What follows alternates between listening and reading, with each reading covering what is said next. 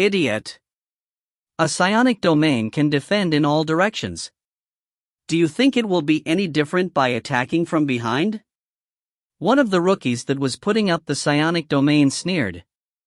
Quick, finish him. The 10 pursuing rookies did not dare to procrastinate. They charged towards Shi Xiaobai in a bid to surround him. Shi Xiaobai suddenly came to a halt and took a deep breath. Raising his right hand, a golden beam of light suddenly shot into the sky. The golden beam of light was different from the teleportations. This golden beam of light was thinner and more exquisite. Its golden color was purer, and it was more resplendent. A golden sword suddenly appeared in Shi Xiaobai's right hand. 2 grills. Shi Xiaobai suddenly slashed out twice as a golden fiery crossbeam flew forward like from a cannon.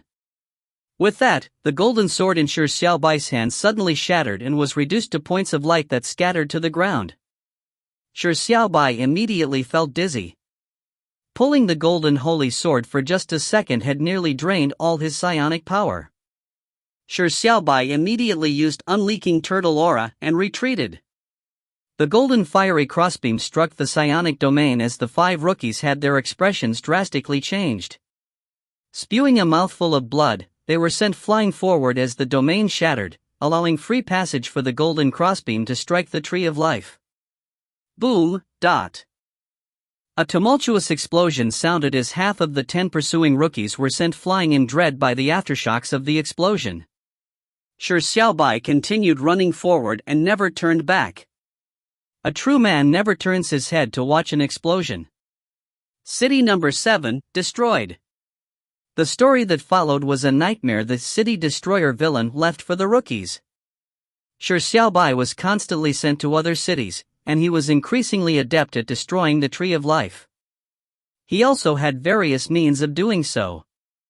There were not many fortuitous cities like City number 7, which had many rookies gathered.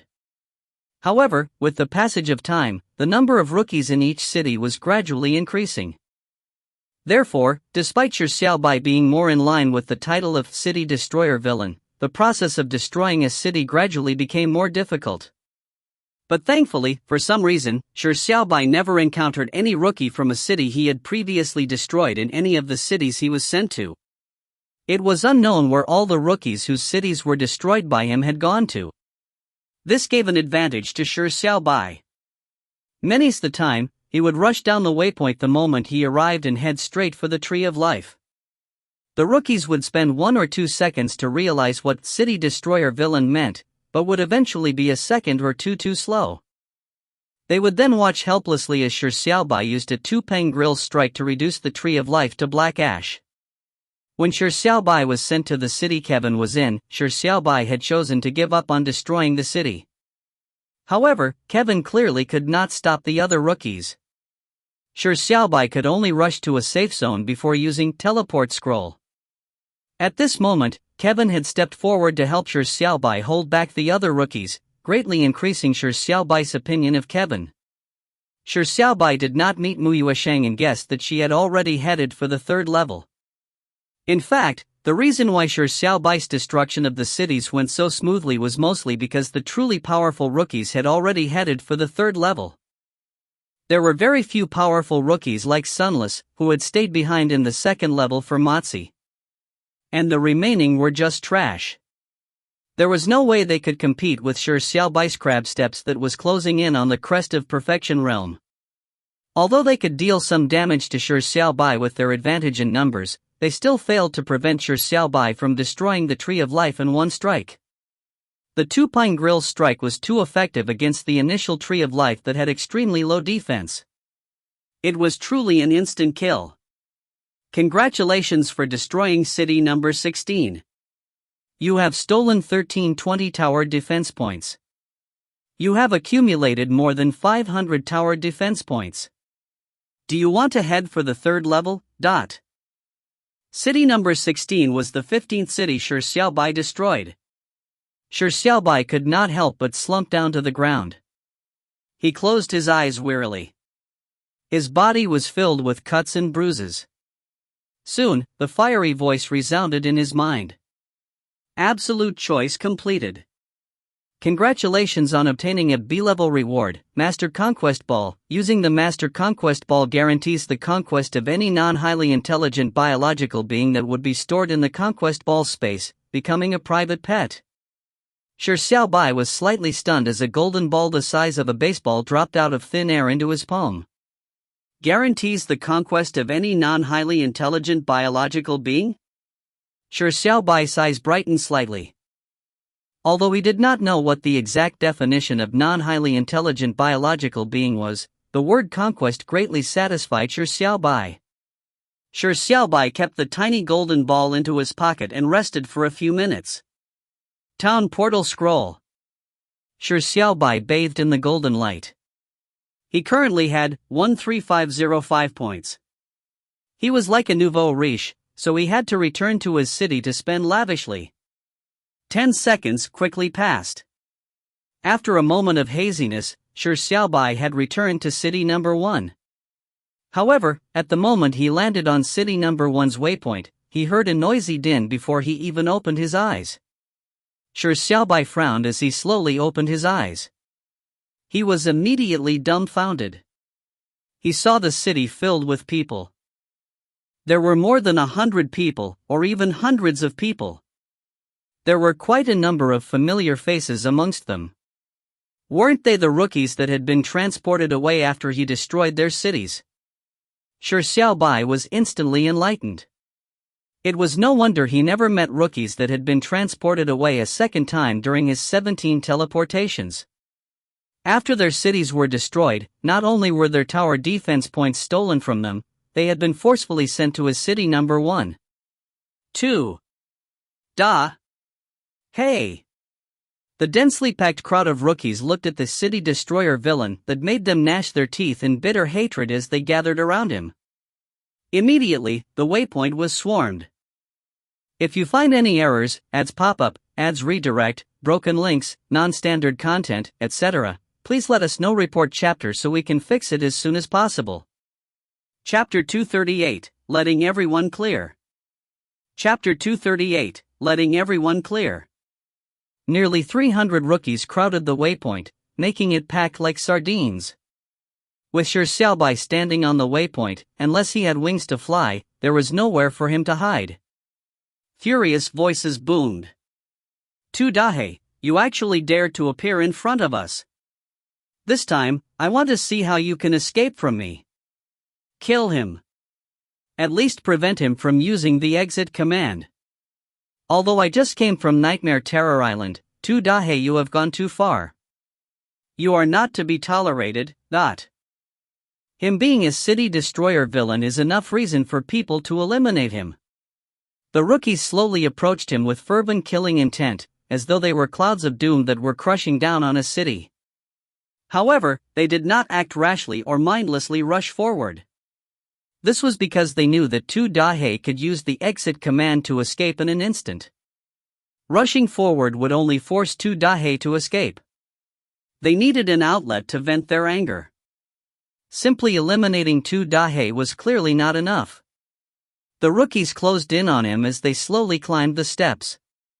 They were like fierce wolves that were approaching their prey. They wanted to see fear, upset, and regret in Dahe and in pleading them for mercy. However, what disappointed them was that there was not the fear they wanted to see on Dahe's face. Instead, he looked unbelievably excited. Yes, the expression was one of true excitement. Dahe's expression was excitement while being surrounded by an angry mob? Are you kidding me? Finally, someone could not tolerate any further and got onto the waypoint from the side. Immediately, it felt like an explosive was detonated as one rookie after another began climbing up the waypoint from the sides. The crowd on the steps to the waypoint was also jostling forward. Just as the incensed rookies were about to pounce on Shi Xiaobai, a voice that wasn't very loud was suddenly heard by everyone. Everyone, this king has a way to allow all of you to clear the level, but... With this said, time seemed to come to a halt. The rookies halted and looked in disbelief at the center of the waypoint. Shi Xiaobai stood in the middle of the crowd, as though he was surrounded by a pack of ferocious wolves. He was just about a meter away from the closet rookie. The rookie had even raised his saber. However, Shi Xiaobai did not reveal a glimmer of panic. Instead, he was full of excitement while his eyes burned with a glimmer. He looked at everyone and said loudly, "This king can allow every one of you here to clear the second level and head to the third level." The rookies were startled when they heard this, but immediately they voiced their doubts. "What a joke! Do you think we will believe you? Everyone, don't believe his nonsense. This jerk is just speaking carelessly without concern for others. Who would believe a city destroyer villain's words? Let everyone clear the level? Can you create a worse lie than this?" Shi Xiaobai calmly looked at the restless rookies and said loudly, "This king had long accumulated 500 points and could have headed for the third level at any time. Why do you think this king stayed behind in the second level? Why do you think this king would go to such lengths to destroy your cities? Why do you think this king is still standing here wasting his time talking to you instead of departing by transforming into a golden beam of light, making all of you look on helplessly?" Shi Xiaobai's words made the rookies involuntarily stop. They were truly wondering why Shi Xiaobai did not use the exit command the moment they rushed forward. And from what Shi Xiaobai said, he already had more than 500 points. Then, why didn't he immediately escape to the third level? Shi Xiaobai grinned and said, "That's because this king will be leading all of you to clear the level." The short-haired teenager that had been just shy of 30 points immediately shouted belligerently, "Shut up, if not for you, I'd have already cleared the level." Subsequently, there were a few furious voices that came from the crowd. "Fuck, I was short of 50 points. I was fucking short of 30. Hey, can you be any more shameless? Without you, I would have long cleared the level." The rookies stirred up again. A cold glimmer flashed in the eyes of the rookie that was about a meter away from Shi Xiaobai. He was waiting for the opportunity when Shi Xiaobai turned inattentive. Shi Xiaobai looked the rookie dead in the eye, and without minding him, turned his head and sneered at the crowd. He said, "There will indeed be a number of you that were just short of a few points to clear the level, but most of you here only had about 100 points. There is even a number of you here who just came from Nightmare Terror Island. You are completely different from the few who were just short of a few points. Those who came to the second level late, what sort of situation would you have faced? You would face a situation of the early batches of people leaving, but the demonic beast hordes will become stronger, making the situation more difficult for you. In the situation of no one being willing to spend their points to upgrade the Tree of Life, sooner or later. No, soon, your cities would fall." Shi Xiaobai's words were like a hammer, beating down on the hearts of all the rookies. Just as Shi Xiaobai said, there was only a small number of people among the 300 rookies who were part of the first batch of rookies that were about to leave. A majority of them were from the second batch who were still far from the 500 points or even third batch that had just arrived. And the last few words Shi Xiaobai said were something the second and third batch of rookies had already figured out. They were already complaining of the unfairness of the assessment program, so they did not retort when Shi Xiaobai said soon, your cities would fall.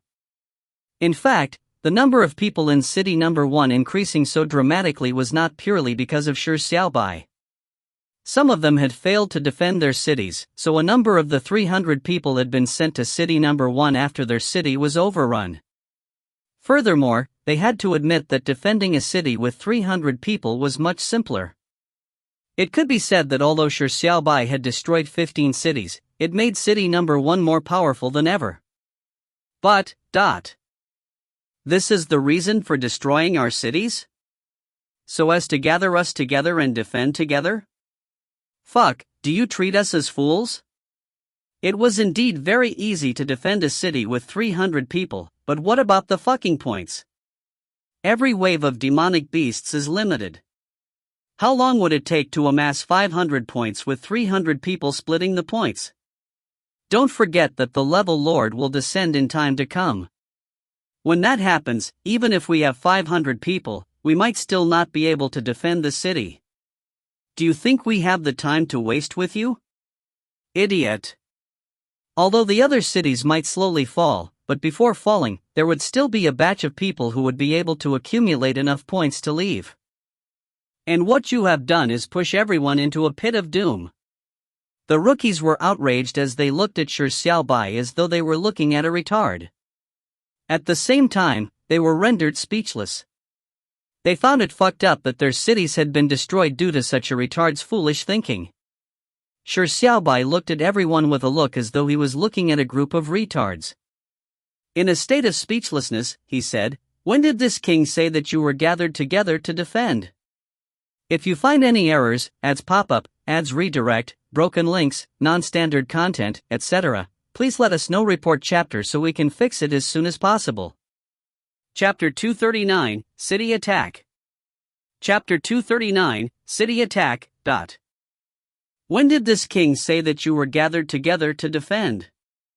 Everyone was stunned when they heard Shi Xiaobai say this. If not to defend, what else could it be? Shi Xiaobai said, "This king going to great trouble to destroy your cities is of course to speed up the destruction of your cities, allowing the remaining rookies to gather together faster.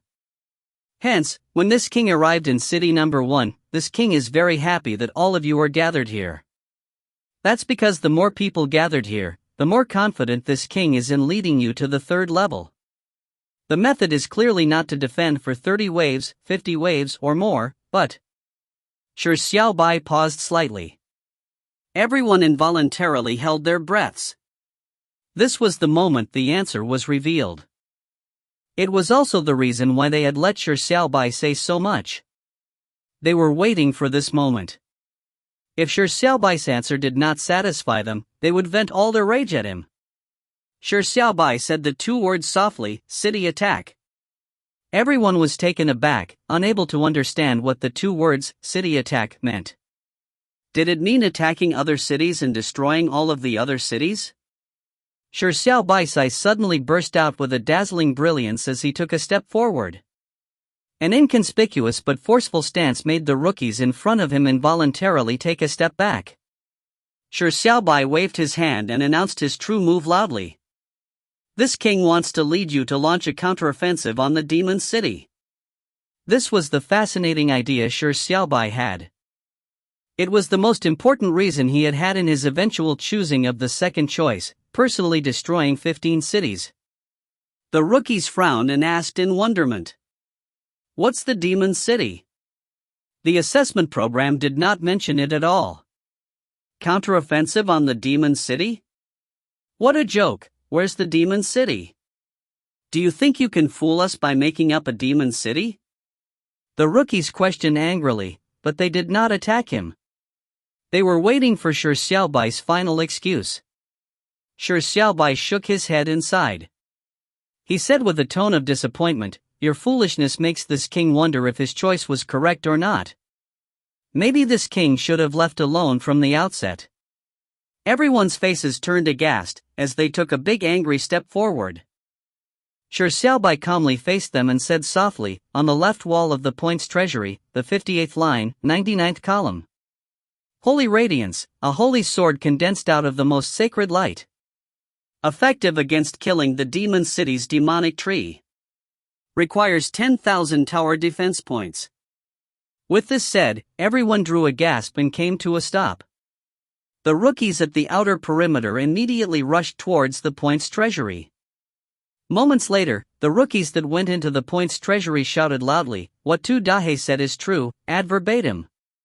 Everybody looked in disbelief at Shi Xiaobai. There were people who had seen this line, but there were just too many things listed on the walls. Furthermore, they had hastily glanced through it. They did not pay much attention to the words "Demon City's demonic tree," much less make any connections. Shi Xiaobai smiled and said, "I believe all of you aren't stupid enough not to guess what the demon city's demonic tree is. Just as you have guessed, the demon city's demonic tree is the same kind of existence as our city's tree of life. As long as we destroy the demonic tree, we will destroy the demon city. And where is the demon city? Very simple. Wherever the demonic beasts appear from is the entrance to the demon city." Everyone immediately thought of the waterfall-like purple door. The door looked rather terrifying, so no one attempted to see if they could enter the door. However, since the demonic beasts came out of the 4 doors, it meant that the 4 doors were very likely the entrances to the demon city. But there were still many problems plaguing this matter. The short-haired teenager sneered and said, "All of this is just your subjective speculation. How do you know that the demon city's demonic tree does not refer to a particular vegetation in the city of calamity fiends? And even if everything is as you have speculated, with the 4 portals the entrances to the demon city, and we are able to luckily destroy the demonic tree through the combined efforts of 300 of us, what do we gain from destroying the demon city? Don't forget. The clearance condition is accumulating 500 points. Who knows if destroying the demon city would result in stopping the demonic beast waves from appearing? The completion process is fraught with difficulties, and we might end up harming ourselves. That is the good idea you have? This is the reason for destroying our cities? You truly deserve death." The short-haired teenager constantly shoved himself forward amid the crowd. When the rookies thought over the words he had just said, something dawned on them as they looked furiously at Shi Xiaobai. At this moment, they were unusually outraged. They had nearly been fooled by him. That's a very good question. However, Shi Xiaobai smiled and said, "Then, please read this sentence in your mind. What is obtained by destroying the demon city?" The crowd was stunned but could not help but read the "what is obtained by destroying the demon city" sentence Shi Xiaobai told them. Following that, they were all stunned as though they had seen a ghost. At this moment there were more than 10 people that had managed to squeeze onto the waypoint. There were even a few of them who were just 2 or 3 meters away from Shi Xiaobai. However, Shi Xiaobai appeared as fearless as ever, as though he was in an ethereal state. He looked at the astonished crowd and said softly, "You should have heard the same response. Destroying the demon city would send everyone in the corresponding city to the 3rd level." At this moment, a glimmer of hope sparked in the eyes of nearly every rookie. Yes, when they questioned what is obtained by destroying the demon city in their minds, the sacred but authoritative voice had given the same answer Shi Xiaobai gave them. This answer was enough to confirm every speculation Shi Xiaobai had made. The 2 words, corresponding city, indicated that every city was being attacked by an exclusive demon city. And if this exclusive demon city was destroyed, the city would no longer receive any more attacks from the demonic beasts. Hence, all the trial takers in the city would be considered as having cleared the level. Everyone looked at Shi Xiaobai with complex emotions. This youth had at once personally destroyed the hopes of a number of them, but now, he was giving every one of them hope of clearing the level. They were astounded. There were key phrases that the assessment program recognized, such as how they could question the points they had accumulated in their minds and the assessment program would automatically give them an answer. Clearly, destroying the demon city was one of the key phrases, but who would have thought of that? Who would have figured out so much just from seeing the words demon city's demonic tree amidst the dense wall of words? Furthermore, even questioned in their minds what destroying the demon city would give them? This hidden clearing method was not something any ordinary person would have thought of. And from this, it could be clearly seen that 2 Dahe had done so with a plan in mind. It was something that could be relied on, not. The short-haired teenager's face experienced an upheaval of emotions. He felt the eyes of the rookies around him soften. Many of the rookies present were from the 2nd or 3rd batches. Their hatred for 2 Dahe was not as intense as for the first batch of rookies. At this moment, 2 Dahe had given all of them hope of clearing the level, and on careful thought, those rookies from the 2nd batch who were in a worrying situation, or those from the 3rd batch who were those to be eliminated should not hate 2 Dahe for what he did. Instead, what they should feel was gratitude. However, the short-haired teenager was one of the first batch of rookies who had been short of a few points. His hatred did not decrease but actually increased. This was because as one of the first batch rookies, he had become one of the sacrificial objects in 2 Dahe's plan. Even if they were the minority, they were still the elites. How could they tolerate being sacrificed for the trash that was the majority? The short-haired teenager's eyes flashed coldly as he considered for a moment. His eyes brightened and he said loudly, "Even if what Tu Dahei said is true, it cannot hide the fact that he is a city destroyer villain. We do not need Tu Dahei in our counterattack against the demon city. He needs to pay the price for his mistakes. If you find any errors, ads pop-up, ads redirect, broken links, non-standard content, etc., please let us know. Report chapter so we can fix it as soon as possible."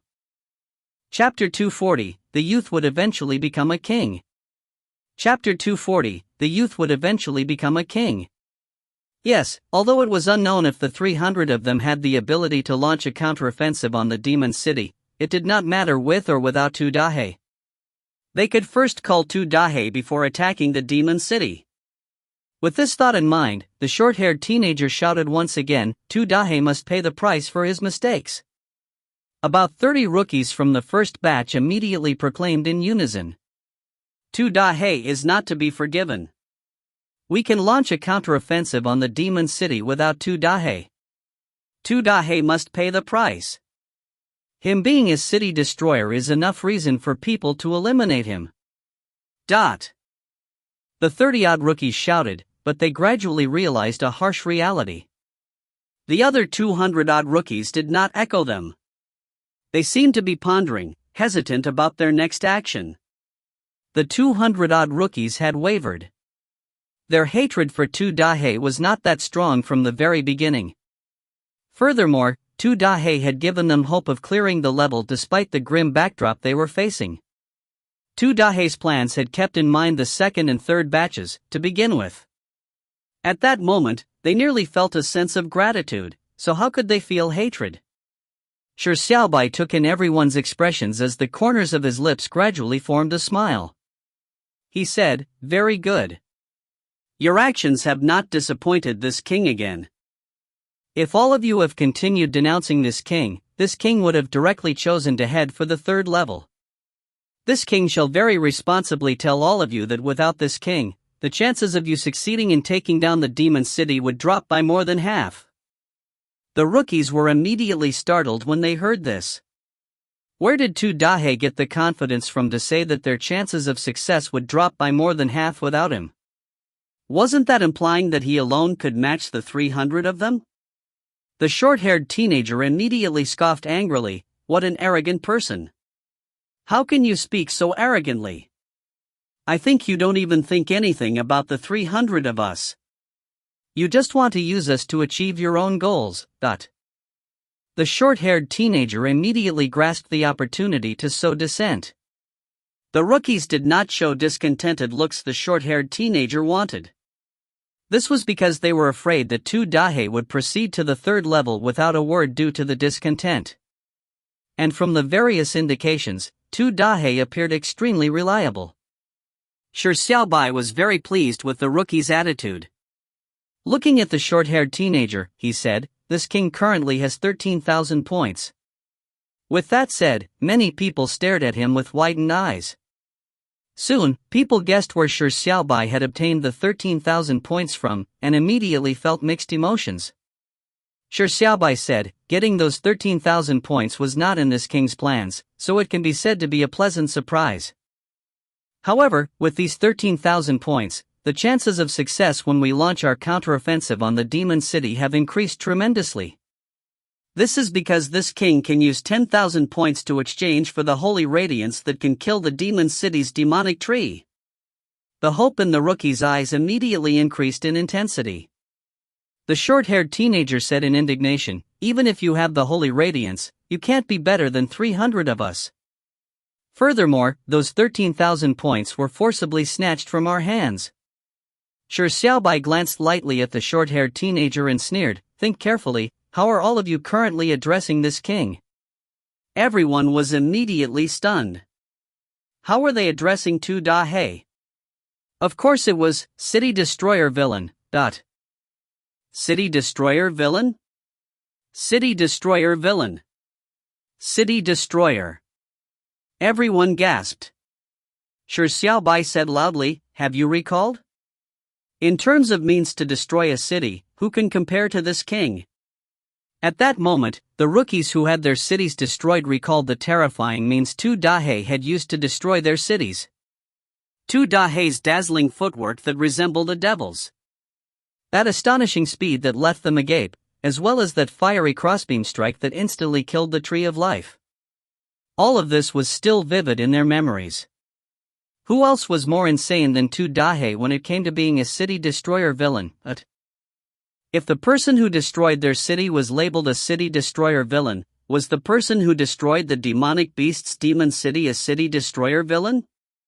No, he should be addressed as city destroyer hero. So it turned out that villain who had made every effort to destroy the cities at the cost of covering his body with injuries was not to become a villain. It was the complete opposite. Tu Dahei wanted to be a hero. A hero who helps and saves the weak. Shi Xiaobai finally could not repress the excitement in his heart. His face was beaming, as his eyes glowed with a burning shimmer. Yes, Shi Xiaobai had generated many fascinating ideas because of the items that could be exchanged in the points treasury. Destroying the demon city was one of them. However, as he had too many fascinating ideas, Shi Xiaobai had to finally abandon the thought of executing them one after the other. However, the absolute choice made it a necessity and the motivation for him to execute the plan of destroying the demon city. Choice 1, defend against 30 waves, becoming a hero. Choice 2, destroying 15 cities, becoming a villain. With Shi Xiaobai's character, if not for any necessary reason, he would obviously not choose to be a villain. However, was defending for 30 waves truly a hero? Who was he helping or who was he saving as a hero? That would just be the false honors of a hero. And by destroying 15 cities, allowing sufficient number of rookies to gather together to finally destroy the demon city to let everyone clear the level was what a true hero was. Hence, Shi Xiaobai chose to use the actions of a villain to achieve his objective as a hero. He ignored what others thought of him. He ignored their hatred and abusive invectives, because he wanted to become a hero from deep within his heart. He had also put in the necessary hard work to become a hero. He was very happy that he had not made the wrong choice. This was because nearly all the rookies were looking mildly at him. This proved that the rookies he had to help were worth helping, but since the option of destroying the demon city exists, that implies that a counteroffensive can be launched on the demon city. We already have about 300 people. Furthermore, our numbers would only increase. We will win this battle. Shi Xiaobai slowly walked forward and the rookies that blocked his path quickly made way. The rookie that had raised his saber had lowered it quietly. The short-haired teenager wanted to shove his way up the waypoint as his expression drastically changed, but he was held back by the rookies beside him. The crowd moved aside like the sea that had been split. They automatically made way. They revealed a path for a single person to walk through.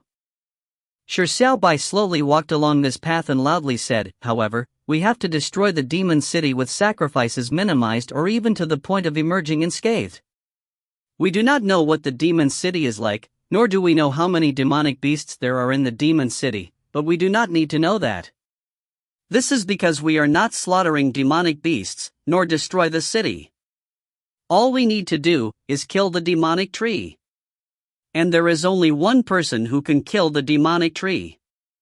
Only one person is enough, the person holding holy radiance. And that person is this king. And what all of you need to do is to try your best to attract the aggro of the demonic beasts that are defending the city so as to buy time for this king. The moment it turns dangerous, all of you are to immediately retreat. Regardless of the case, this king will kill the demonic tree. There is naturally the risk of failure in all this, but it is because there exists the possibility of failure that allows us to succeed. So, don't be afraid of failure. Those who are willing to bet on this and are willing to trust this king to not let all of you down, please raise your fists. Shi Xiaobai slowly walked in front of the crowd and raised his clenched right fist. He loudly said, if you still have a tinge of anger about the unfairness of the assessment program, if you do not wish to be relegated to the elimination team, if you still have the will and courage to resist, then please follow this king to launch a counteroffensive on the demon city. We will not only succeed in the challenge, we will use the most hot-blooded method to tell that cold assessment program that we are here. We have defeated your rules. We have defeated your unfairness. We will not defend for 30 waves. We will not struggle defending. We are going to attack, we are going for a counteroffensive, we are switching from defense to offense. We want to shout out loudly to all the rookies that have left before us that our experience and victory cannot be compared. You are not to belittle our pace of catching up to you. Come on. Follow the footsteps of this king. This king will lead you to victory. At that moment, everyone's eyes glazed over as they felt their hearts quiver. Their minds resounded with the words Shi Xiaobai had just said. Suddenly they felt fighting spirit surging in them as though their blood was boiling. Their souls seemed to be consumed in fire in an irremediable manner. One person lifted his right fist. 2 people, 3 people, 10 people, 30 people, 100 people. Everyone slowly raised their right fists high.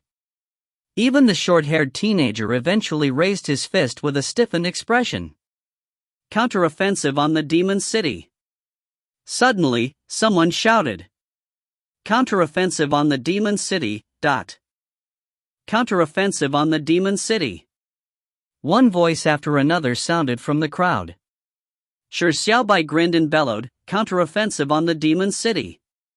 Counteroffensive on the demon city. Everyone followed him and shouted in unison. A deafening cacophony seemed to tear the sky apart. At that moment, there was this black-haired youth who was just a youth.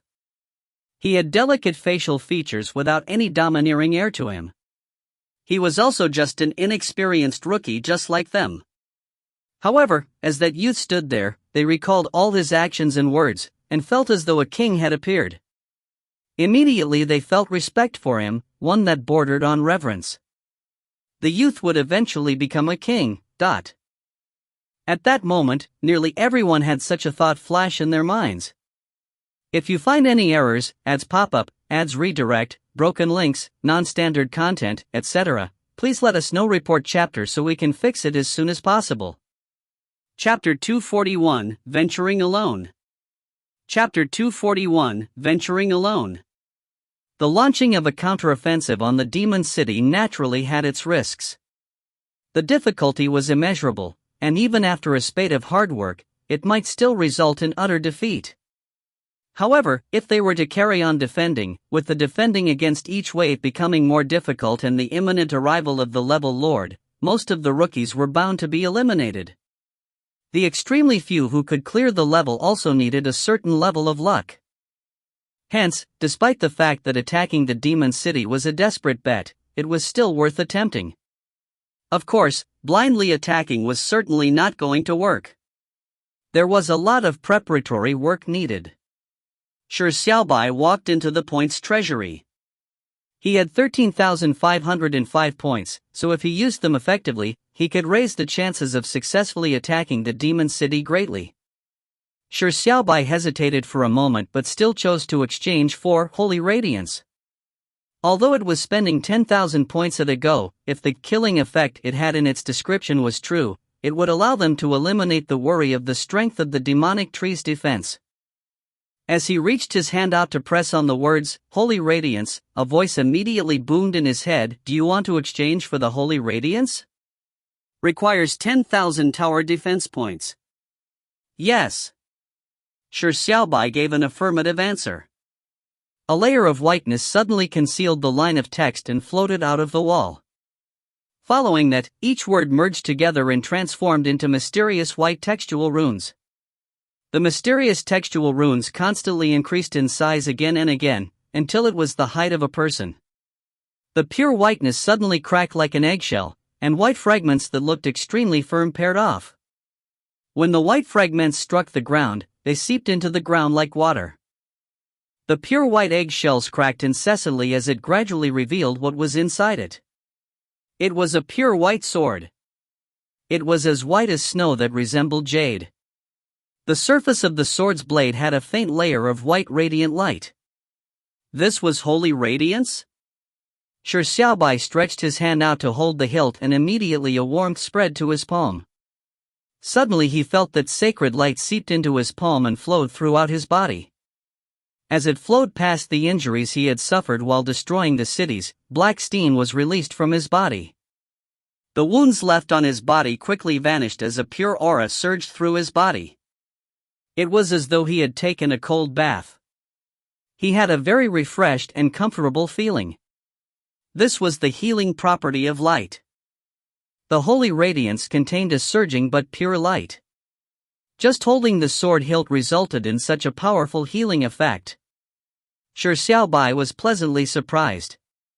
He did not notice the golden pattern on the back of his right hand had flashed a few times. After exchanging for holy radiance, he had 3,505 points left. Shi Xiaobai had plans in mind. He lightly tapped on a particular line of text: war cannons, ordinary cannons frequently used in war. Requires 200 tower defense points. It was different from exchanging for holy radiance. There was no phenomena of the text floating out when he chose to exchange for the cannons. Instead, exclamations were heard outside the house. Walking out, Shi Xiaobai discovered that a black cannon the size of a small sedan car had appeared in the empty space outside the house. The surrounding rookies crowded around it. According to what they said, when the cannon appeared, an inexplicable force had pushed them aside, leaving an empty spot for the cannon to appear out of thin air. Shi Xiaobai was slightly surprised and returned to the point's treasury. There, he discovered that the line Holy Radiance had already disappeared, but the text war cannon still existed. From the looks of it, the point's treasury had a limited inventory. There was apparently only one Holy Radiance, while the war cannons could be exchanged multiple times. After a moment of consideration, Shi Xiaobai exchanged for another 4 war cannons. The 5 war cannons cost him a total of 1,000 points. At this moment, Shi Xiaobai was left with 2,505 points. He reached out his hand to tap on another line of text: Wine of Immortality, fake imitation of the Wine of Immortality. As the brewing process adds the sap of the Tree of Life, it contains a tiny amount of life force in it. Requires 100 tower defense points. Shi Xiaobai immediately exchanged for 20 bottles of fake Wine of Immortality, leaving him with 505 tower defense points. However, Shi Xiaobai did not stop. His eyes looked at the third line of text as his mouth slowly formed a smile. This line of text needed 500 points, but it was also the most important part of Shi Xiaobai's plan. Without any hesitation, Shi Xiaobai exchanged for the item, leaving him with 5 tower defense points. When Shi Xiaobai walked out of the house, all the rookies settled down. Shi Xiaobai began describing his plan of launching the counteroffensive on the demon city. When everyone heard this, they stared agape and drew a gasp. The anxiety in their eyes slowly disappeared because his plan was too impressive. However, the crowd slowly realized a problem, and immediately a number of people voiced their concerns. We just need to complete such a simple mission? The rest is all left to you? Are you sure you are going to destroy the demonic tree alone? Why do I feel like we are there just to watch a show? Upon hearing these words, Shi Xiaobai said matter-of-factly, "Of course, when this king said that he would lead all of you to clearing the level, it would definitely not sacrifice any one of you. This plan just requires this king to take the risk. Don't worry.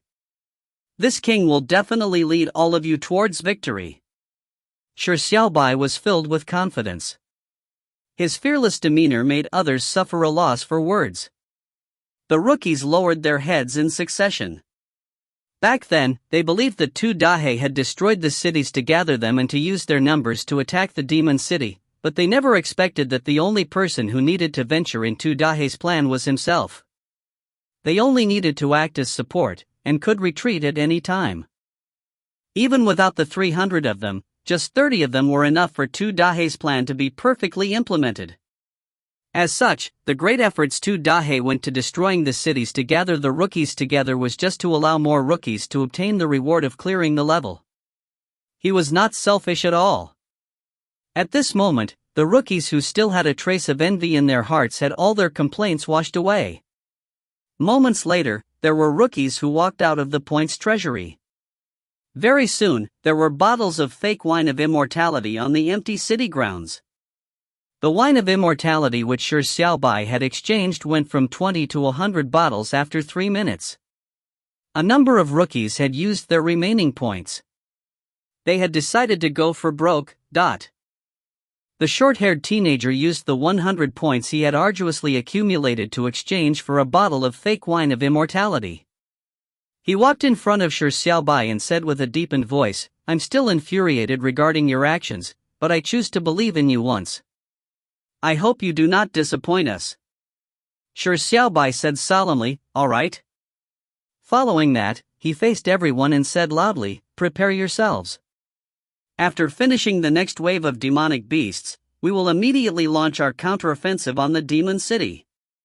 If you find any errors, ads pop up, ads redirect, broken links, non-standard content, etc., please let us know. Report chapter so we can fix it as soon as possible." Chapter 242, Demonic Beasts That Filled the Lands. Chapter 242, Demonic Beasts That Filled the Lands. During this period, more rookies were transported from Nightmare Terror Island. There were nearly 400 people gathered in City Number 1. The 12th wave of demonic beasts could not withstand the bombardment of the 400 rookies, so the wave was cleared very quickly. However, the number of points each person received was just too pathetic. Although Shi Xiaobai's plan did not need many people to follow him, these rookies were after all the cream of the crop of their respective organizations. They naturally had their own pride and integrity. As such, many of them were resolute in accompanying Shi Xiaobai to the demon city. Finally, 50 rookies were left to stand guard in the city to protect the Tree of Life in order to be safe. The other 350 people accompanied Shi Xiaobai out of the city gate. There was a gigantic purple door that looked like a waterfall standing 100 meters away from the eastern city gate. The demonic beasts walked out of this purple door. The demon city was apparently behind this door, but the question of whether a human could pass through the door or if it was dangerous was the first problem they had to face. The rookies looked at each other. Who was the first to risk venturing into the purple door? However, Shi Xiaobai, who was walking in front of them, did not even stop. Under the worried looks that were filled with reverence, he walked straight into the purple door.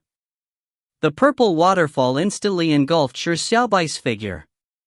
The rookies held their breaths.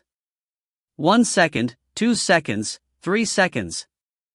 After 10 seconds, Shi Xiaobai did not return. The rookies gradually gave looks of disappointment. So it turned out that the purple door barred humans from passing through? If that was the case, would 2-Dahe be in trouble? Suddenly, half a head popped out of the purple waterfall and a familiar voice was heard. "Follow quickly." The rookies looked up. It was successful? It really was successful. It had really succeeded. Although it was the easiest obstacle, everything was difficult at the beginning. The fact that they could pass through the purple door instantly gave them immense confidence. Beautiful. Long life 2-Dahe. Counteroffensive on the demon city. The rookies excitedly followed him by stepping through the purple door. What sort of existence was the demon city? Stepping through the purple door felt like one had walked through a waterfall, but they instantly arrived into another world. The sky was overcast and it was dark. The entire world was dark, dead silent, and extremely cold. The land beneath their feet was empty and dark brown in color. Looking forward, everyone stared with widened eyes. Their position was located on a gigantic high platform. Below the platform was a brown land that stretched out endlessly. Above, the dark brown land was densely packed with sleeping demonic beasts. There were all sorts of demonic beasts: clawed cats, black-striped tigers, single-horned eagles, tree-hand warriors, clawed druids, raging orcs, bone dragons. All the same types of demonic beasts were clustered separately and lay on the ground. Bunches of them filled the vast lands. Their eyes were closed as they slept. However, it was imaginable that any signs of disturbance would awaken all the demonic beasts, resulting in an apocalyptic scene. And at the ends of the plain was a gigantic black tree that stood erect. The tree was several times larger than the tree of life. However, it was equally short, but extremely thick. Black vines drooped down like cold chains. From the looks of it, that was the demonic tree. 8 white cylindrical towers stood erect around the demonic tree. Their majestic presence inspired terror, as though they were 8 authoritative guardians. The rookies were left in shocked silence. This was Demon City, but there were no city walls. However, the vast number of demonic beasts made it nearly impossible to cross the land. The 8 defensive towers was a line of defense that looked extremely difficult to cross. How difficult would it be to destroy the demonic tree that was defended by tens of thousands of demonic beasts and 8 defensive towers? The only good news was that there were only 4 purple waterfalls behind them. This meant that they only needed to destroy 1 demon city. With holy radiance in hand, Shi Xiaobai stared at the demonic tree. He carefully observed the 8 defensive towers around it and sighed. If not for the sudden 13,000 points he had received, the demon city was truly too difficult to conquer. Just him alone was nearly impossible. But thankfully, there were 13,000 points. At this moment, a few rookies had slowly pushed the 5 war cannons to the edge of the high platform as they aimed them at the densely packed demonic beasts. Ready, Shi Xiaobai softly said. 5 strangely shaped cannonballs were loaded into the cannons as the 5 war cannons aimed in 5 different directions. The rookies immediately felt their hearts racing. Although Tu Dahe's plan was perfect, no one could predict what problems would crop up when they were executing it. The moment the 5 cannonballs were shot, the demonic beasts that covered the vast plains would be alerted. It could be said that once the attack was launched, there was no turning back. The hands of the 5 rookies that were responsible for firing the cannons were already trembling slightly. Shi Xiaobai slowly lifted his right hand as everyone held their breaths. More or less, they tensed up. Fire! Shi Xiaobai waved his hand downwards. 5 cannonballs flew out simultaneously and smashed into the horde of demonic beasts with a boom. Roar! Immediately, deafening roars could be heard from the plains. The sleeping demonic beasts were awakened as they looked up and let out furious roars. Following that, they looked at the rookies on the high platform with raging killing intent. Continue! Shi Xiaobai thundered. Immediately, another 5 cannonballs flew out. The alerted demonic beasts attempted to disperse and dodge. This time, the cannonballs did not strike the demonic beasts and instead hit the ground. The outer shells of the cannonballs shattered, and a blue liquid that was wrapped by the outer shell splashed onto the surrounding demonic beasts. Without a need for Shi Xiaobai to shout again, the rookies responsible for the reloading of the cannons immediately did their job, while the rookies responsible for firing immediately fired. 5 cannonballs flew out once again. Either they smashed to the ground or on the demonic beasts. Blue water splashed out as aromatic wine began drenching the lands. The surrounding demonic beasts suddenly turned around and began licking the alcohol on the ground or rushed to the demonic beasts that had been struck by the cannonballs. Although this wine of immortality was fake, it was brewed with the tree of life's sap. Despite it being in tiny quantities, it still had a fatal attraction for these demonic beasts. 1 cannonball after another flew over and crashed into the ground. The surge of demonic beasts became dispersed as they lunged towards the ground to lick the wine on the ground. However, there were only 100 cannonballs. It was impossible to cover the entire area. The demonic beasts that were unaffected charged angrily at the rookies. The high platform they were on was not very high. Furthermore, there was a gentle slope separating the high platform from the plains. Hence, they did not gain much of a height advantage from being on the high platform. The roaring demonic beasts surged over like a tsunami. The vicious and frenetic killing intent was terrifying. If you find any errors, ads pop up, ads redirect, broken links, non-standard content, etc., please let us know. Report chapter so we can fix it as soon as possible. Chapter 243, The Blinding of Everyone's Eyes. Chapter 243, The Blinding of Everyone's Eyes. Psionic Domain. The short-haired teenager bellowed as 300 rookies responded. White psionic power surged out from their hands as it flowed like a white river and slowly gathered towards the short-haired teenager's body, but the short-haired teenager lifted his hand high up and a gigantic domain that enveloped all the rookies slowly appeared. The demonic beast that led the charge crashed into the domain, but it only caused the domain to quiver. It did not shatter immediately. Shi Xiaobai, who was right in front, had charged forward. The dense radiance from the pure white sword slashed at the demonic beasts. Upon slashing a demonic beast, white light immediately shone.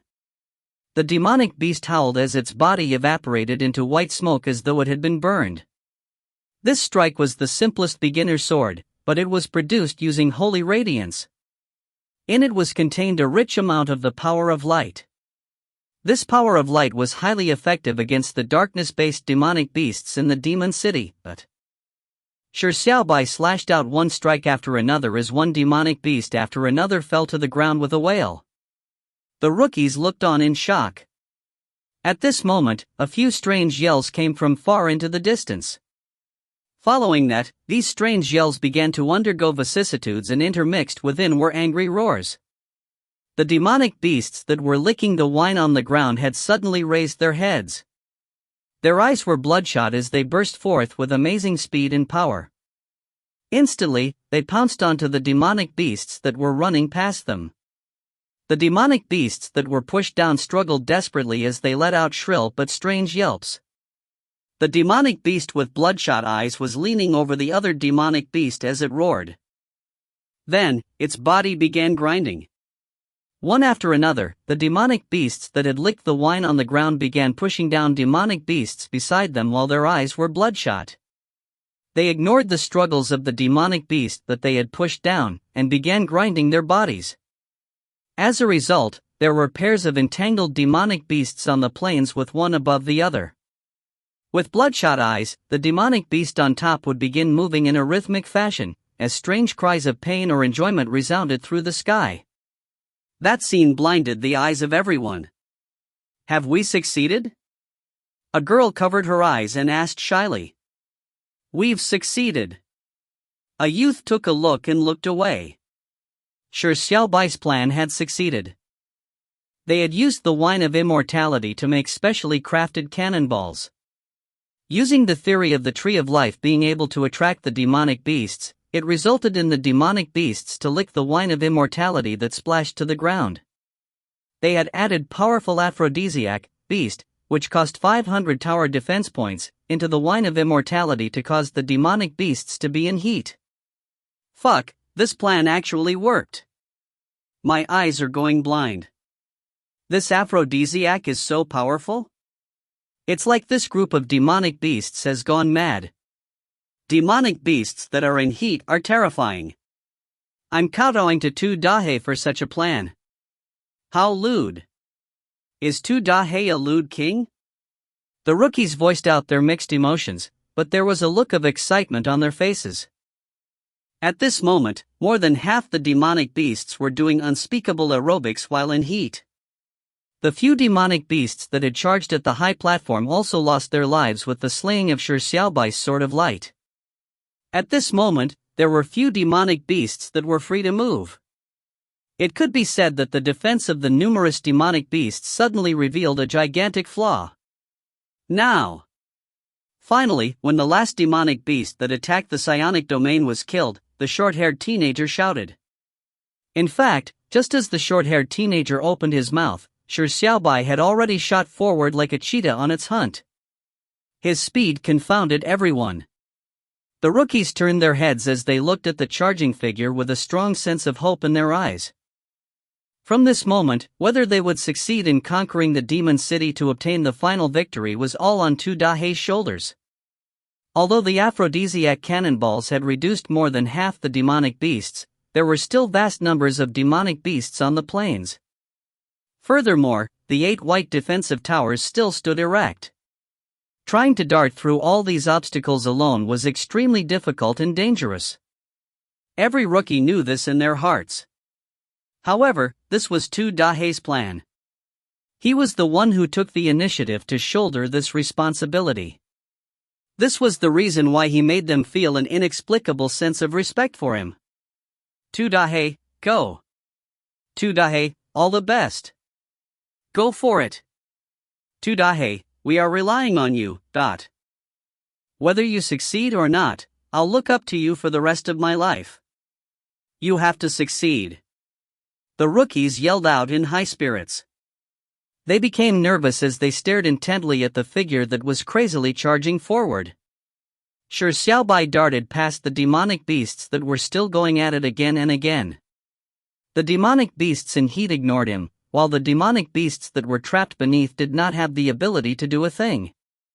Very soon, those demonic beasts that had escaped the unexpected calamity discovered Shi Xiaobai in their confusion. It was as if they found their calling in life and began rushing at Shi Xiaobai. Shi Xiaobai remained expressionless as his mind was extremely calm. He did not slow down at all. The blinding scene around him did not affect him in any way, while the ferocious demonic beasts that came for him did not waver his resolve. The rookies gaped as they came to the edge of the platform. They stared at the figure that was racing through the plains. Tu Dahe. Tu Dahe used his nimble footwork to dodge 4 black-striped tigers' jaws. Tu Dahe with a deft turn of his body avoided the pincer attack of Treant warriors. Tu Dahe used his crab illusions to deceive 10 single-horned eagles. Tu Dahe's double mirage teased the clawed druids left and right. Tu Dahe darted through the wall formed by the raging orcs and killed 3 on the way. Tu Dahe clashed head-on with the bone dragon, but suddenly he conjured a psionic knife and immediately reduced the bone dragon to a heap of bones. No, Tu Dahe was being surrounded by 3 silver-scaled anacondas. Tu Dahe's dazzling figures caused the 3 silver-scaled anacondas to bite each other's tails. Tu Dahe was still proceeding forward. Tu Dahe did not stop even once. Tu Dahe traversed the vast plains at an extremely fast speed as he began to approach the zone where the demonic tree was. Tu Dahe. Tu Dahe, all the best. The rookies had their hearts in their mouths as they screamed with all their might, Tu Dahe, all the best. The 8 white cold towers each had a white ball. Inside the white ball was a tiny black ball that made them look like a gigantic eyeball. The 8 gigantic tower eyeballs turned to look at Shi Xiaobai. 8 beams of light shot out from the eyes at the moment Shi Xiaobai darted past all the demonic beasts. Boom! Boom! Boom! 8 deafening explosions sounded, and amidst them were the screams of the demonic beasts. A mushroom cloud of smoke rose up as the entire area was covered by explosions. Tu Dahe! Everyone exclaimed. The explosive zone was too large. There was no way to dodge. Suddenly, a keen-eyed rookie shouted, "Look, over there!" They saw a figure amid the smoke charging forward, dispersing the smoke in front of it, as though clouds were being brushed aside. Tu Dahe was still charging forward. 8 beams of light shot out from the eyeballs situated above the white towers once again. This time, the beams did not result in explosions. Instead, each of the 8 beams was a continuous beam that left ravines in the ground wherever it swept past. The 8 beams of light fired quickly without any pattern. It nearly blanketed every path in front of Tu Dahe. How can he pass through that? A girl said anxiously. Everyone frowned.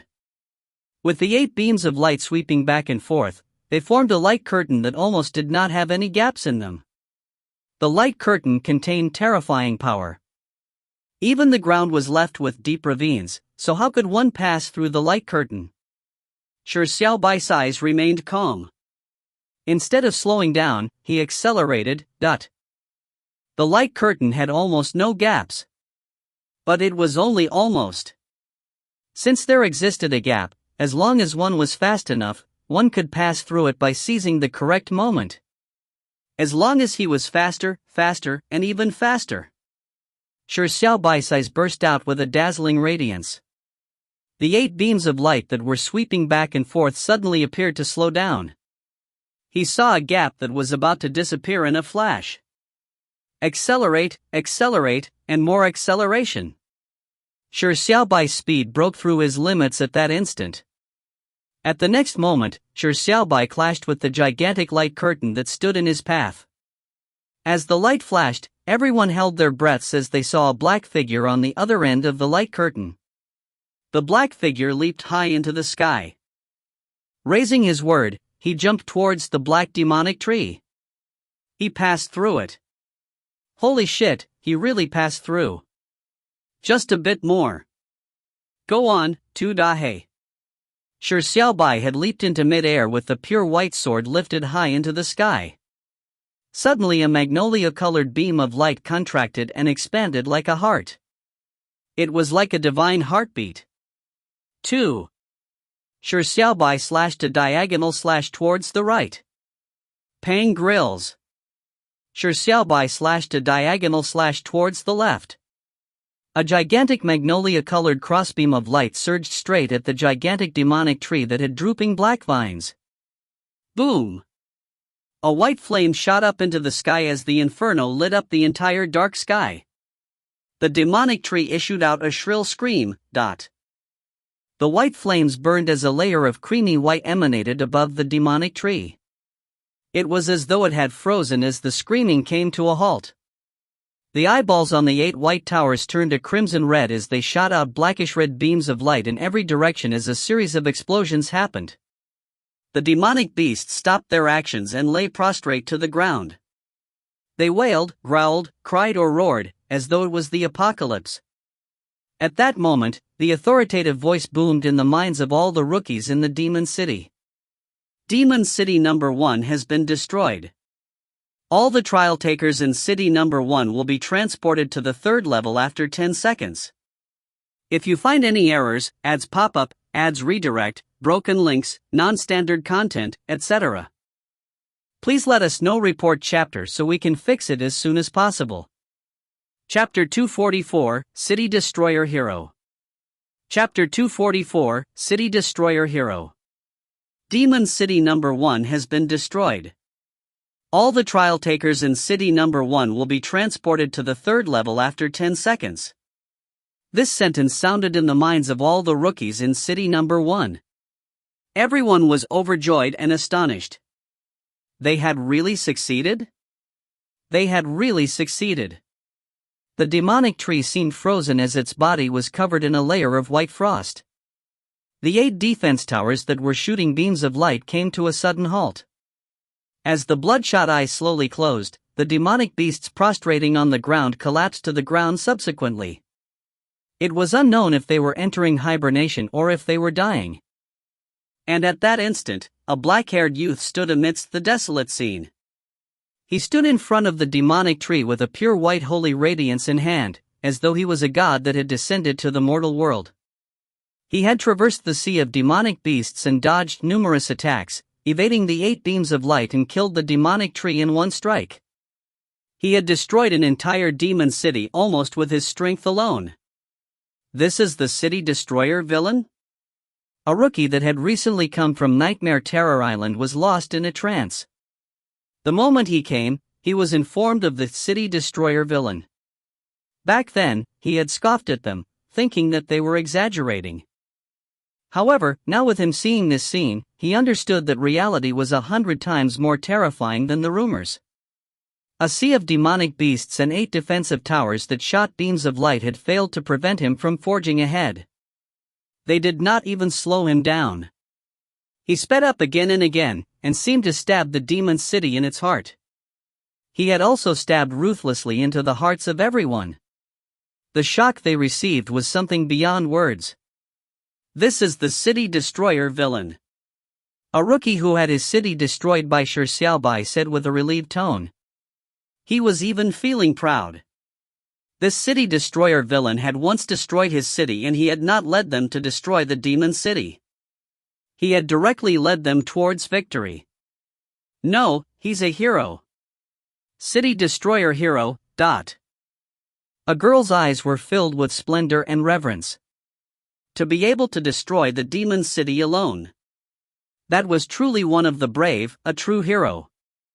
Dahe was just too cool. Yes, City Destroyer hero. Slowly, people began shouting City Destroyer hero. And moments later, nearly everyone was yelling the 3 words at the top of their lungs, with the yelling growing in intensity. City Destroyer hero. City Destroyer hero. City Destroyer hero. In the final 10 seconds, the rookies erupted into a roaring cheer. Shanghai City, 9 Revolutions Transcendental Tower, Main Auditorium. The gigantic stone monument was covered with dense text. The text was the data the assessment program displayed to the external world. At this moment, the information was constantly changing. However, there was a portion of information that appeared like a pool of stagnant water. Many people in the auditorium had extremely ugly expressions. This batch of rookies is too disappointing, a middle-aged man said with a sigh. That's right. How long has it been, yet the number of people who have reached the 3rd level is less than 100, a teenager said. This is the batch of rookies with the worst quality I have ever seen. Thankfully, the competition between the 2 factions only requires 10 people. If not, the organization faction would probably suffer an abject defeat. An elder shook his head with a sigh. Most of the people in the auditorium had such thoughts. The speed at which the rookies went from the 1st level to the 2nd level was considered normal, but the speed at which they went from the 2nd to the 3rd level was surprisingly slow. This made people begin to suspect the quality of the current batch of rookies. After all, those who could partake in the trials were the best rookies in their respective organizations. The quiet atmosphere felt somewhat repressive. Suddenly, someone exclaimed, "Holy shit, are my eyes tricking me?" Everyone turned in surprise at that person as another person exclaimed loudly, "Heavens, 400 people in an instant? Look at the data. Was there a bug?" Everyone frowned and turned to look at the stone monument. Their eyes nearly popped out. The text on the stone monument was split into 3 parts by 2 red lines. The top indicated the trial takers at the 3rd level. There were less than 100 people at the beginning, but at that moment, there were nearly 500 people. There were 400 people sent to the 3rd level in an instant? This was completely unheard of. It was preposterous. However, having seen this scene with their own eyes, they could only watch in astonishment. Is this a bug? What a joke. Have you ever seen the assessment program have a bug? The assessment program is produced by a highly advanced civilization. Even if there are bugs, it would be some trivial bugs. It's impossible for such an exaggerated bug to exist. There must be a reason behind this matter. The speed at which the rookies went from the 2nd to 3rd level was suddenly inexplicably slow. From the looks of it, there must be a reason. 500 people have reached the 3rd level. This is an extremely rare occurrence. Typically, having 300 people reach the 3rd level is already a pretty good result. Could the quality of this batch of rookies exceed our expectations? Something unexpected must have happened. We can only wait and ask them after they come out. For 400 people to simultaneously pass the 2nd level of the 9 Revolutions Transcendental Tower. I have a feeling that this will become quite a hot piece of news.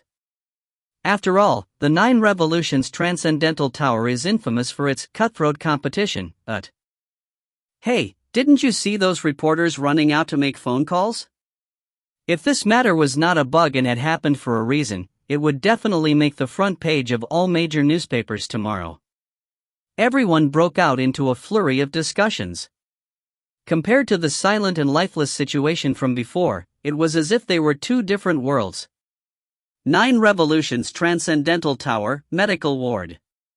Every time the trials happened, there would be a number of trial takers among the 1,000 who would be forever left behind in the 9 revolutions transcendental world. Most of the others would be able to safely escape using the exit command. However, after escaping, there would be a number of people covered in injuries. There were even a few who failed to use the exit command in time, resulting in untreatable trauma. For example, the Adonis who had just received treatment. He was lying in bed with an ashen expression. His right arm from the elbow had been ripped off, so there was no way to recover it. Having lost his right arm, he was now an amputee. He could already see the darkness in the path ahead of him. His beautiful future had come to an end. Other than regret, the Adonis felt mostly hatred. From his point of view, if Tu Dahe had chosen to save him, he would not have lost his arm. It had nothing to do with him not using the exit command in time, but Tu Dahe's fault. It was Tu Dahe that harmed him. There were anxious footsteps that came from outside the door. The Adonis turned his head stiffly and saw the middle-aged man and woman from Zeus that had led the delegation. The middle-aged man and woman were clearly here to inquire. The moment they entered the room, they saw the Adonis's pale face and the empty spot on his right sleeve. What happened? The middle-aged man frowned as he walked towards the side of the bed. I exhorted all of you many a time to use the exit command in a timely fashion. You, sigh. The middle-aged woman had an exasperated expression. The Adonis gaped. Although he had not interacted much with the middle-aged man and woman, it could even be considered as them barely knowing each other by participating in the selection. They came from the same organization after all, but the first thing they said was not words of concern, but to question him and blame him? The Adonis gave a self-deprecating smile and he suddenly felt somewhat depressed.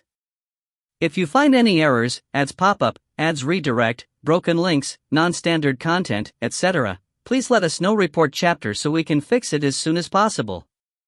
Chapter 245, I have champagne in my room. Chapter 245, I have champagne in my room. In fact, the middle-aged man and woman were not particularly optimistic about the Adonis. They felt rage more than pity when they saw the Adonis's loss of an arm. They were both angry because the organization had lost a talent they had arduously nurtured, as well as angry over his carelessness. The Adonis could tell the angry expressions from the duo as he clenched his left fist. What exactly happened? The middle-aged man asked again. The Adonis took a deep breath and said coldly, "It's all because of Tu Dahe." With this said, a strange glint flashed in the eyes of the middle-aged man and woman. The middle-aged woman asked, "Are you saying Gaius Tu Dahe caused you to lose an arm?" The Adonis nodded in silence. The Adonis hesitated for a moment and was prepared to explain the situation. However, the middle-aged man suddenly asked, "Did Tu Dahe suddenly sneak up on you and cut off your right arm?" The Adonis was taken aback. Although he hated Tu Dahe, he would not go as far as fabricating a story. He shook his head and said, "That wasn't the case, but, The middle-aged man interjected with a sullen face, "What do you mean but?" That was what happened. Tu Dahe held a grudge with you because of the brawl that happened last night in the hotel. So he attempted to kill you while you were not attentive during the trials. Although you managed to dodge, your arm was cut off. Then, you used the exit command to escape successfully. The Adonis fell silent as his eyes flickered with uncertainty. The middle-aged woman said with a solemn voice, "Since you said Tu Dahe was the one who caused you harm, don't you have any resentment for him?" The Adonis's pupils dilated. He obviously hated Tu Dahe. He did not hate Tu Dahe for not saving him at the critical moment, but he hated Tu Dahe for winning sunless feelings. How could Tu Dahe tarnish that heavenly snow lotus he could only watch from afar without daring to approach? His jealousy for Tu Dahe had turned to hate. The Adonis nodded his head heavily. The middle-aged woman said softly, "Then that's all. Following that, you just need to follow as we tell you to do. We will guarantee you that Tu Dahe will pay the ultimate price." Remember, two Dahe attacked you because of a personal grudge. You failed to dodge in time, resulting in an arm being cut off. Right, was there anyone else there? The Adonis shook his head in a deadpan manner. The middle-aged woman smiled, that's great. The Adonis looked up and saw the joy and smiles on the middle-aged man and woman's faces. He had lost an arm, but they could smile so happily? I'm tired. I need some quietness. The Adonis sighed and turned around to let his back face them. All right, have a good rest. Don't worry. The organization will definitely seek justice for you. After the middle-aged man said this, the two turned around without looking back and walked out of the medical ward. The middle-aged man and woman quickly walked to a secluded corner and conjured a soundproof domain.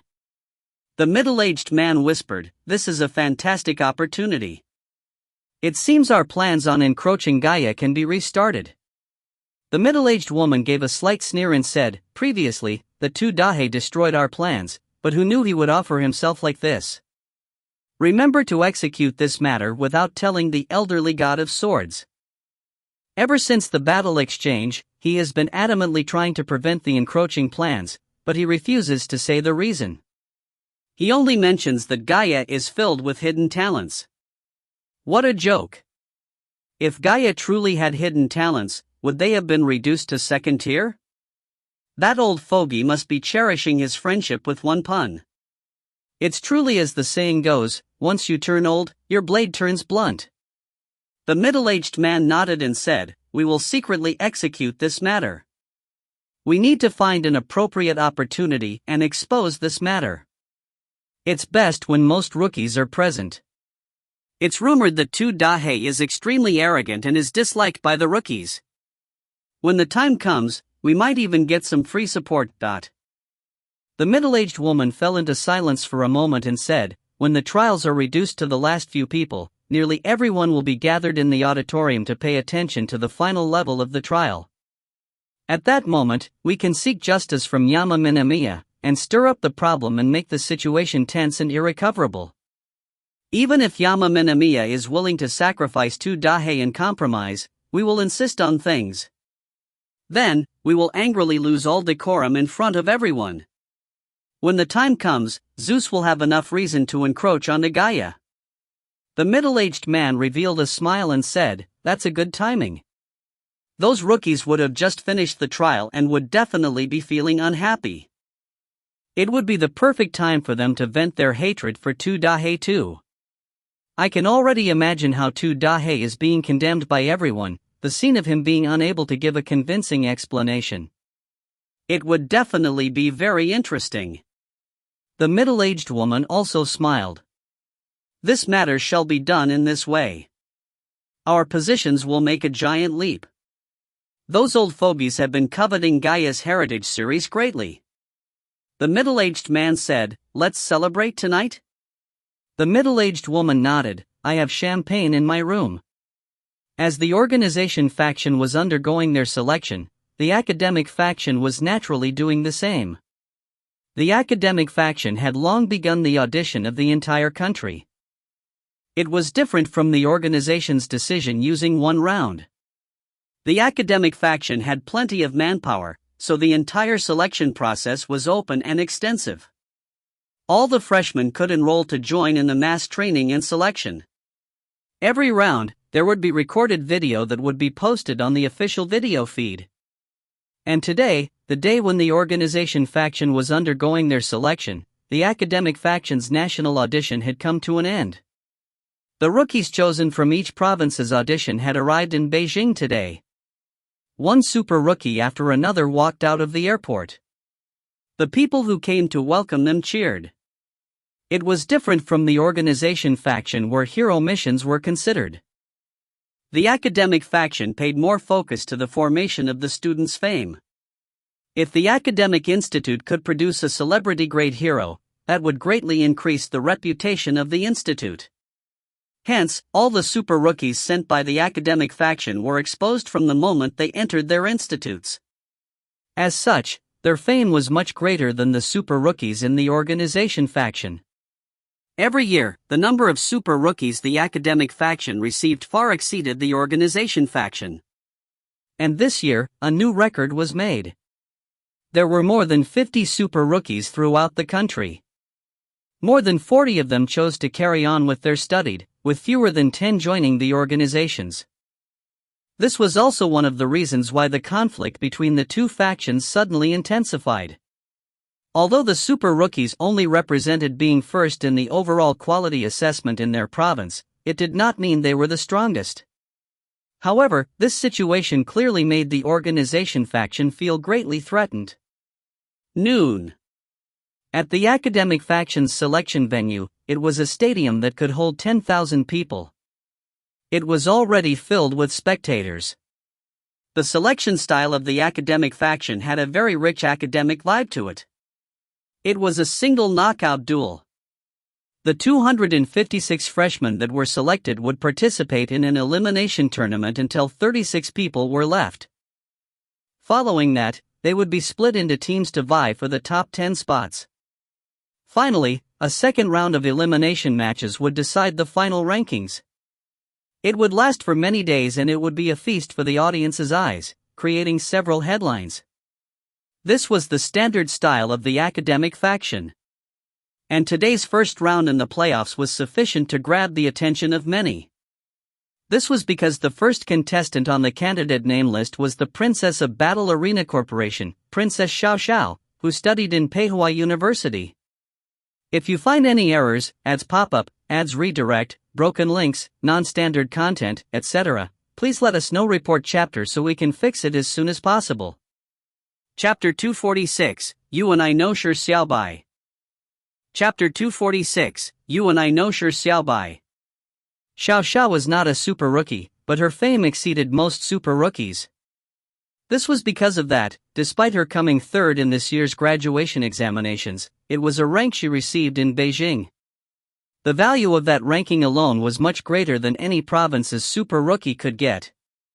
Furthermore, she was the only heir to the Battle Arena Corporation. Her family's fortune was worth in the tens of billions and her beauty could topple countries. Despite her background putting head and shoulders above others, and that she could use her face alone to receive the attention of others, she had used her strength to prove herself. She formed a stark contrast to the prodigal or useless scions in the upper circles in Beijing. For Xiao Xiao to be addressed by the general public as princess, she was obviously popular. And in today's first playoffs it was Xiao Xiao's turn. Her opponent was not famous. His strength was ranked below average among the 256 contestants. As such, there was no suspense to the outcome. However, in order to witness the princess glory, the audience had come early, filling the audience stands. Outside the stadium and the candidates' resting area, there were 3 people who had arrived at the door.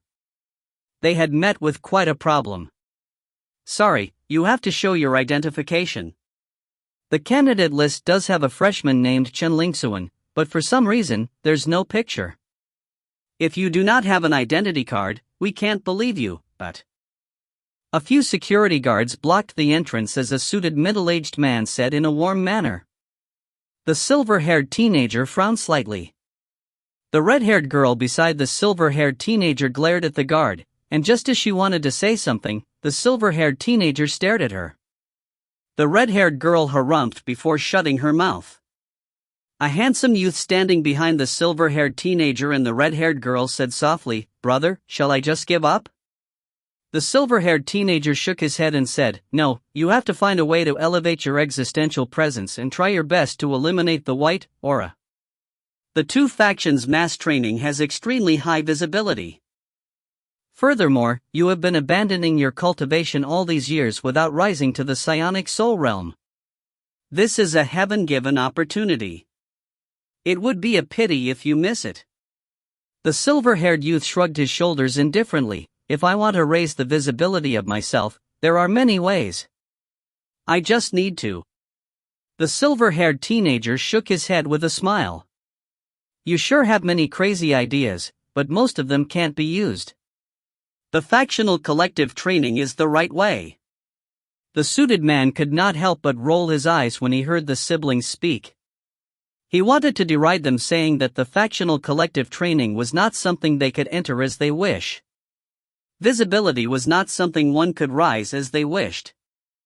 One needed to have the ability first. The silver-haired youth said reluctantly, "All right, you are my elder brother. You're the boss." The silver-haired teenager smiled and looked at the suited man as he pondered with a frown. The reason why there was no photo on the registration form was most likely because the staff who kept the photos had forgotten about it. This was one of the disadvantages of having too low an existential presence. However, how could they show an identity card they did not even have? Did they need to use that relationship? The silver-haired teenager glanced at the red-haired girl. He never liked to use the help of others, much less the red-haired girl beside him. At this moment, the suited man's eyes suddenly lit up. He walked forward and said loudly, "Princess Xiao Xiao, this way, please." The three turned around and saw a beautiful girl with pink wavy hair walking towards the entrance. She was dressed in a white long-sleeved blouse and a white laced skirt. There was a large pink butterfly knot at her chest. The security guards made way, giving her ample space. Xiao Xiao gave a courteous nod and gave the trio a glance. Quickly, she looked away and was about to step into the resting area. A brilliant idea flashed in the silver-haired youth's mind as he cocked his head at the silver-haired teenager. "It's time to act." The silver-haired teenager was slightly taken aback as he shook his head with a laugh. "You have a plan, The silver-haired youth did not reply as he quietly took a step forward and said, "Princess Xiao Xiao, please hold on." Xiao Xiao came to a halt and turned around as her eyes slowly fixated on the silver-haired youth's body. She asked curiously, "Yes?" The silver-haired youth walked towards her. The security guards deftly reached out his hand to block him. The silver-haired youth came to a halt and at a distance about 3 meters away from Xiao Xiao, he whispered, "Hello, my name is Chen Lingxuan, Shi Xiaobai's friend." When Xiao Xiao heard the word Shi Xiaobai, her breathing faltered. This name was obviously no stranger to her. The events that had happened back in the virtual world were still vivid in her mind. He had told her his name at the final moment before stabbing her in the heart. She could not forget it even if she wanted. After encountering Shi Xiaobai, she understood what it meant that there was always someone better in this world.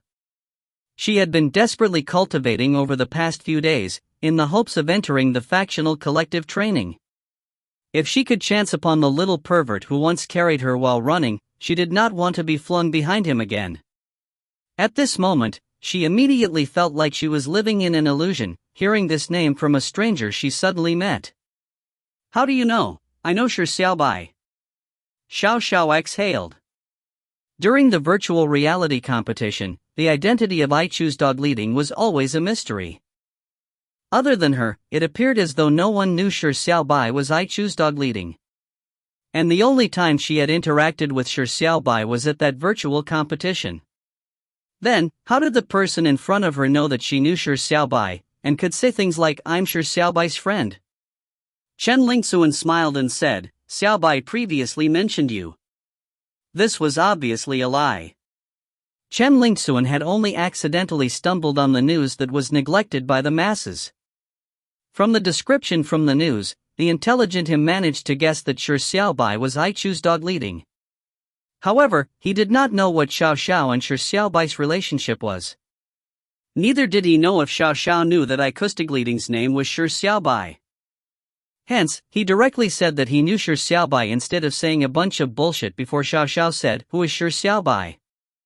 That would be awkward. Now, from the looks of it, his luck was pretty good.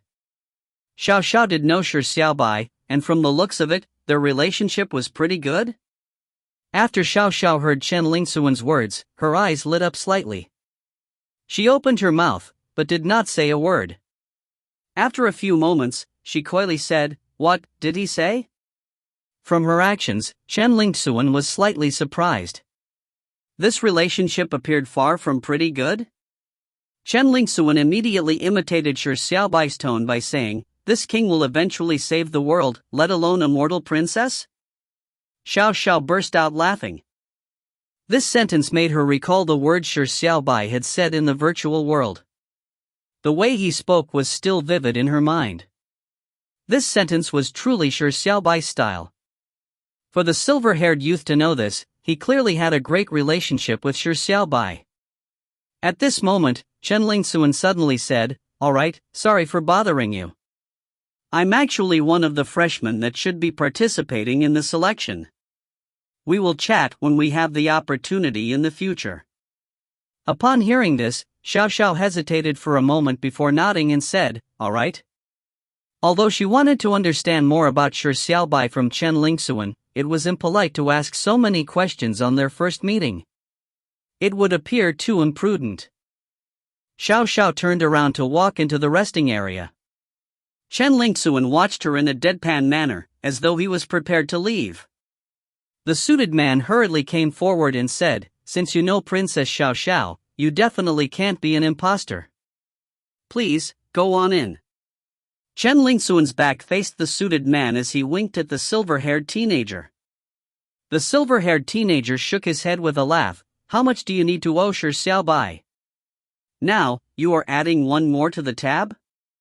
Chen Lingxuan shrugged his shoulders and said, "After owing 10 million, does it matter if I owe another 1,000? The silver-haired teenager laughed. What he said made a lot of sense, so he had nothing to offer in response. If you find any errors, ads pop up, ads redirect, broken links, non-standard content, etc., please let us know. Report chapter so we can fix it as soon as possible. Chapter 247, Wow, this constipation. Chapter 247, Wow, this constipation. Third level of the 9 Revolutions Transcendental Tower. On a great expanse of crystalline ground was a row of stone doors. There were nearly no gaps in between the doors. From afar, it looked like a long wall that stretched out for miles. Every stone door had a glyph carved into them, and each door had a different glyph. Every glyph looked exquisite and vivid. It was quite an amazement for anyone who saw it. At this moment, there were a few dozen doors among the 1,000 stone doors that had been opened. The rest were closed. And other than the 1,000 stone doors on the expansive crystalline ground, there were 8 people. The 8 people were split into 2 groups. On one side were 4 youths dressed in different attires. The other 4 had 3 beauties and a rather handsome blonde youth. Amongst the 3 beauties, one was like a refined and otherworldly fairy. One of them had orange hair who looked adorable and cute, while another had brown short hair with a unique neutral charm. They were none other than Sunless, Mozi and Mu Yuesheng. At this moment, Mozi was chatting incessantly with Sunless, but Sunless only listened to her quietly. Occasionally, she would respond with a few short words. Mu Yuesheng stood beside the two as she closed her eyes in cogitation. Occasionally, she would cut in with a word or two. The blonde youth beside the 3 was obviously Kevin. Kevin did not attempt to interrupt the 3 beauties as he knew he would be asking for a rebuff. He knew very well of the tragedy that the 3 would ignore him, so he was standing not far away and stared at 4 nearby youths who were dressed differently. After an unknown period of time, the armored youth among the 4 youths suddenly said loudly to Kevin, "Are you all really going to wait all the way to the end? Maybe the person you are waiting for has already been eliminated at the 2nd level?" Kevin shrugged his shoulders and answered, "The fellow we are waiting for is never a reliable person, but the 2nd level won't be able to eliminate him." The armored youth said with a frown, "The rules require 5 people to form a team. But the leading team only has the 8 of us remaining. If this goes on, the disadvantage of falling behind might be irremediable. One of you can come over, or one of us can go over. But you refuse. What's the meaning of this?" Kevin said helplessly, "This genius can't do a thing about this either." The armored youth sighed and said, "Brother, why don't you come over? I think you look rather impatient from waiting. Although the 3 chicks beside you are nice, they aren't yours. You don't even have a chance to speak to them, so stop just standing there watching." Kevin smacked his lips and said, "That's different. Standing here, even the air smells sweet. It's best you wait for rookies from the 2nd level to come." You are only missing one, there's nothing to worry about. The armored youth also said with a wry smile, that's what we thought at the beginning too. But how long has it been? But it's like the rookies on the second level are undergoing constipation. Not a single one has passed up to now. Although the third level's trial is done with a 5-person team, it's still a competition between teams. Kevin said, I understand the rationale, but we can only wait. As for why the rookies on the second level are coming here so slowly, there is a reason. You will know later. Kevin sighed silently. For the rookies in the second level to meet the city destroyer villain, Shi Xiaobai skanking, it was truly depressing for them. At this moment, 5 people walked out of the stone door that had opened. Leading the group was Heartless. When Heartless walked out and turned his head, he saw Kevin as well as the 3 cute girls behind him. Heartless frowned. Tu Dahe still hasn't come? Kevin nodded with a deadpan expression. Looking at the burly teenager behind Heartless, he sighed in his heart. Heartless' brows furrowed even deeper as he said, with Tu Dahe's strength, there is no reason for him to not reach the third level. An incident probably happened. Waiting like this isn't wise. If he has already been eliminated, wouldn't that doom all of you as well? Kevin fell silent. Heartless sighed and glanced at Sunless. In his mind, he reflected on how a person who did not easily fall in love was the one who became the most foolish once they were moved. The burly teenager behind Heartless reminded him, Boss, it's time to choose a door. Heartless nodded and turned around to leave. At this moment, beams of golden light descended from the sky. It was not 1 or 2, but a few hundred golden beams of light pouring down from the sky in an instant. It was as though a golden rainstorm had poured. Hundreds of rookies instantly appeared on the crystalline ground. Bathing in the golden rainstorm, that scene was extremely shocking. The existing people were dumbfounded. What was going on? Why did a few hundred people simultaneously be transported from the second level here? The armored youth said with a stutter, Wow, this constipation. After the hundreds of people rained down, the next few seconds were filled with the cacophony of cheers. Tu Dahe! Tu Dahe! Tu Dahe! The cheers boomed tumultuously as it resounded through the world. Motzi and company turned around when they heard the 3 words. Yet, they saw a person being suddenly thrown up and down by hundreds of people. Who else was he but Shi Xiaobai? Kevin said stunned, Wasn't this jerk cursed as the city destroyer villain? Why is he suddenly so popular?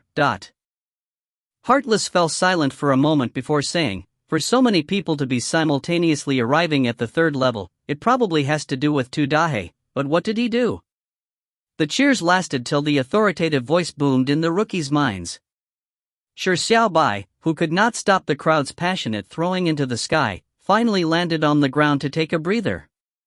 At the same time, the sacred but authoritative voice boomed in Shi Xiaobai's mind.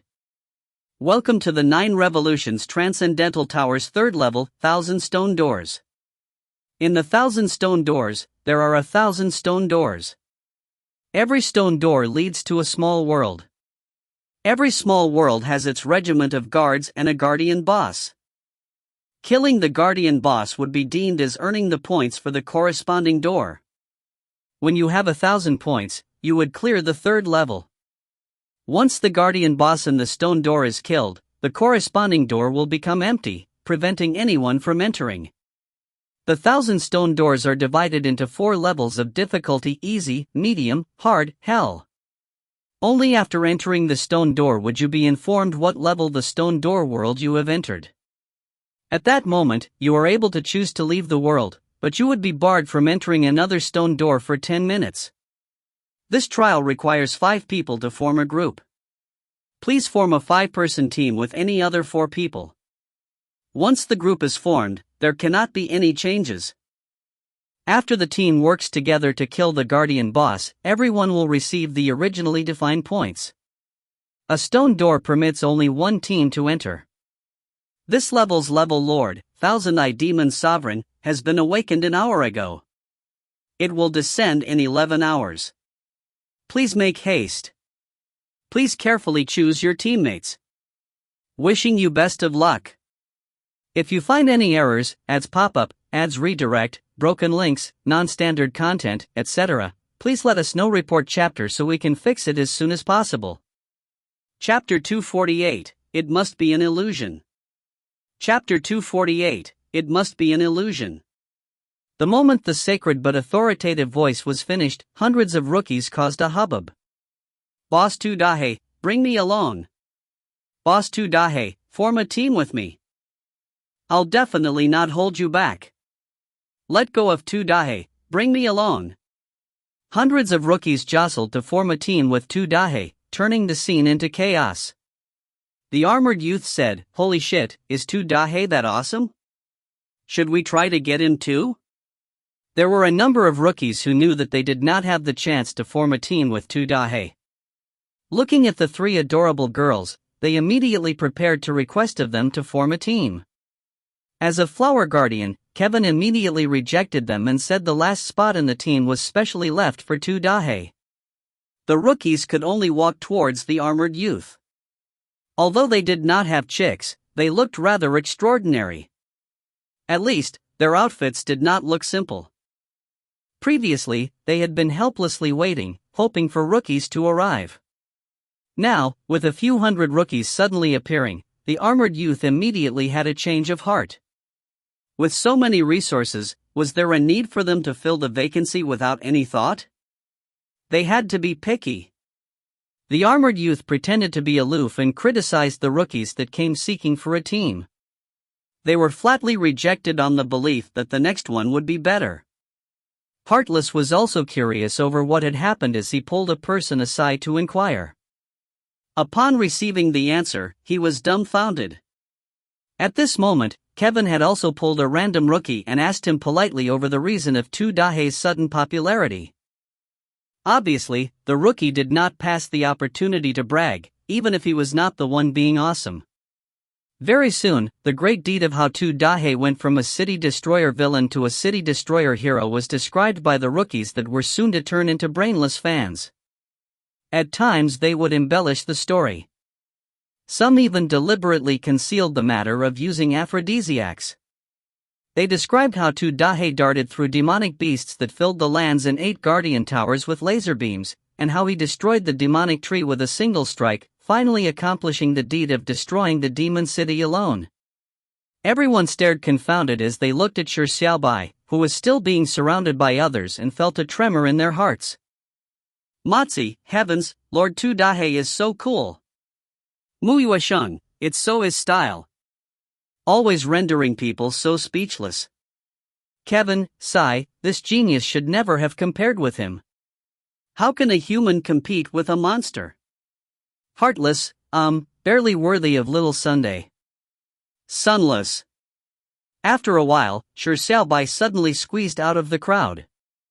The rookies were like abandoned women as they looked plaintively at Shi Xiaobai's departure. Clearly, they had been rejected. In fact, Shi Xiaobai did not care who he formed a team with.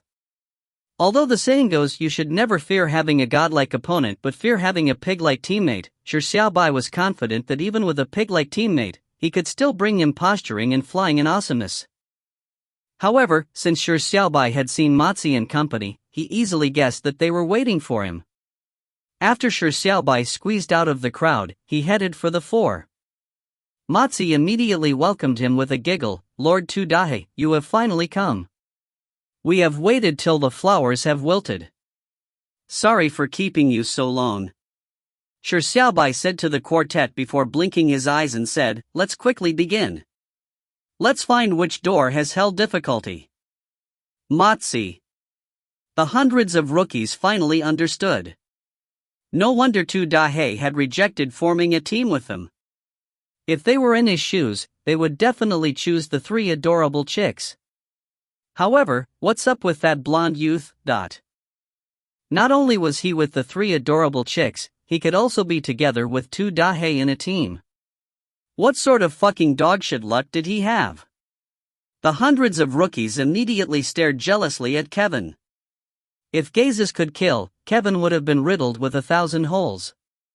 Kevin felt the stress from being stared at, so he hurriedly said, "Let's quickly begin." The 1,000 stone doors each had a different glyph on their doors. However, most of the glyphs were in a shape of a creature. Occasionally, it would be a weapon or a mysterious design. Although the assessment program said that they would be informed of the difficulty only after entering the stone door, it did not mean that they could not attempt to figure out what the difficulty of the stone door was. The glyphs were all different, but they were very likely to have information that hinted at the difficulty. Shi Xiaobai observed the glyphs on each stone door at an appropriate speed. Kevin, who was being stared at intently, was rendered speechless as he said, "Are you really looking for the hell difficulty stone door? What a joke." The others would shun hell difficulty stone doors out of fear, because the moment they encountered it, it meant that they had to choose to exit it. As such, they would waste 10 minutes. Shi Xiaobai silently nodded as he meticulously observed the glyphs on every stone door. The higher the difficulty, the more likely the points gained were higher. The quartet had waited for him, resulting in them falling behind on their points. As such, finding the hell difficulty stone door was pertinent. Right, it had nothing to do with how hell difficulty was more challenging. Kevin sighed in exasperation. Once Shi Xiaobai made his decision, it was impossible to pull him away from it even with 10 buffaloes. Mozi followed Lord Shi Xiaobai like a blind sheep, while Sunless and Muyuashang were in no hurry. The others followed behind Shi Xiaobai and began observing the glyphs on the stone doors. The hundreds of rookies had also formed their own teams during this period of time. Nearly 400 people formed nearly 80 teams. All of them randomly chose a stone door. Moments later, the number of people was dwindling. Shi Xiaobai finally sighed and said, "This king has noticed how there are 4 different kinds of designs amongst these glyphs. However, it's hard to tell which design represents which difficulty. We should try all 4 designs." Mozi and company were astonished. The 3 of them were still observing the doors, but regardless of how they looked, every door's glyphs were different. There was no pattern to them. Yet, Shi Xiaobai had already figured out the 4 designs? Kevin anxiously said, "Then let's quickly try. Let's do this." Shi Xiaobai frowned. This king has a feeling that has easy difficulty. Kevin waved his hand and said, "An illusion. It must be an illusion. Look at the ferocious tiger engraved in the glyph. Look at how vivid it is. It must be medium difficulty or higher." Saying that, Kevin thrust open the stone door. The door led to darkness as a mysterious aura emanated out. They could not help but hold their breaths. With the door opened, what was done was done. Shi Xiaobai did not say another word and took the lead to step into the stone door. The others followed him. The moment they stepped through the stone door, the authoritative voice boomed in their minds. "Welcome to stone door number 173, Ogre Forest. This stone door's difficulty is easy. Please kill the guardian boss, Gargantuan Ogre.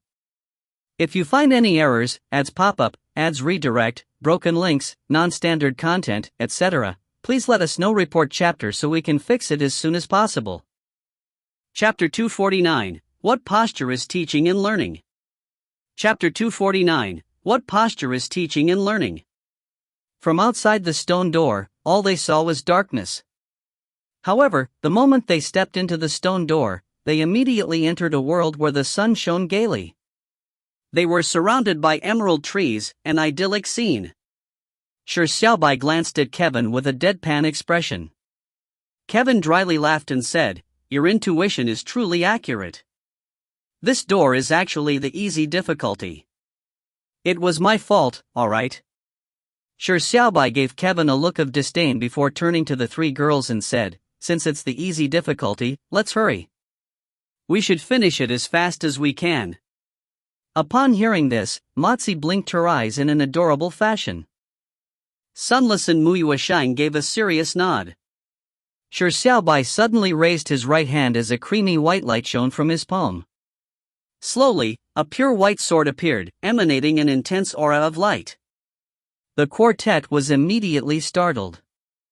Sunless eyes stared unblinkingly at the pure white sword in Shi Xiaobai's hand as she muttered, "This sword." Mozi's eyes lit up and said, "Is this the holy radiance the other rookies were talking about that you used 10,000 points to exchange for?" Shi Xiaobai nodded his head. This sword was holy radiance. After exchanging for it, he was able to bring it away from the second level and apparently be able to bring it to the mortal world. From the looks of it, holy radiance was one of the treasures of the training ground. Holy radiance was in fact constructed out of the purest powers of light. Shi Xiaobai discovered that his king's right hand was able to transform holy radiance into the power of light and store the power of the light into his right hand. In this way, it was convenient for him to bring it around. Furthermore, his right hand was filled with the power of light. It made him feel extremely comfortable.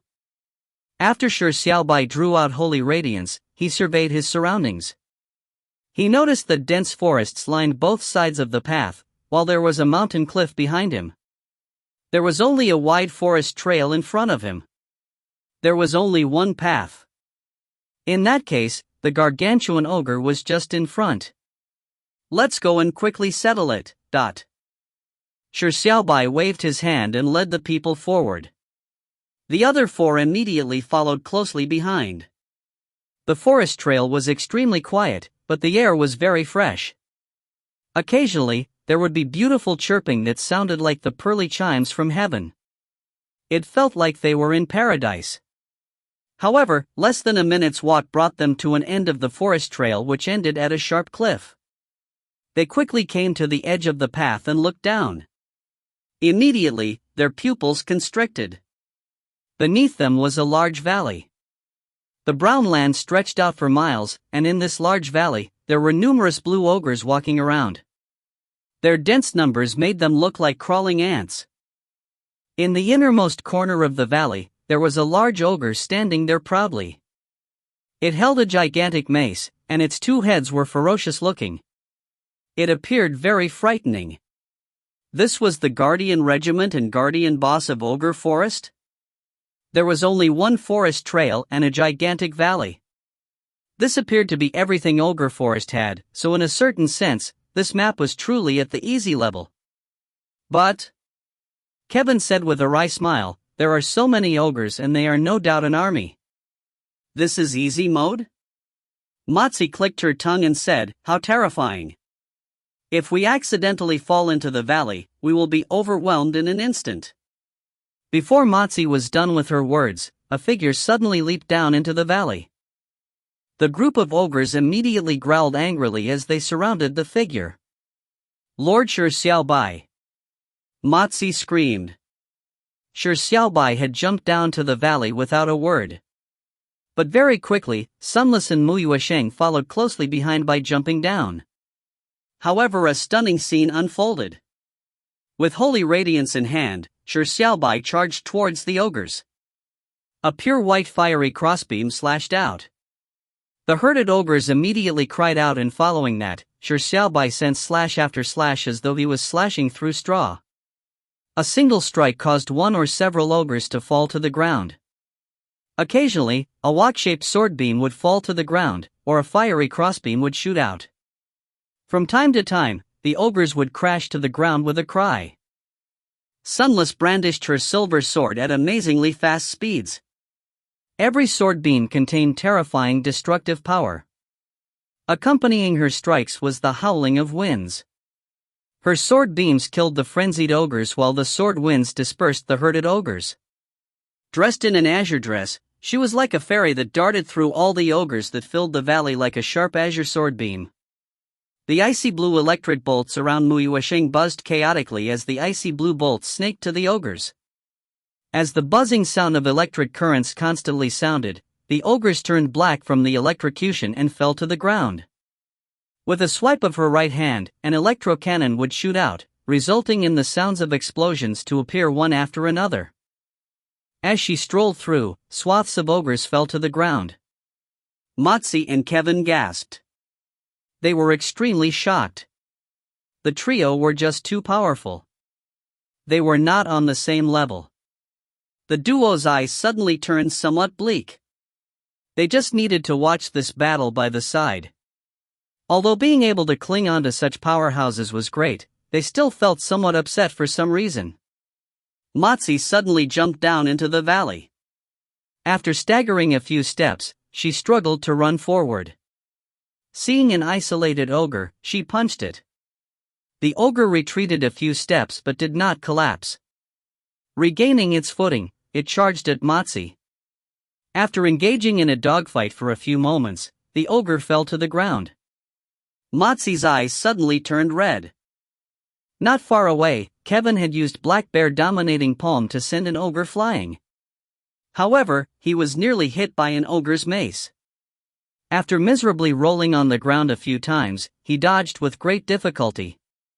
His expression was extremely bitter. And at this moment, Shi Xiaobai and company had already reached the innermost part of the valley. Behind them were piles of fallen ogres. The three of them had managed to clear the entire valley of ogres. The gargantuan ogre roared angrily and waved its gigantic mace and smashed it down at Shi Xiaobai. Shi Xiaobai easily dodged it and charged at the gargantuan ogre. Sunless followed closely behind Shi Xiaobai, and both of them raised their swords simultaneously. An icy blue bolt of lightning suddenly shot from afar and struck the gargantuan ogre's body. Like an icy blue chain, it bound the gargantuan ogre's body. Immediately, beams of icy blue bolts shot at it incessantly.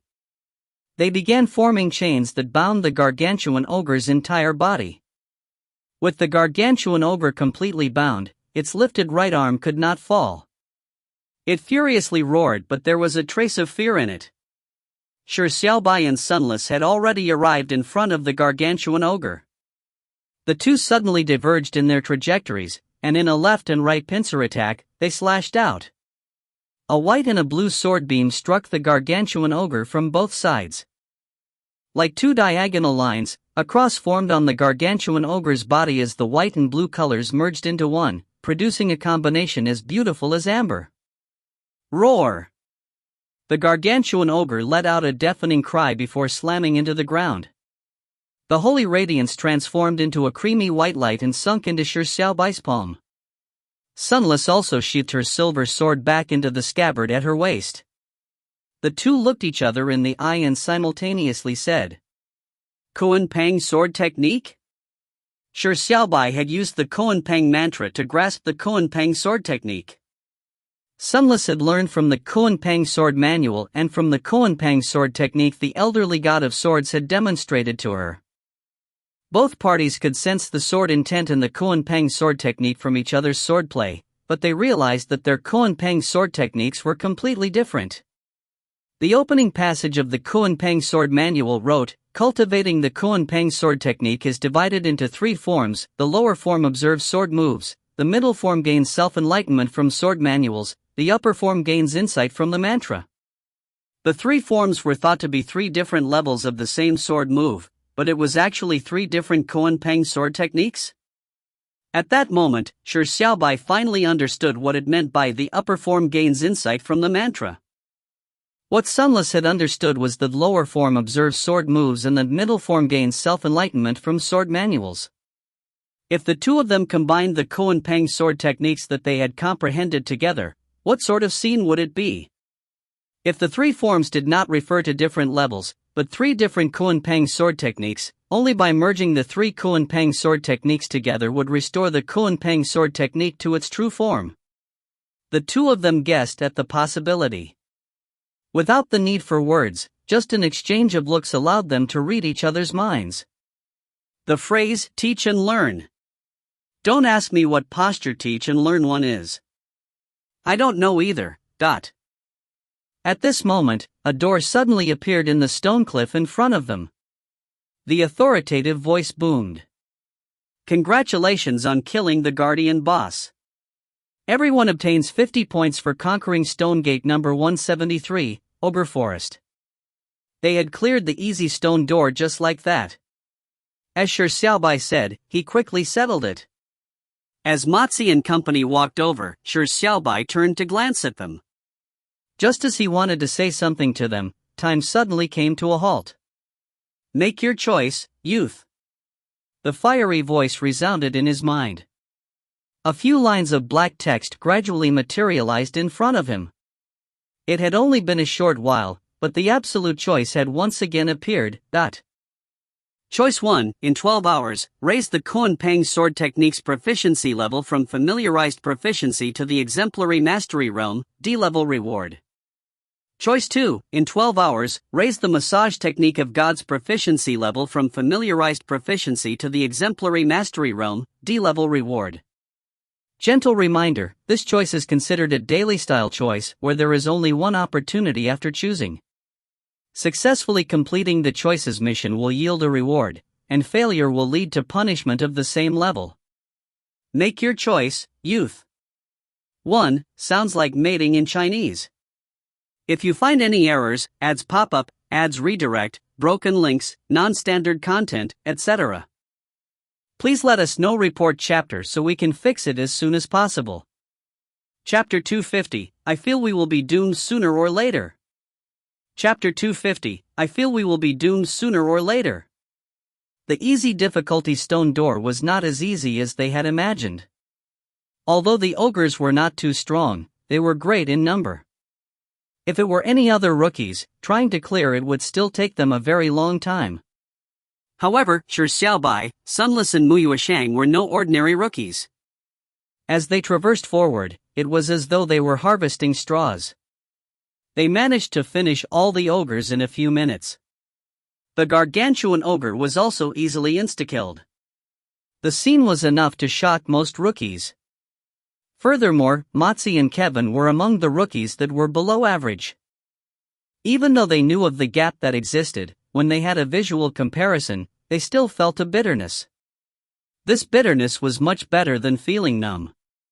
However, whether this bitterness would transform into motivation or slowly transform into numbness would depend on each individual's will, whether a heart that thirsted to become stronger existed. Do the three of you want to become stronger? Suddenly, Shi Xiaobai said to them in all solemnness. The direction in which he looked at was Mozi, Kevin and Muyuesheng who were walking towards him. The three were slightly taken aback. This sentence immediately gave them complicated thoughts. They were unsure how to answer immediately. Shi Xiaobai continued, this king once said that our goal is for all four to enter the top 10. However, this king now feels a bit of pressure. This is because the assessment program is basically competitive. And your present strength is not strong enough to enter the top 10 in such a competition. All of you are not strong enough. The trio was stunned. This was the first time they saw Shi Xiaobai reveal such a serious expression. What Shi Xiaobai said at the airport was something he treated seriously. Furthermore, to get into the top 10, describing them as not strong enough was too great of a compliment for them. Maybe Muyuesheng might still have a chance, but for Mozi and Kevin, top 10 was a rift they could not bridge. The two of them had never thought of entering the top 10, not even in their dreams. But now, an opportunity is placed in front of you. An opportunity that will allow you to become strong in a short period of time, an opportunity that will allow you to approach those top 10 spots. Are you willing to seize it? Suddenly, Shi Xiaobai said this. The three looked up in surprise. An opportunity to become strong? Shi Xiaobai said solemnly, this king has a way to make you stronger in a short period of time, but it would be very arduous and tiring. It would even be very dangerous. How strong you want to be depends on your will and resoluteness. If your will is firm enough, it is not impossible to become strong enough to squeeze into the top 10. Now, this king shall place this opportunity before you. It is your choice to seize it. Mozi stared at Shi Xiaobai blankly and muttered, there's truly a way to become that strong? Shi Xiaobai grinned and said, of course it's true. When has this king boasted? Kevin immediately rolled his eyes. Do you think your boasting isn't enough? Kevin took a deep breath. He knew very well that Shi Xiaobai would not make a joke at such a moment in time.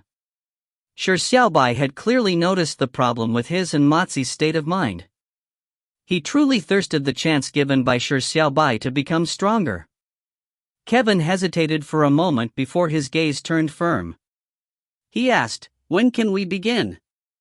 Shi Xiaobai answered, "Immediately." Mozi also said resolutely, "Lord Shi Xiaobai, I believe in you. I want to become stronger as well." Mu Yuesheng did not say a word, but the resolute faith in her brown pupils was the best answer. "All right, we shall head to the next stone door and begin this king's plan of becoming stronger." Shi Xiaobai nodded his head in satisfaction. Becoming strong was not something that was just all talk. Pulling saplings to make them grow more quickly was an unorthodox manner. To become strong, one needed to suffer and stay firm. There was a need to have a thirst for becoming strong and the will to persist on resolutely. Hence, Shi Xiaobai had placed that opportunity in front of them. He did not say any words of incitement or encouragement. Regardless of the choice, everyone had to choose it for themselves and be responsible for it. This was something Shi Xiaobai had no choice but to learn from the absolute choice. Especially with such an important choice, they could only make their own choices so that they would never regret. The five left Ogre Forest and returned to the crystalline ground. At this moment, there were few people that had yet to enter the stone doors. Occasionally, there may be teams exiting the doors, but they would make the best use of the time to head for the next door. The moment the quintet came out, they saw 4 people. They were the 4 youths dressed in strange outfits. The armored youth said in astonishment, "So fast? All of you entered for less than 10 minutes and you have already cleared a stone door?" Kevin was equally astonished as he asked, "Why are all of you still 4? The armored youth immediately gave an awkward smile. The youth beside him immediately grumbled, this fucker was trying his best to be picky and rejected one after another. He kept insisting that there will be a better one after the next to the point of no one coming in the end. Those rookies that came up also happened to form their teams. So what do you think?" Kevin immediately felt a dark cloud over his head as he was rendered speechless. "Well, all the best." At this moment, Shi Xiaobai had already chosen a stone door. On the stone door, a ferocious dragon was carved on it. Kevin said in alarm, "This door isn't hell difficulty, right?" Shi Xiaobai shook his head and said, "It's medium difficulty." Kevin immediately said, "Impossible. The door has a dragon carved on it, so it can't be simple. It's at least the hard difficulty. This genius even feels that this door is hell difficulty." Kevin obviously did not believe Shi Xiaobai's words. After all, Shi Xiaobai was a crazy demon that courted death. The door he chose was definitely one of hell difficulty. Kevin looked away and was about to push a door beside him open. However, at this moment, Shi Xiaobai had already pushed open the door with the dragon glyph. Without any hesitation, he stepped in. "Fuck, I feel like by following Shi Xiaobai, we will be doomed sooner or later." Kevin could not help but curse. Welcome to Stone Door 225, Goblin Cave. This stone door's difficulty is medium. Please kill the guardian boss, Golden Goblin. Deep in the cave, there were 2 rows of flames lined along the cave's side walls. Although the cave was rather dark, it was still bright enough due to the flames. When the quintet walked through the stone door, they arrived in this cave. Immediately, the authoritative voice boomed in their minds. Just as Shi Xiaobai said, this was a stone door of medium difficulty. Kevin immediately gave an embarrassed laugh. "Shi Xiaobai, your intuition is really accurate." "Ha, ha." Mozi unhappily grunted. Who just said that following Lord Shi Xiaobai would result in them being doomed sooner or later? Humph, Lord Shi Xiaobai is so reliable. Kevin said with a placating smile, "Wasn't I just suspecting that Shi Xiaobai would lead us to hell? Didn't he keep mentioning that he wanted to find the stone door with hell difficulty?" Upon hearing this, Matzi immediately gave a surprised expression and turned to look at Shi Xiaobai. She asked, "Lord Shi Xiaobai? Why did he suddenly change his mind and choose a medium difficulty stone door?" Shi Xiaobai grinned and said, "Because for this level, the three of us will not do a thing. Everything will be left to you two. Isn't medium difficulty just perfect? Or do you think hard or hell difficulty is more challenging? If you find any errors, ads pop up, ads redirect, broken links, non-standard content, etc., please let us know. Report chapter so we can fix it as soon as possible." Chapter 251, but it's too comfortable. Chapter 251, but it's too comfortable. When Shi Xiaobai said this, everyone was alarmed. Matzi pointed at herself and Kevin in disbelief and said, "Just the two of us?"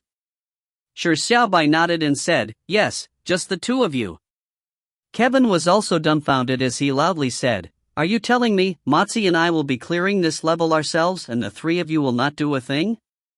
Shi Xiaobai nodded once again and said, "Yeah. Are you joking?" Kevin frowned and said, "Let's not talk about whether the two of us are able to clear this level first. Even if we can, it would take us a very long time. We were already falling behind. Wouldn't this be making the situation worse? This king is not joking." Shi Xiaobai's expression turned serious once again as he said, "As this king said, it's an opportunity to become stronger. It won't only be this stone door. There will be 2, 3, or even 10 or more stone doors that will be left to the two of you to clear. This will go on until the both of you become strong enough. True combat is the best way to become stronger. This king will be by your side and figure out your shortcomings in true combat. Furthermore, this king is absolutely confident to assure you that your psionic power and stamina will not run out." Kevin and Matzi's eyes immediately widened. This was the so-called opportunity to become stronger? It was so fucking simple and brutal, but it had to be said that such actual combat was indeed the most pragmatic way of cultivation. The final results depended on their individual will. If Shi Xiaobai could use a certain way to ensure that their psionic power and stamina did not run out, this was truly a very, very valuable opportunity. But Matzi softly said, "This is too unfair for all of you. The two of us will definitely be very slow at clearing the level. We have already fallen behind by so much. We can't hold you back." Shi Xiaobai grinned and said confidently, "There is no need to worry about falling back. Later on, we can just challenge a few hell difficulty stone doors to chase up. Furthermore, so what if we cannot chase up? When the level lord descends, this king will take the initiative to finish it. These are problems you do not need to consider. Now, you need to ask yourselves if you thirst to become stronger and how intense this thirst is. You need to know if it is enough to allow you to persist on." The process of becoming stronger was painful. Whether they could enjoy adversity depended on the thirst in their hearts giving them joy while becoming strong. Shi Xiaobai possessed an intense longing to become strong. As a result, every time his strength increased, he would obtain a joy that was enough to make him forget and overcome the painful process of the experience. As for how intense the thirst Matzi and Kevin had, Shi Xiaobai did not know. He did not want to force the duo, but instead gave them a chance to choose. Matzi's eyes slowly gathered a strange glimmer. She obviously wanted to become stronger. This thirst might not be considered intense, but ever since she was defeated by the female Whopper and having seen the distance between Lord Shi Xiaobai, Sunless and Mu Yuesheng from her, this thirst suddenly became extremely intense. The unbearable feeling she had was because she greatly desired it to the point of being lost and confused. And at this moment, Shi Xiaobai was pointing at a clear path in front of her. Although the path was filled with adversities, it was filled with light. However, wasn't doing so a bit too selfish? At this moment, a hand gently grasped her hand. Matzi turned around and saw Sunless standing beside her with an expressionless face. "All the best." Sunless, who was ineloquent, only said the 3 words softly. Her voice may be very soft, but it struck heavily on Mozi's heart. They had only gotten to know each other for a few hours, but she had already treated her as a friend that she was willing to selflessly help. She was a person with few words and expressions. Even her emotions seemed few, but in fact, she was more serious with every friendship she had, right? At this moment, Mu Yuesheng also chimed in, Mozi, don't worry. I'm not afraid of falling behind. The trio did not have any complaints about them holding everyone back. Mozi suddenly choked up as she nodded heavily, alright. After a few moments of silence, Kevin said, thank you. Shi Xiaobai immediately said with a smile, very good. The both of you begin preparing. The process might be very arduous, but you just need to persist on and there will be great improvements. After saying that, Shi Xiaobai suddenly turned to look at Mu Yuesheng. He said, this king believes it's time for you to break through to the 10th level of the psionic mortal realm. Since Shi Xiaobai said that he would make all 4 of them enter the top 10, he naturally could not be discriminatory. However, for Mu Yuesheng, raising her psionic cultivation realm was of top priority. Mu Yuesheng was surprised, but her eyes suddenly burst out with an intense glow. She said, you have a method? Following that, she remembered something as Mu Yuesheng's face slightly blushed. Shi Xiaobai seriously said, this king's massage technique of God can not only temporarily improve your mind expanse, it can even have a certain chance of sending you into a deep meditative state. With him saying this, the other 4 were taken aback. Raising one's mind expanse was already incredibly amazing, but wasn't having a certain chance of entering a deep meditative state too exaggerated? However, they all knew that Shi Xiaobai would not joke on such matters. Although the words he said made them find him very arrogant, but he had always proven himself with his actions in reality. This made them feel like they had to seriously listen to what Shi Xiaobai had to say. Mu Yuesheng's eyes were filled with a struggle. She truly did not wish to miss this golden opportunity, but Shi Xiaobai's massage technique of God was toxic. Even if she was not a shy girl with a skin as thin as paper, she had a basic sense of shame. Mozi understood Mu Yuesheng's conundrum. Looking at Sunless beside her, her eyes suddenly lit up. She said, sound cannot be transmitted in vacuum. As long as a vacuum wall is produced, sound will be isolated. When Mu Yuesheng heard this, her eyes lit up. Sunless vacuum's superpower was still fresh in her mind. If they could isolate her voice, and only Shi Xiaobai could hear it, it did not seem such an unacceptable matter. Mu Yuesheng's face blushed slightly as she glanced sideways at Shi Xiaobai. He had a deadpan expression and looked his usual self. She thought to herself if this guy was really that innocent and pure or if he was truly a little pervert deep down. Judging by his behavior, he was the former, but looking at his actions, it was very likely the latter. If it was the former, it was all right. But if it was the latter, wouldn't she be sending herself to the wolves? However, how could she truly miss the opportunity of increasing her mind expanse and the chance of entering a deep meditative state? Mu Yuesheng looked at Sunless and whispered, then, I'm counting on you? Sunless nodded her head. Although she was not sure what was happening, conjuring a vacuum wall was extremely simple for her. After a moment, after Mozi's urging, the trio quickly came to the corner at a bend of the cave. Sunless set up a vacuum barrier to isolate sound. In the dark cave, only Shi Xiaobai and Mu Yuesheng could be seen under the dim light. Shi Xiaobai walked towards Mu Yuesheng and said, don't worry. This king's massage technique of God not only has excellent effects, it's also rather comfortable. Mu Yuesheng's face turned bitter. Your massage technique is good in every way. But it's just too comfortable. If you find any errors, ads pop up, ads redirect, broken links, non-standard content, etc., please let us know. Report chapter so we can fix it as soon as possible. Chapter 252, Fear of everyone not being able to replace the lost nutrients faster than they can be gained. Chapter 252, Fear of everyone not being able to replace the lost nutrients faster than they can be gained. Although the massage technique of God was very powerful, it had to follow basic principles. For example, for the improvement of one's mind expanse, it could only improve it temporarily. Letting Mu Yuesheng enter a deep meditative state was also not a simple matter. Not only was the success rate low, but it needed the massage to last for a considerable period of time. Furthermore, the temples were the places where nerves were fairly concentrated. Words could not describe the feelings when the massage technique of God was applied to these spots. Hence, what followed and the intricacies will not be described in detail for fear of everyone not being able to replace the lost nutrients faster than they can be gained. A simple sentence shall summarize it: Mu Yuesheng's throat turned hoarse.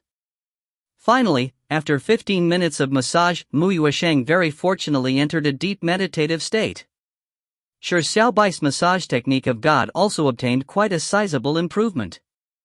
With the sudden appearance of the absolute choice, Shi Xiaobai should have reasonably chosen choice 1. In 12 hours, raise the Kuan Peng sword technique's proficiency level from familiarized proficiency to the exemplary mastery realm, D-level reward. This was because he was prepared to teach and learn the Kuan Peng sword technique with Sunless. Furthermore, he could use the opportunities provided by the stone doors to improve his Kuan Peng sword technique. However, Shi Xiaobai had noticed Matzi and Kevin's dejected expressions. After thinking carefully for a few moments, he guessed at the reason.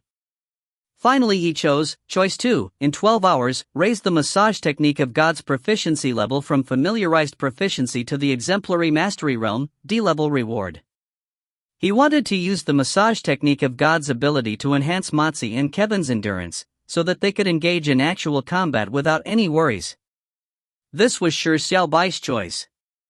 This choice was in fact very risky. This was because even with the massage technique of God, the hardships and sufferings during the process of actual combat would not greatly decrease. Matzi and Kevin's thirst for becoming strong and there will determine how long they could persist on. It also determined if Shi Xiaobai's massage technique of God would have a chance of being improved to the exemplary mastery realm. In contrast, cultivating the Kuan Peng sword technique was much simpler. It was also much more favorable for Shi Xiaobai.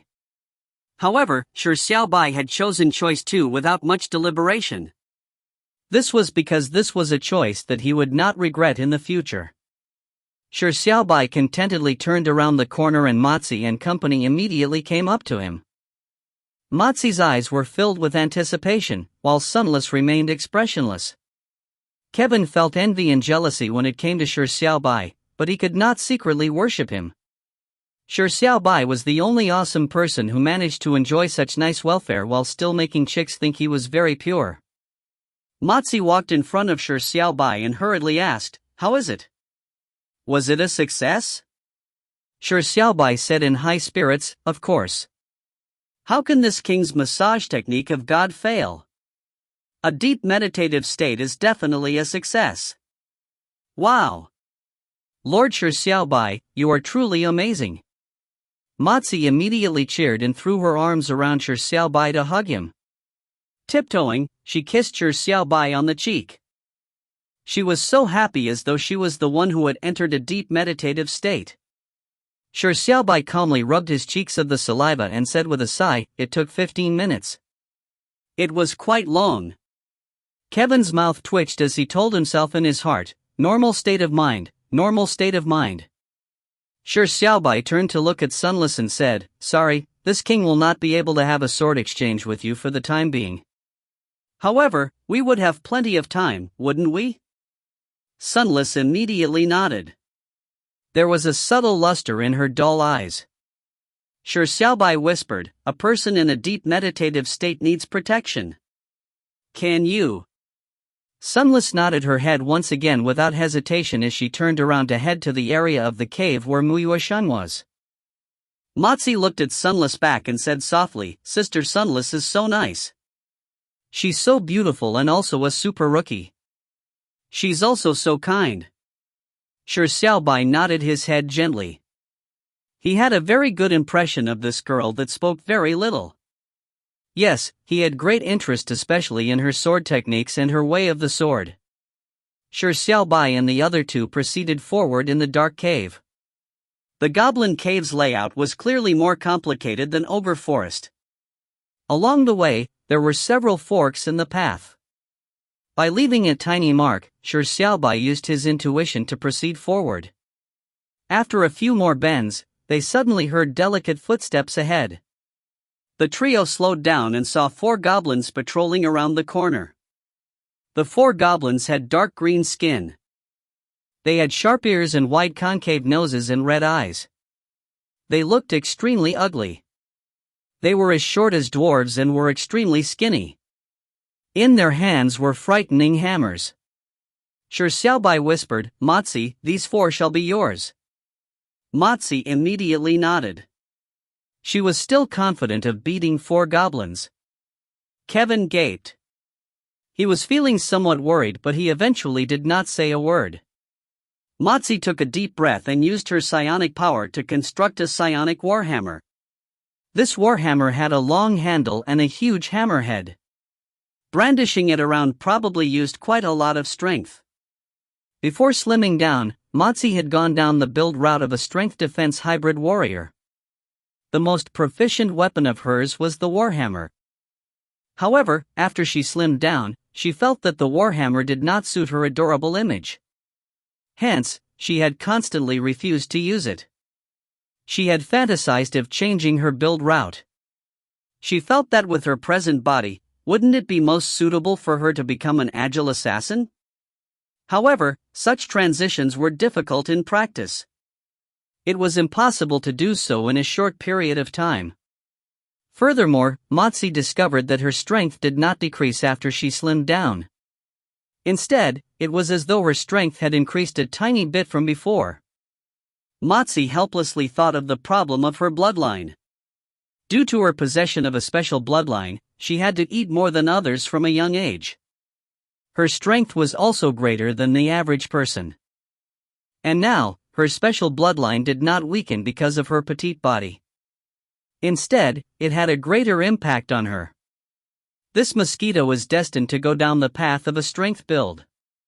Matzi sighed in her heart and finally resigned herself to fate. She decided to cast aside the burden of being an adorable chick and restore her domineering nature as a fat chick. There's no need to conserve psionic power, Shi Xiaobai reminded her. Matzi nodded her head heavily. She obviously would follow Lord Shi Xiaobai's instructions. Matzi raised her warhammer and turned around the corner. The 4 dark green goblins immediately noticed her and let out high-pitched cries. With hammers in hand, they charged at Matzi. "Eat my hammer!" Matzi thundered charmingly as she swung her warhammer.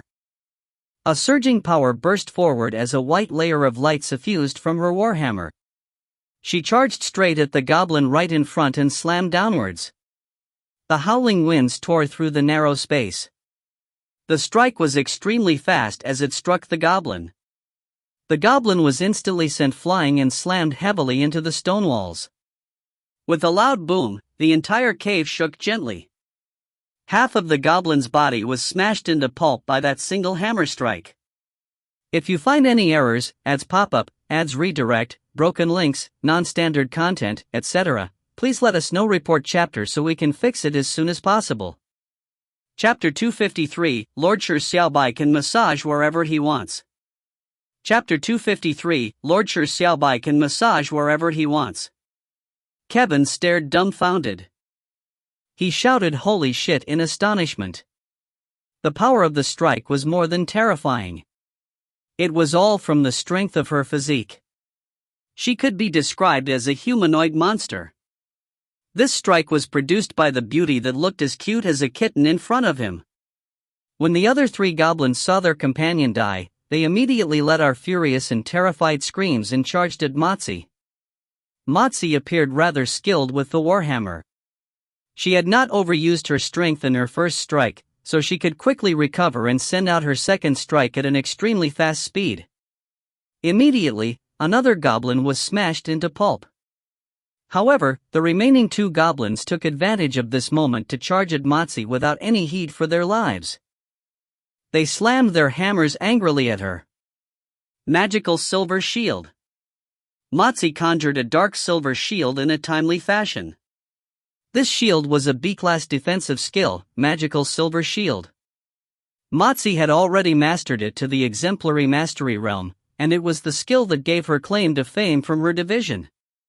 The goblin's hammer slammed into the magical silver shield like rocks striking steel. Not the slightest tremor was produced, so it was evident how strong the defense was. Matsi jumped at the opportunity to swing her warhammer and struck both goblins. It caused the cave to tremble, and instantly she obtained a double kill. Kevin was shocked seeing all of this from the side. He believed that Matsi was the weakest among the four, but now, after seeing Matsi's alarming strength when she used her warhammer and her extremely hard magical silver shield, Kevin suddenly felt unsure of it. Matsi was smiling as she walked back. Coming in front of Shi Xiaobai, her expression suddenly stiffened, as though she was a good student waiting for constructive criticism. She asked softly, "How was it?" "Lord Shi Xiaobai." Shi Xiaobai hesitated slightly and said, "Your strength is not enough."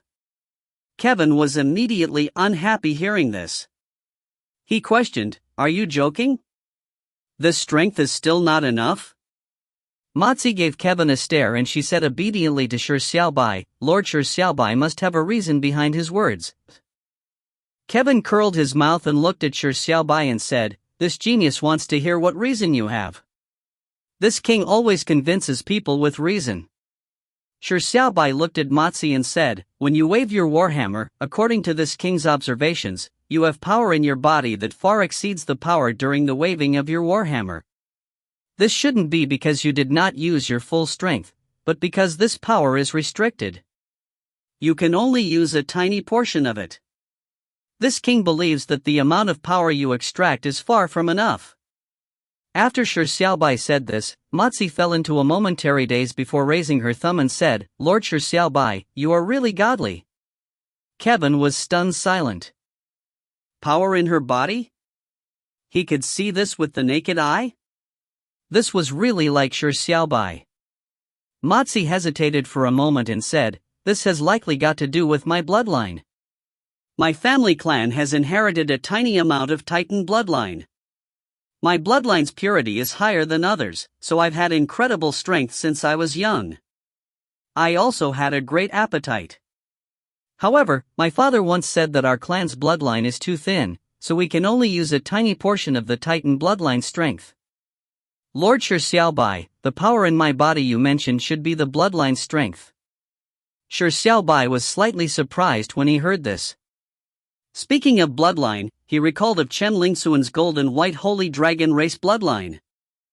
Apparently, Chen Lingxuan's bloodline purity was extremely high, so high that he could transform into a dragon.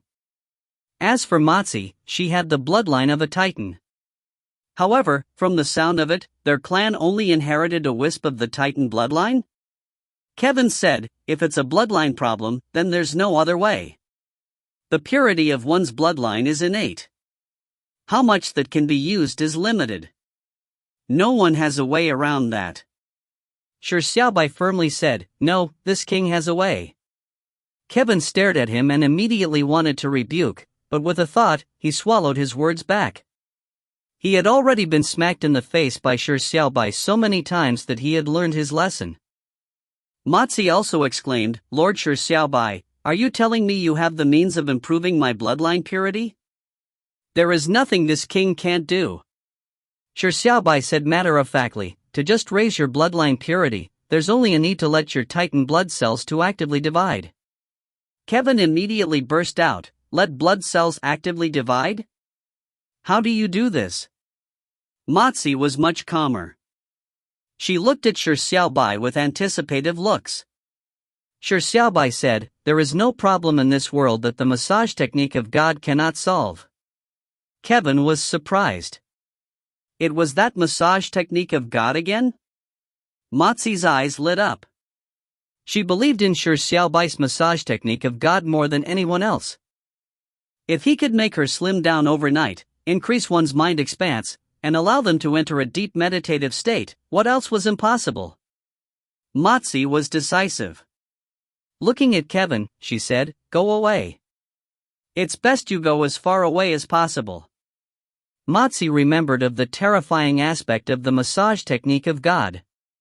She did not want to embarrass herself in front of others, so she hurriedly chased Kevin away. Kevin opened his mouth and stared at Shi Xiaobai with a warning look. There was no other way about it. Although he liked Mozi, she did not have any relationship with him.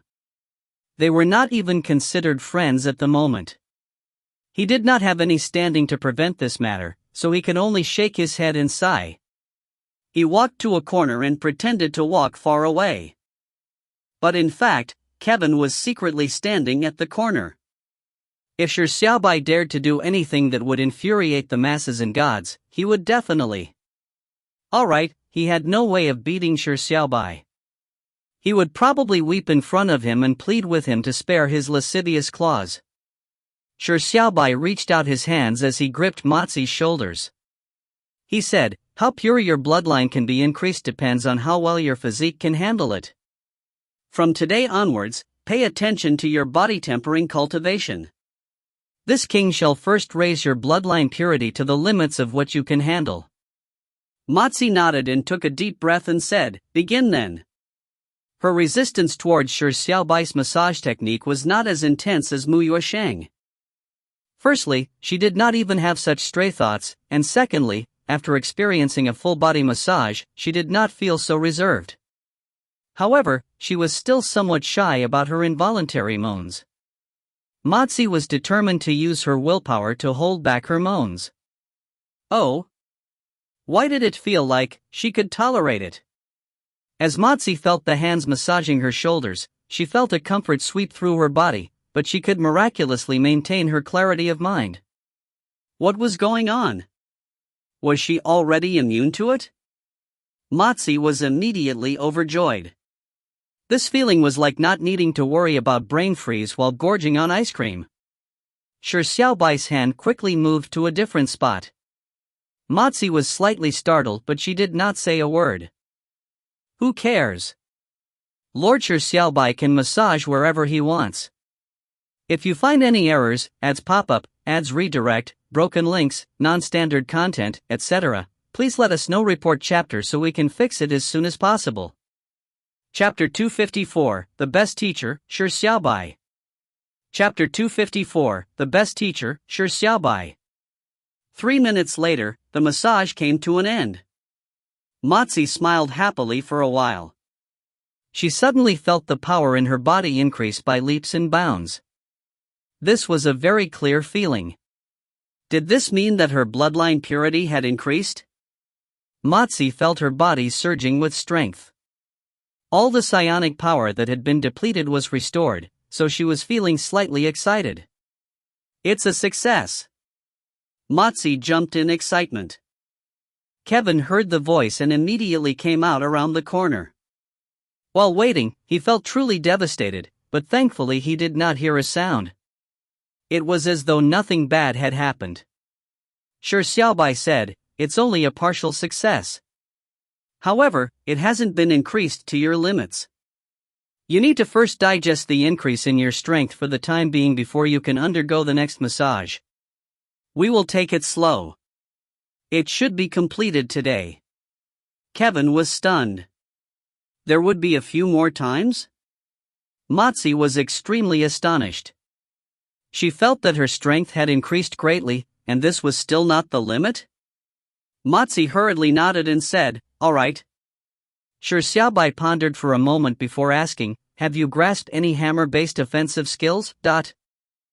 Mozi answered, "Yes." Shi Xiaobai said, "Demonstrate it." Mozi immediately nodded and conjured a psionic warhammer. The speed at which she constructed it was average, but the quality of the psionic warhammer looked pretty good.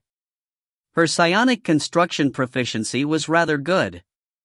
Quaking Mountain Strike. With a charming cry, Mozi swung her warhammer in the air with all her strength.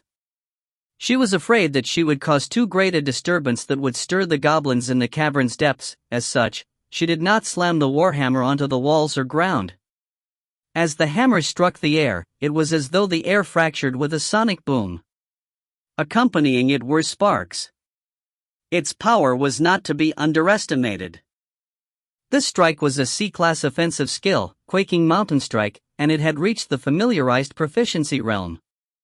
As she had abandoned cultivating any movement techniques, Matsi had only focused on cultivating magical silver shield and quaking mountain strike. Her proficiency in it was rather good. Kevin was secretly horrified. He was now unsure if he could beat Matsi. After seeing this strike, Shi Xiaobai had a look of rumination. Moments later, he stretched out his right hand. As psionic power spewed out, a psionic warhammer was instantly constructed. So fast! Matsi exclaimed. Shi Xiaobai swung the warhammer a few times. His eyes flashed as he raised the warhammer and swung it. This swing did not seem to have used a lot of strength. It looked like any ordinary swing, but sparks bloomed wherever the warhammer swung. A red inferno burst out and landed on the path ahead. Instantly, a miniature sea of flames covered the ground. Shi Xiaobai swung the warhammer again and slammed down. Again, the amount of strength used in this strike was not astonishing. It did not even cause the ground to tremble, but when this strike hit the ground, a circular flame burst out a few meters in front of where the warhammer landed. It struck a wall in front of him, and immediately sizzling sounds were heard. A wisp of white smoke poured out as though the wall had been corroded by extremely high temperatures. Matsi and Kevin stared in astonishment. Out of these two strikes, one had produced a miniature sea of flames, while the other produced an intense high temperature that surged to the skies. It was extremely astounding. Matsi said with a stutter, "What is this strike?" Shi Xiaobai said, "Kuanpeng hammer technique." Kevin frowned slightly. Such a powerful hammer technique should be rather famous. Why has this genius never heard of it? Shi Xiaobai grinned and said, "It's a hammer technique self-created by this king." Kevin was appalled. Self-created? Matsi widened her eyes and said, "Lord Shi Xiaobai, when did you create it?" Did Lord Shi Xiaobai specially create two hammer-based offensive skills for her because he knew that she used a warhammer? Shi Xiaobai answered, "This king did some rudimentary rehearsing in the head. It was the first time using it just now. It still needs some modifications to perfect it." Shi Xiaobai had discovered that Matsi's hammer offensive skill was not up to standard when he saw her use her warhammer. As such, he came up with the thought of creating a hammer offensive skill or two for her. After that, using the principles behind the Kuanpeng sword technique, he altered the hammer technique. He rehearsed the Koan-stewing walk and two pine grills in his mind. The speed at which Shi Xiaobai rehearsed was extremely fast. In a few minutes, he was able to do it dozens or even a few hundred times.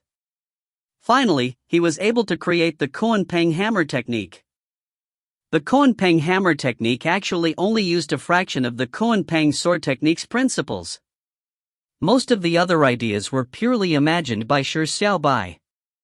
Hence, it was not too much of a problem calling it a self-creation. Matsi and Kevin were stunned. Even if these two offensive skills were not A-class, they were at least at the B-class. He had managed to create one in a few minutes, and even managed to succeed in practice? This had never been seen or even heard of before. Even though they had categorized Shi Xiaobai as a monster, they could not help but suspect if they were in a dream. Following that, Shi Xiaobai practiced his Kuanpeng hammer technique a few times before ending with a satisfied cry of perfection. The duo were already numb to it. Just a few actual practices was enough to allow him to successfully alter it. It may be fantasy to others, but for Shi Xiaobai, it was a trivial matter. The reason why Shi Xiaobai had specially created and modified Kuanpeng hammer technique was obvious, without any need for explanation. Matsi was extremely moved and felt somewhat disturbed. This was because the hammer technique looked rather complicated. She was somewhat afraid she would not be able to master it and not live up to Lord Shi Xiaobai's good intentions. But very soon, Matsi realized she had been overthinking things. This was because although the Kuanpeng hammer technique was indeed complicated, it was easy to understand from Shi Xiaobai's explanation.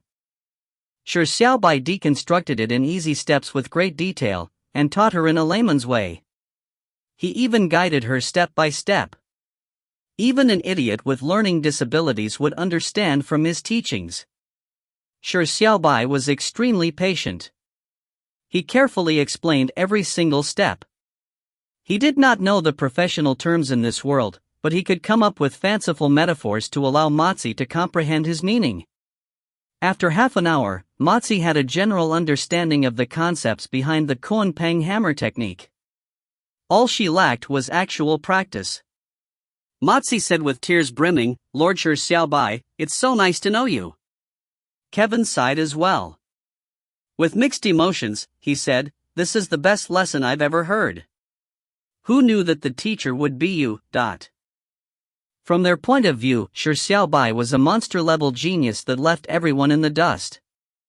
However, they never expected Shi Xiaobai to be such a good teacher at lecturing. He did not use any professional terms, but was able to allow others to understand without any difficulty. You would feel astonishment from his statements. You would feel enlightened because of a few explanations from him.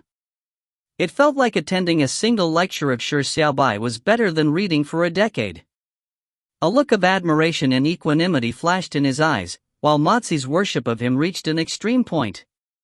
Shi Xiaobai laughed in his heart. Back then he had taught Yang Wei's younger sister, a 5-year-old loli, how to play competitive games. After a year of actual practice, he managed to teach her Dota and LOL.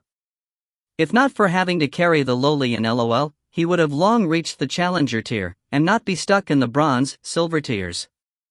For a challenger tier player to carry a bronze tier player, Shi Xiaobai was extremely proficient at doing it. For example, Mozi and Kevin were 2 bronze tier players. If you find any errors, ads pop-up, ads redirect, broken links, non-standard content, etc., please let us know. Report chapter so we can fix it as soon as possible. Chapter 255, It's you yourself that is depriving yourself of your flexibility. Chapter 255, It's you yourself that is depriving yourself of your flexibility, but only until Mozi produced stewing wok hammer and grilling hammer did Shi Xiaobai end his lessons. Although Mozi had yet to even reach the grasped basics realm of the Kunpeng hammer technique, Shi Xiaobai's teaching ability was incredibly impressive to allow her to basically use such a complicated and powerful offensive skill such as Kunpeng hammer technique. Mozi reflected, "I wish Lord Shi Xiaobai would be a teacher or instructor." Shi Xiaobai smiled without saying a word. On Earth, teachers had previously taken turns, giving Shi Xiaobai homework. In this world, he had encountered a deranged instructor like Hizif. As such, Shi Xiaobai did not have a good impression of teachers or instructors. The trio proceeded forward in the complex caves and constantly left marks. Thankfully, they did not find themselves walking back to their original spots. In less than half a minute, they heard delicate footsteps in front of them once again. Around the corner, there were 6 dark green goblins, also holding hammers. There was also a dark red goblin that was larger in size. It held a sharp knife in hand. This time, there were 7 goblins. Shi Xiaobai turned towards Kevin and asked, "Can you settle them alone?" Shi Xiaobai obviously wanted to see Kevin's ability at fighting alone. Kevin's expression turned somewhat stiff. His combat style was more suitable for one-on-one battles. There was quite a bit of pressure for him to face 7 goblins in one sitting. However, humbling himself was not his character. Furthermore, Mozi was beside him. Of course there will be no problems for this genius. Kevin slightly raised his head as he strode out of the corner. The dark red goblin immediately let out a deafening cry. The 6 dark green goblins with hammers in hands immediately charged at Kevin. Black bear dominating palm. Kevin immediately struck out with his palm. The palm's momentum was boundless as the air around him seemed to boil over. The goblin leading the way was hit by the palm and sent flying. Its body exploded, spraying out dark green blood all over the ground. After Kevin struck, his body appeared stiff for a moment. The other 5 goblins pounced at him. Bronze shield. Kevin hurriedly conjured a bronze-colored shield to block the 5 hammers that came slamming down at him. Bang! Dot. The moment the bronze shield was struck by the 5 hammers, a fine crack immediately appeared as though it was going to shatter. Cloud traversal steps. Kevin did not dare to block again. Immediately, he retreated and looked somewhat pathetic. After Kevin retreated a certain distance, he seized the opportunity to strike out with his palm. Once again, another goblin was sent flying by his tremendous force. Kevin's destructive power was pretty impressive. It was much stronger than Mozi's quaking mountain strike, but his strength came from his superpower, Price of Might. The Price of Might gave him a short burst of power in exchange for his body and movement entering stagnation. As such, every time Kevin struck, his moving feet would have to stop. His body would also appear stiff for a moment. This stiffness caused Kevin to have no choice but to use Bronze Shield to defend the 4 goblins' hammer strikes. The bronze shield cracked once again from the strikes. Just as Kevin wanted to retreat, he was appalled to discover that he had already retreated to the cave wall. He could only retreat towards the corner where Shi Xiaobai and Mozi were. Kevin gritted his teeth and used psionic hardening on his right arm to withstand the blow of the goblin's strikes. 4 hammers shattered as the 4 dark green goblins screamed in retreat. Kevin endured the pain. His right arm had 2 bloody holes as though they had been pierced by a nail. Boiling blood began gushing out of his wounds. Suddenly, Kevin's pupils violently constricted. A sharp knife was already in front of his chest. The larger dark red goblin had rushed in front of him without him realizing. The sharp knife was just inches away from his chest, and there was no chance for him to react in time, much less conjure a shield to block. He did not even have the time to use psionic hardening. Kevin closed his eyes in fear. Bang! The pain he feared did not come. Instead, there was a large bang. When Kevin opened his eyes, he saw the dark red goblin's head no longer sitting on its neck as it fell backwards. Shi Xiaobai was standing beside him with a psionic sword. Mozi raised her psionic warhammer and charged at the 4 dark green goblins. A wok that was rudimentary in form smashed down, causing the 4 goblins to collapse with a cry. It was in stark contrast to the process of her slow killing of monsters from before. Kevin's eyes turned disheartened. The pain on his arm could not match the pain he felt in his heart. Shi Xiaobai reached out his right hand to cover Kevin's wound. A magnolia beam of light bloomed as holy radiance's power of light enveloped Kevin's arm. The bloody hole that was gushing out fresh blood began to slowly heal. Kevin felt a warmth from his wound as the pain alleviated. Instead, he felt a slight itch that came from the healing of a wound. Shi Xiaobai said softly, "You are not good at fighting against a group." Kevin nodded subconsciously. The pain in his heart lessened. Yes, he was not good at fighting against a group. Shi Xiaobai had picked this up at a glance. Could this be considered comforting him? Shi Xiaobai said with a deadpan expression, "But you have quite a few other problems." Kevin gaped but did not refute. Instead he said with a wry smile, "Is there any way of redeeming myself?" Shi Xiaobai nodded and said, "Of course, wouldn't solving the problems do?" Kevin could only smile wryly. Some of the problems was a result of him lacking in actual combat experience. This sort of problems could be slowly solved, but some problems were fated never to be solved. For example, the condition and limitation of his superpower, Price of Might, could not be avoided. Kevin hesitated for a moment and was prepared to explain to Shi Xiaobai what his greatest problems were. He was now fully convinced of Shi Xiaobai's prowess. However, Shi Xiaobai said at that moment, "Your situation is completely opposite from Mozi. You do not have much power in your body, but the actual amount of power you output is many times stronger. You should be using some method to increase your strength. However, when you use this power, you will come to a halt. After using your power, your body will stiffen for a short period of time. This must be the price you pay for increasing your strength." Kevin stared with widened eyes at him and said in disbelief, "How did you tell?" Shi Xiaobai looked at Kevin lightly. His expression seemed to say just like that. Kevin said with a wry smile, "You are truly a monster.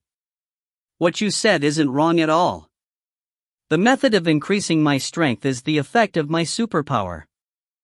And the superpower's condition is to stop moving, and the limitation is the more augmented the strength, the longer the body will stiffen. Although this superpower has given me outstanding strength, it has deprived me of my flexibility. There is no solution to this problem." Shi Xiaobai shook his head and said in a speechless manner, "It's you yourself that is depriving yourself of your flexibility. If you find any errors, ads pop up, ads redirect, broken links, non-standard content, etc., please let us know. Report chapter so we can fix it as soon as possible." Chapter 256, Deceptive Assassin. Chapter 256, Deceptive Assassin. Collapse.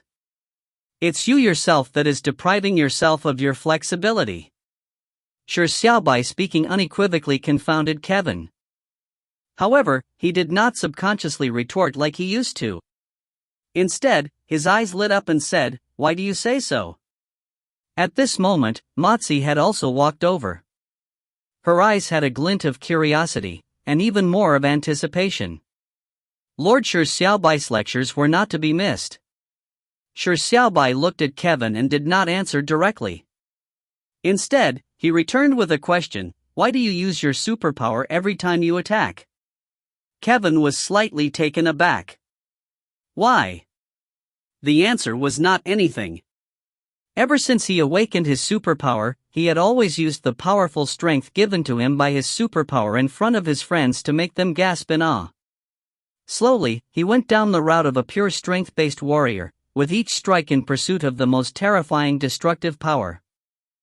Of course, he had to use his superpower. However, with Shi Xiaobai asking him now, Kevin was somewhat confused. Yes, why did he had to use Price of Might every time he attacked?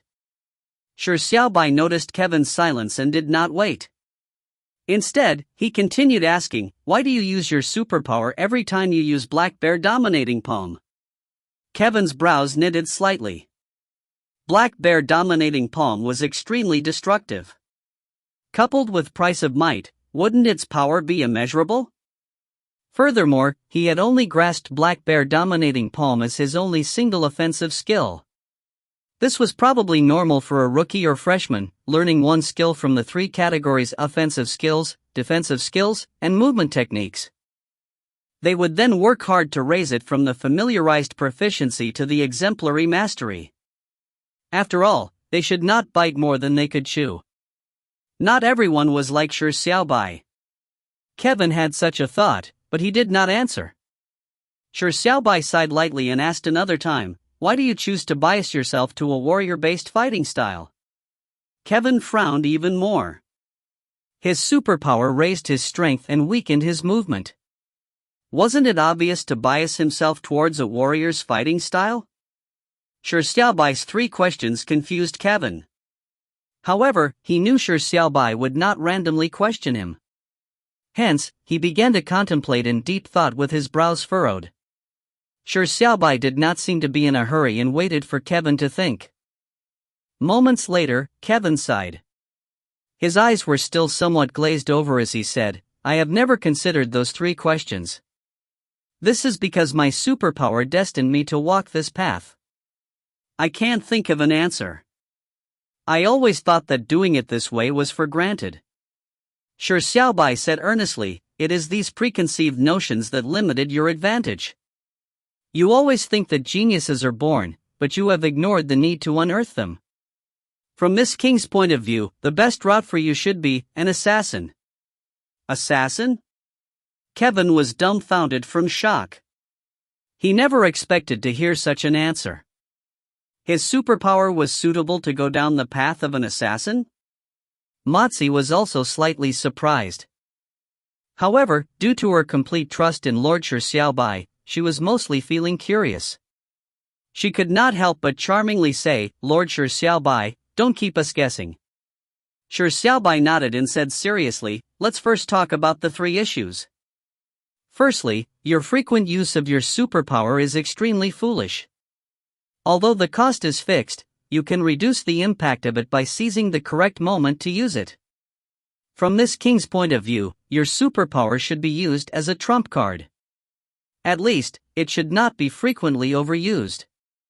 Secondly, the usage of Black Bear Dominating Palm has certain preparatory movements that make it easy to be dodged. Furthermore, Black Bear Dominating Palm itself does not lack destructive power. However, by making superfluous use of your superpower coupled with an easily dodged offensive skill, you are just enlarging your weaknesses and burying your own advantage.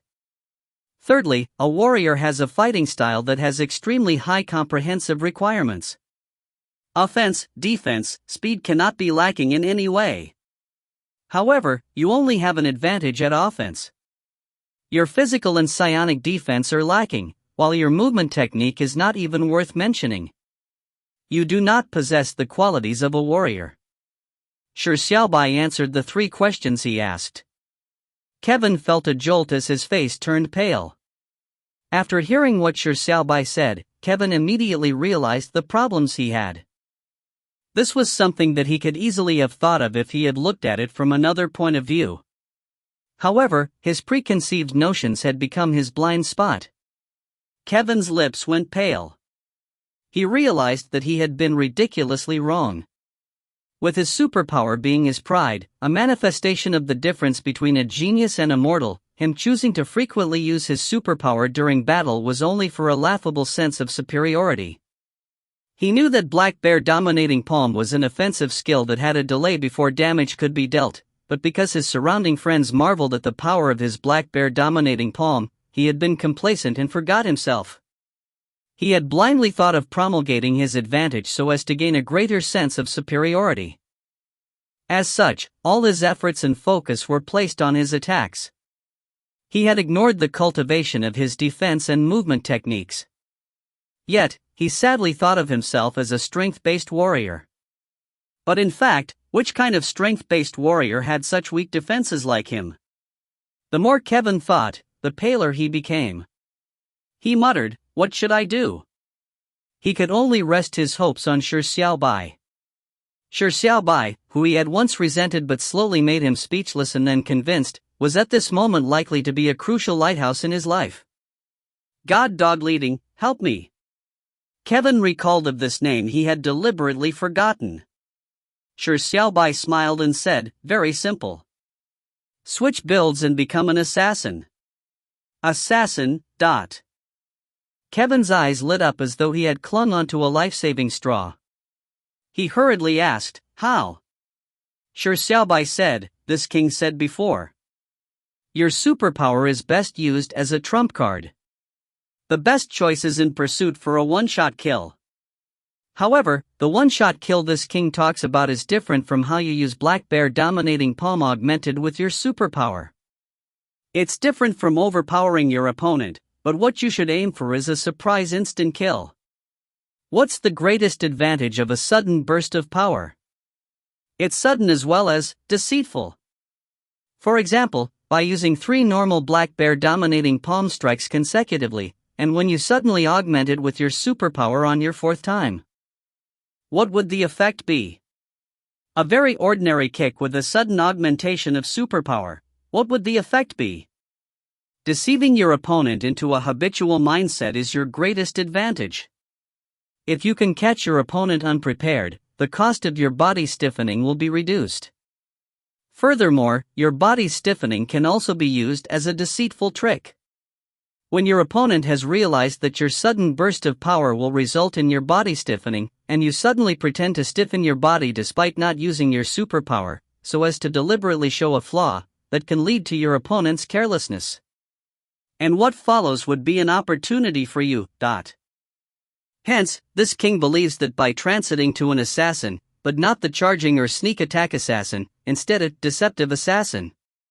If you find any errors, ads pop up, ads redirect, broken links, non-standard content, etc., please let us know. Report chapter so we can fix it as soon as possible. Chapter 257, Super Healer and Godlike Mentor. Chapter 257, Super Healer and Godlike Mentor.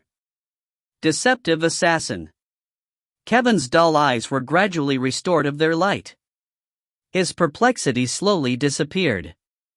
Shi Xiaobai's words seemed to have opened up a whole new world for him, as though the fog in front of his eyes had been lifted. Kevin asked, "What should I do next?" Although Kevin had some ideas, he did not dare to push the boundaries. He had already come to a realization how worthless his so-called sense of superiority was. Shi Xiaobai obviously had some ideas. He said, an assassin's basic nature is being able to create an instantaneous burst and being agile. You already have that instantaneous burst, but your movement technique is your weakest aspect. Hence, what's next is for you to seriously cultivate your movement technique. You will have to regain the flexibility you deprived yourself of. After that, you will need an extremely fast offensive skill, or even refrain from using any offensive skills. Your trump card should not have any preparatory movements. It's best if it has some deceptive component to it. And most important is the learning of how to deceive. Deceit requires intelligence and courage. There is a higher requirement of knowing how to seize opportunities. Things like how to deceive your opponent and even yourself are things you are in dire need of learning. Following that, Shi Xiaobai shared with him his comprehension of deceitful techniques from the time when he used crab steps. This comprehension was slowly grasped when he was being constantly one-shot in the head by Thomas, time after time. Some of it was Thomas's theory and knowledge after researching Yari's divine crab steps. Deception was not a simple matter. In order to deceive the opponent's eyes, senses, psychological state of mind and even their subconsciousness, every progressive state contained great wisdom. Shi Xiaobai's deceit techniques were only limited to such research. He could only try his best to use elementary words to teach and guide Kevin. It was ultimately on Kevin to do his own in-depth study. After more than 10 minutes of lecturing, Kevin had gained a lot of useful insights despite being still somewhat confounded. Every time he felt a new path open, he was more determined about his next path. A fraudster essentially had no fate with glory, much less superiority. However, Kevin had already realized the mistakes of his past. He had suddenly matured a lot. Kevin's eyes were filled with gratitude as he said, "Let's go. We've already wasted a lot of time." In order to help Mozi and him, Shi Xiaobai had truly done his best. He did not care about the passage of time, as though the trial was not on his mind. Shi Xiaobai nodded and suddenly reached out his hand to pinch Kevin's shoulder. Kevin's eyes stared widely as he said aghast, "This." He felt that the psionic power that he had just expended was rapidly being restored. Shi Xiaobai said, "Do not worry about damage or the consumption of psionic power. This king can restore them in a timely manner. However, do not force yourself to do something overly dangerous. The actual combat that follows next is very important. How much you can improve yourself will depend on your willpower and effort." Mozi and Kevin nodded their heads heavily. At this moment, they felt their blood boiling. With an opportunity for them to become better so close at hand, if they failed to grasp it, they would definitely regret it for the rest of their lives. As they walked through the cave, they encountered the third batch of goblins. There were a total of 13, 10 dark green ones and 3 dark red ones. Mozi easily used Koan Peng hammer technique to finish the 10 dark green goblins. Kevin was in a somewhat sorry situation, but he was much better than before. As he dodged for a prolonged period of time while receiving the 3 dark red goblins' attacks, he had been inflicted with light injuries. However, his cloud traversal steps had enjoyed a small boost. He chose to use Psionic Wavelet out of the 5 basic Psionic offensive skills as his trump card. Psionic Wavelet Palm was the simplest and most direct palm technique. He slowly learned how to seek the opportunity to use Wavelet Palm. Although he was in a sorry state during the process, he was still able to grab the chance to use Price of Might to augment his Wavelet Palm to instantly kill a dark red goblin. And due to the proper grasping of the timing, the disadvantageous state of his body stiffening up no longer put him in a predicament. After the battle, Shi Xiaobai used Massage Technique of God to restore the duo to their full psionic power and used the power of light to heal Kevin of his wounds. Suddenly, he became like a super healer. Shi Xiaobai evaluated the duo based on their performance. Matzi, some of your actions are redundant. Also, your strength is too dispersed and not focused onto a point. When you use Koan Peng hammer technique, try to keep it simple and concise. Focus your strength, while taking into account your speed and control. Kevin, the accelerating and decelerating of your movement technique is done too hastily. Making a judgment only at the final moment won't do. You need to learn how to observe the minute motions of your opponent, and judge the opponent's next attack. During this battle, you had 7 opportunities you did not grasp. Your acuity of opportunities still needs improvement. The root of the problem is that your judgment is lacking. So, you need to first improve that. Pay attention to the points this king said and continue working hard. Matzi nodded seriously and said, "Alright, teacher Shi Xiaobai." Kevin nodded his head while he pondered, "Alright, I'll take note of it." As they ventured deeper into the caves, every batch of goblins they encountered increased in number. Slowly, dark blue, dark yellow, dark purple, and various other types of goblins appeared. It became harder and harder for Kevin and Matzi to obtain victory, and the injuries that were inflicted on them and the consumption of psionic power increased with each batch. However, Shi Xiaobai was like a bottomless healer. Regardless of how injured they were, the power of light could rapidly rejuvenate them. Regardless of how much psionic power they expended, a simple pinch from the massage technique of God restored them.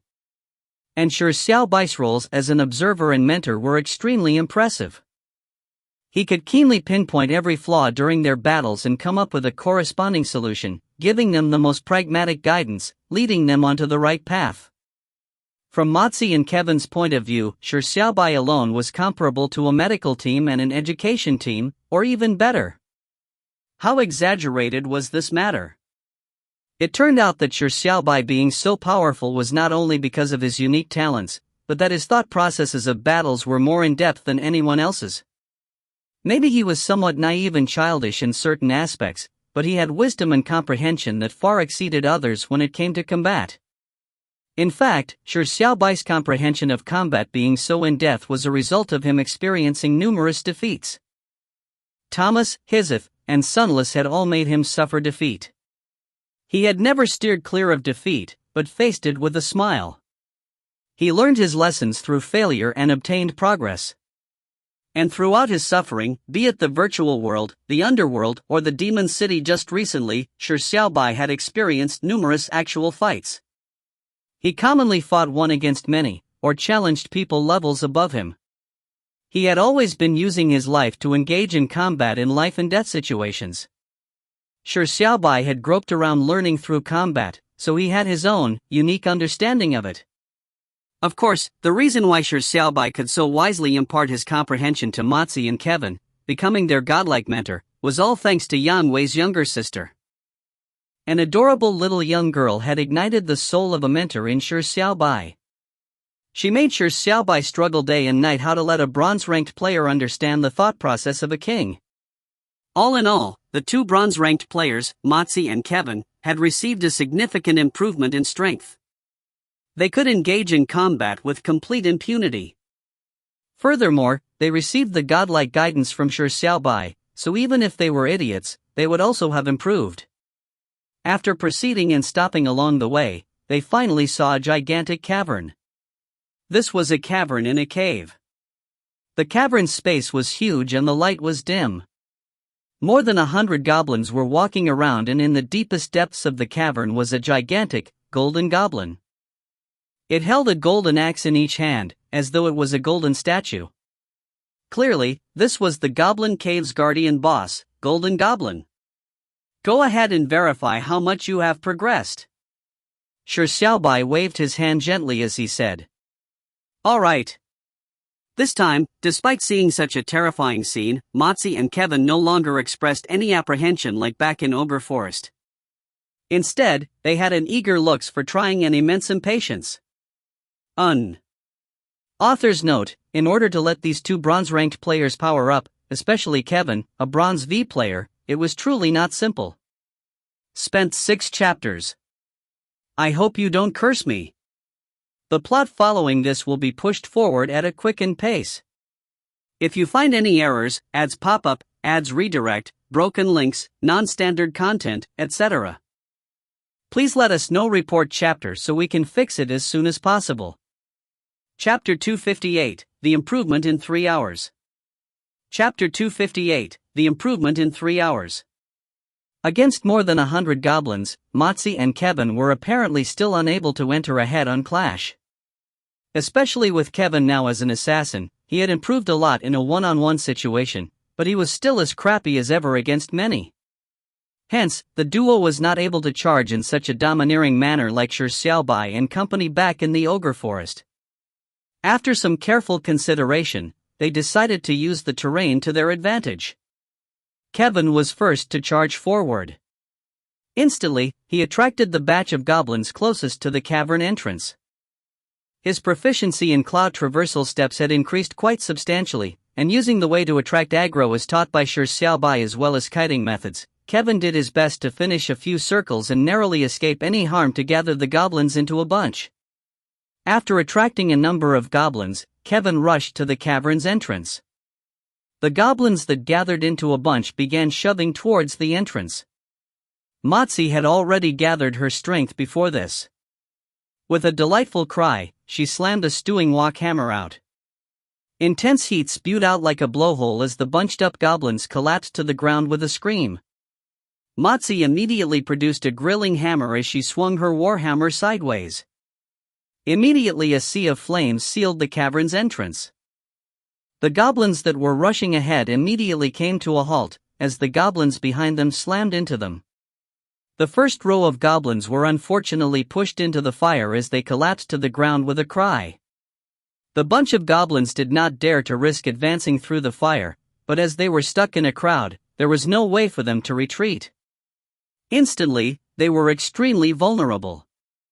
Motzi slammed her hammer again and again. Using the distance, she used grilling hammer and stewing wok hammer to clear the bunch of goblins. When the goblins who were in the distance saw the scene, they screamed in indignation for a moment before retreating to a safer location. Kevin used Black Bear Dominating Palm, which was augmented by the price of might to strike the flames at the cavern's entrance. The violent winds that accompanied the powerful strike blew out the flames. After the flames were extinguished, Kevin charged forward once again. Repeating the same trick, he gathered a bunch of goblins to the cavern entrance, and Motzi used the same method to destroy the bunch of goblins. After repeating this for 5 or 6 times, more than 100 goblins were cleared.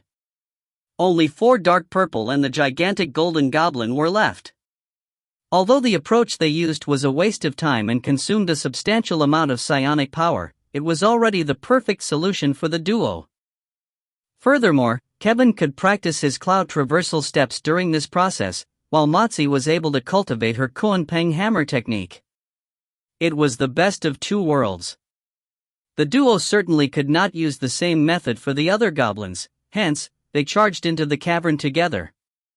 Kevin first attracted the 4 dark purple goblins aggro and kite them away before circling around them to charge straight towards the golden goblin.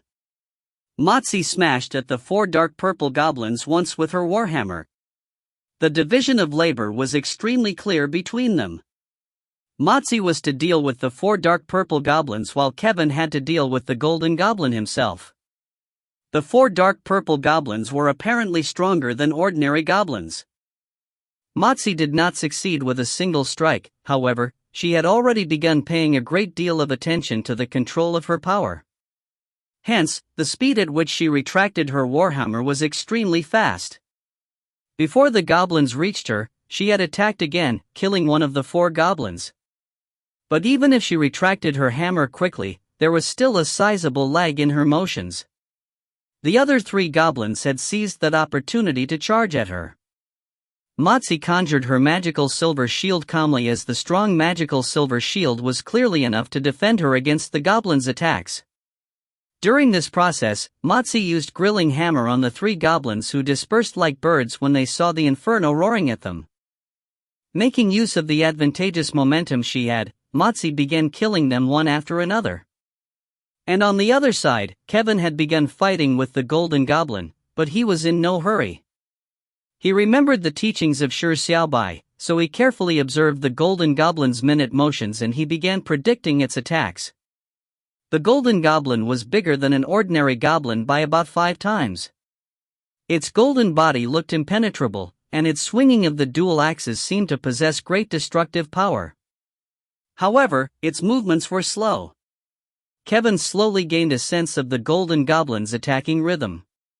He constantly dodged and would occasionally hit the Golden Goblin with a wavelet palm. The Golden Goblin's skin would shimmer with a layer of golden light every time it was struck. The ordinary wavelet palm dealt no damage to it. However, Kevin realized that the Golden Goblin's eyes slowly had a hint of disdain in them. It began to slowly relax on its defenses as it began obsessing with its offenses. Now is the time.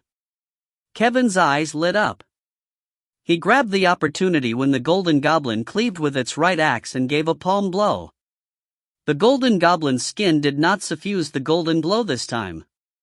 Instead, it swung its left axe at Kevin. It had already judged that the attacks of the human in front of it could not deal it any damage. Hence, it abandoned its defenses and forcibly attacked. However, this strike from Kevin was no ordinary wavelet palm. Instead, it was wavelet palm augmented by price of might. Wavelet palm was simple and direct, so it was extremely fast. Coupled with the augmentation in strength from the price of might, it could be said to be fast and ruthless. By the time the Golden Goblin realized the danger, it could no longer react in time. Boom! The strike hit straight at the Golden Goblin's body as it was sent flying backward with a terrible cry. It slammed into the wall with a thud, causing the entire cavern to tremble. After Kevin struck, his body stiffened for a moment, but immediately after he charged at the Golden Goblin that was half kneeling on the ground. Black Bear Dominating Palm. Kevin hit the goblin while it was down. By using Black Bear Dominating Palm that was augmented by the price of might, he struck at the head of the Golden Goblin, who was still in a giddy state due to the severe injuries. Boom!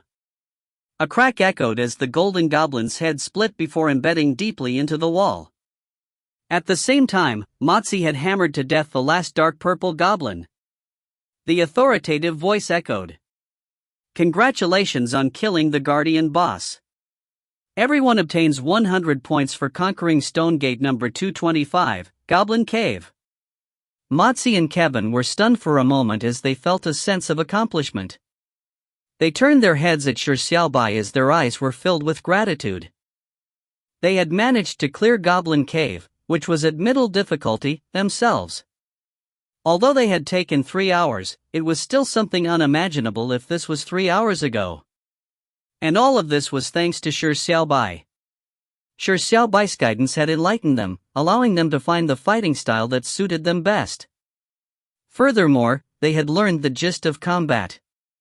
Application of the massage technique of God and the power of light had given them the endurance, allowing them to fight with all their might for 3 hours. It could be said that these 3 hours of actual combat was far better than 3 months of normal cultivation. The duo looked gratefully at Shi Xiaobai. They were momentarily at a loss as to how to express their gratitude. If you find any errors, ads pop up, ads redirect, broken links, non-standard content, etc., please let us know. Report chapter so we can fix it as soon as possible. Chapter 259, Intercourse for a Moment. Chapter 259, Intercourse for a Moment. Motzi and Kevin cast grateful looks at Shi Xiaobai. However, Shi Xiaobai did not believe he should claim credit for that. Motzi and Kevin's talents were pretty good to begin with. One of them had a Titan bloodline, while the other had a C-class superpower. Their talents would be the cream of the crop if they were in a first-tier organization. The only problem was that they had gone astray and did not put in as much effort. Now, all Shi Xiaobai had done was guide them onto the correct path and give them an opportunity to become stronger. It was their desire to become strong that allowed them to resolutely cling onto that opportunity. It was their hard work that allowed them to obtain such significant progress. However, all of this was far from enough. Although Motzi and Kevin had made considerable improvements, they were still a great distance away from becoming the top 10 rookies. They had just gone from plankton to a tiny fish that could swim better. Shi Xiaobai said, "Let's go. On to the next stone door." Motzi and Kevin nodded heavily. They quickly recovered from being carried away by excitement. They knew that the opportunity that followed was one that would change their entire lives. Furthermore, it was the selfless sacrifice of Shi Xiaobai, Sunless and Muyue Sheng that gave them this opportunity. If they did not grasp it well, they would regret it for the rest of their lives. Therefore, regardless of how tiring and arduous the combat training that followed would be, they had to grit their teeth and endure through it. The look in Motzi and Kevin's eyes turned hot and firm. After clearing the stone door level, a door would be opened for every trial taker so that they could easily depart the level. Hence, the 5 of them gathered at the crystalline ground as they had previously agreed upon. Muyue Sheng had already awoken, but she did not seem to be in a very good mood. This was because her deep meditative state had been interrupted by the authoritative voice. According to Shi Xiaobai's judgment, the massage technique of God had only a 10% chance of sending her into a deep meditative state. Furthermore, the temples could not be continuously stimulated. There was a need for an interval, so even though Muyue Sheng was willing to accept the embarrassing massage again, it was impossible for her to enter a deep meditative state again. Muyue Sheng found it somewhat regretful. However, the scenes she cogitated were much clearer than before. This was the astonishing result of the massage technique of God. In fact, the massage technique of God did not truly increase her mind expanse. It was making her thoughts and mind achieve better clarity through massage. As such, it also improved the fidelity of her imaginations. This lifting effect obviously was temporary, so Muyue Sheng was unwilling to waste it. She hurriedly took the time to close her eyes and enter cogitation. As such, Shi Xiaobai and company suggested for Muyue Sheng to wait in the crystalline ground and concentrate on her cogitation. Muyue Sheng hesitated for a moment before agreeing with a nod. She was no longer in a deep meditative state, so she was safe alone in the crystalline ground. However, she felt somewhat guilty gaining points while standing outside in cogitation. Muyue Sheng thought to herself that she had to find an opportunity to repay the favor to them. Shi Xiaobai had indeed seen through the glyphs on the stone door. The next stone door he chose was of medium difficulty. Medium difficulty was currently most suitable for Motzi and Kevin's actual combat training. Occasionally, the duo would receive some injuries, but they were all minor ones. It was sufficient to use the power of light of holy radiance to heal them. If the injuries they suffered were too severe, the power of light was insufficient. This time, Shi Xiaobai did not observe Motzi and Kevin's every battle to give them advice like previously, because he had things he needed to do. He wanted to have intercourse with Sunless.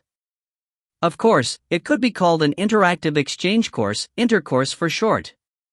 Shi Xiaobai had first thrown a brick in order to get a gem.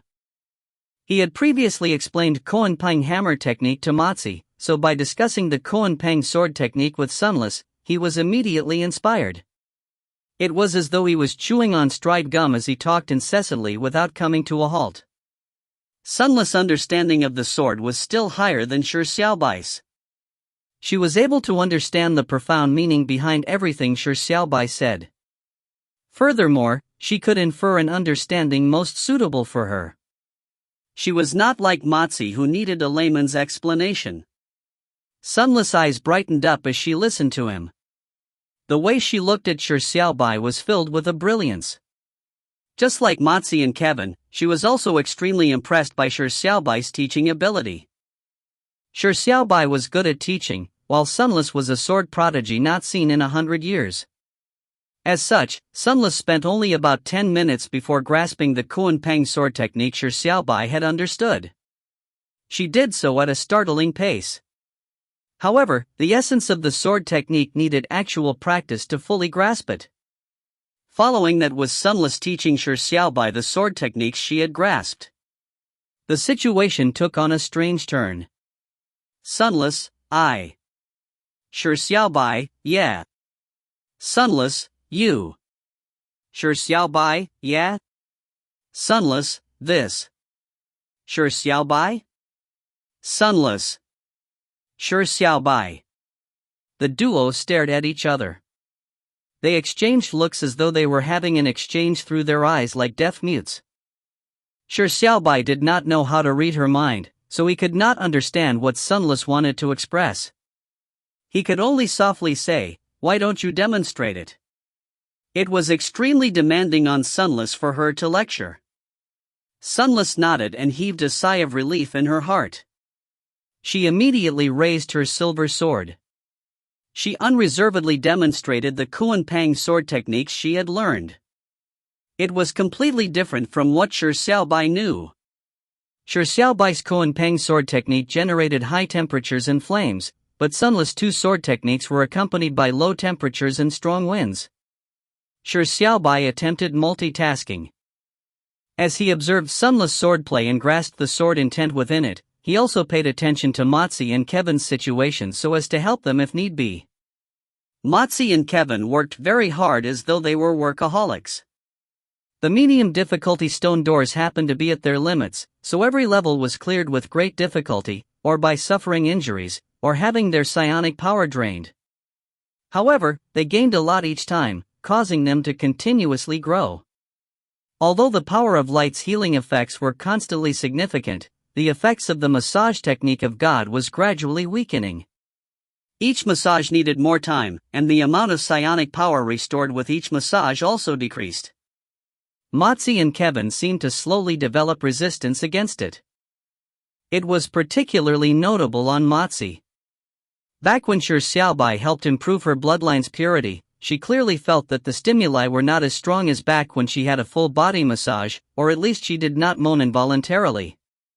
She had believed that she had gotten accustomed to the comfort, but the fact was that she had generated antibodies against the massage technique of God. The massage technique of God was like a virus. Although it was very powerful, it would be instinctively rejected by the body and generally develop a resistance to the point of being completely numb to it. This sounded an important alarm for Shi Xiaobai.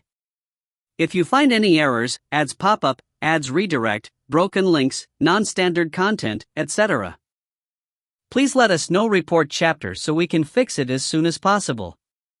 Chapter 260, just as inaccurate as always. Chapter 260, just as inaccurate as always. In fact, the massage technique of God was not as powerful as he had imagined, as it had its limitations and flaws. For example, the divine massage of giving spring to withered wood. While it could restore a person's psionic power through a massage, it was not producing psionic power from nothing. The reason behind the restoration was mostly due to an increase in the speed of the massaged person's psionic power recovery rate, which resulted in the effect of restoring a person's psionic power in a short period of time. However, the increase in speed was set at a fixed value. With Shi Xiaobai's familiarized proficiency level, he was perfectly able to speed up Mozi and Kevin's recovery of their psionic power. However, if he were to massage a mighty warrior like Wenpun, the effects would be minute, unnoticeable. This was because at the rate that Wenpun consumed his psionic power, Shi Xiaobai's limited acceleration for Wenpun's rate of restoration was insufficient. It was unable to keep up with Wenpun's usage. It was like pouring a bottle of mineral water into a vast lake. There were actually numerous limitations to the massage technique of God. For example, the nominal increase of mind expanse was in fact a massage that, because it had a stimulating effect on the nerves in the temples, gave one's thoughts greater clarity. However, a long period of time needed to pass before it could be done again. For example, the improving of the purity of the bloodline through massage first required the body to be able to endure it. Furthermore, it needed a period of time to pass before the proper endurance could be reached as well. As for using massage technique of God as an offensive skill, it was in fact not very useful in battle. Shi Xiaobai had almost never used it in battle. This was because the move required him to stick close to his opponent. Its speed was too slow, and only back when he was being ganked by the Zeus rookies did he manage to silently succeed in their moments of carelessness. However, despite there being many limitations to the massage technique of God, Shi Xiaobai still found the massage technique of God to live up to its name as a B-level reward. This was because the massage technique of God was very versatile. It could be considered a godly support skill. But now, the massage technique of God had finally revealed a rather significant flaw. Repeated use could result in immunity. This left Shi Xiaobai no choice but to consider how he could allocate the usage of the massage technique of God. For example, Matzi had already near immunity to the massage technique of God. If he continued to use divine massage of giving spring to withered wood on her, once she was completely immune to it, there was no way to increase her bloodline's purity. After Shi Xiaobai explained this possibility to Matzi, she resolutely chose to leave the massage technique of God chances to increasing her bloodline purity. When Kevin heard this, he also indicated that he did not want to waste the opportunities of the massage technique of God because of psionic power. As a result, in the later stages of the combat training, Matzi and Kevin began to pay attention to their psionic power expenditure. The speed at which they cleared medium difficulty stone doors also slowed down. The amount of time they took to rest also increased. There were a few times during battle when they revealed a critical flaw due to the draining of psionic power. If not for Shi Xiaobai and Sunless helping them, they might have been severely injured or even died. However, Matzi and Kevin did not request for the training to stop. They gritted their teeth and persisted on. They did not complain or say any disheartening words, because they knew that every minute they had now improved them immensely in the future. Shi Xiaobai did not let them stop either. Although he was unable to use the massage technique of God on the two of them, which resulted in his massage technique of God still having a long way away from the exemplary mastery realm, Shi Xiaobai did not try any other attempts to complete the absolute choice. Instead, he silently accompanied Matzi and Kevin in their combat training. In fact, despite Matzi and Kevin's hard work, there was still an untraversable distance from the super rookies like Sunless, Pulp Farmer, or Heartless. The chances of them becoming one of the top 10 chosen for the collective training were still very slim. However, Shi Xiaobai always believed in miracles. Furthermore, he was not bothered by failure. Even if Matzi and Kevin eventually failed to become one of the top 10 selected for the collective training, it would not affect the price he had paid. As such, compared to seeing Matzi and Kevin fall behind, that would be a choice he would never regret. An unknown period of time passed by. Matzi and Kevin exceeded their limits again and again, but they ultimately reached their limits. They did not want to stop until they could not move out of exhaustion. However, a voice resounded that made them have no choice but to stop. This level's level lord, Thousand-Eye Demon Sovereign, will descend in 3 minutes. The Thousand-Eye Demon Sovereign will traverse the crystalline grounds and each stone door. Please make haste. The level lord, the Thousand-Eye Demon Sovereign, was descending in 3 minutes. These news caught many people off guard. 11 hours had passed. Matzi and Kevin instantly went pale. They were still reveling in the joy of becoming strong and had forgotten the passage of time. They had forgotten about this matter. As for Shi Xiaobai and Sunless, they apparently did not put this matter to heart. Matzi's lips trembled as she said, "We only have 650 points. Clearing this stone door gives only 750 points. We won't make it in time."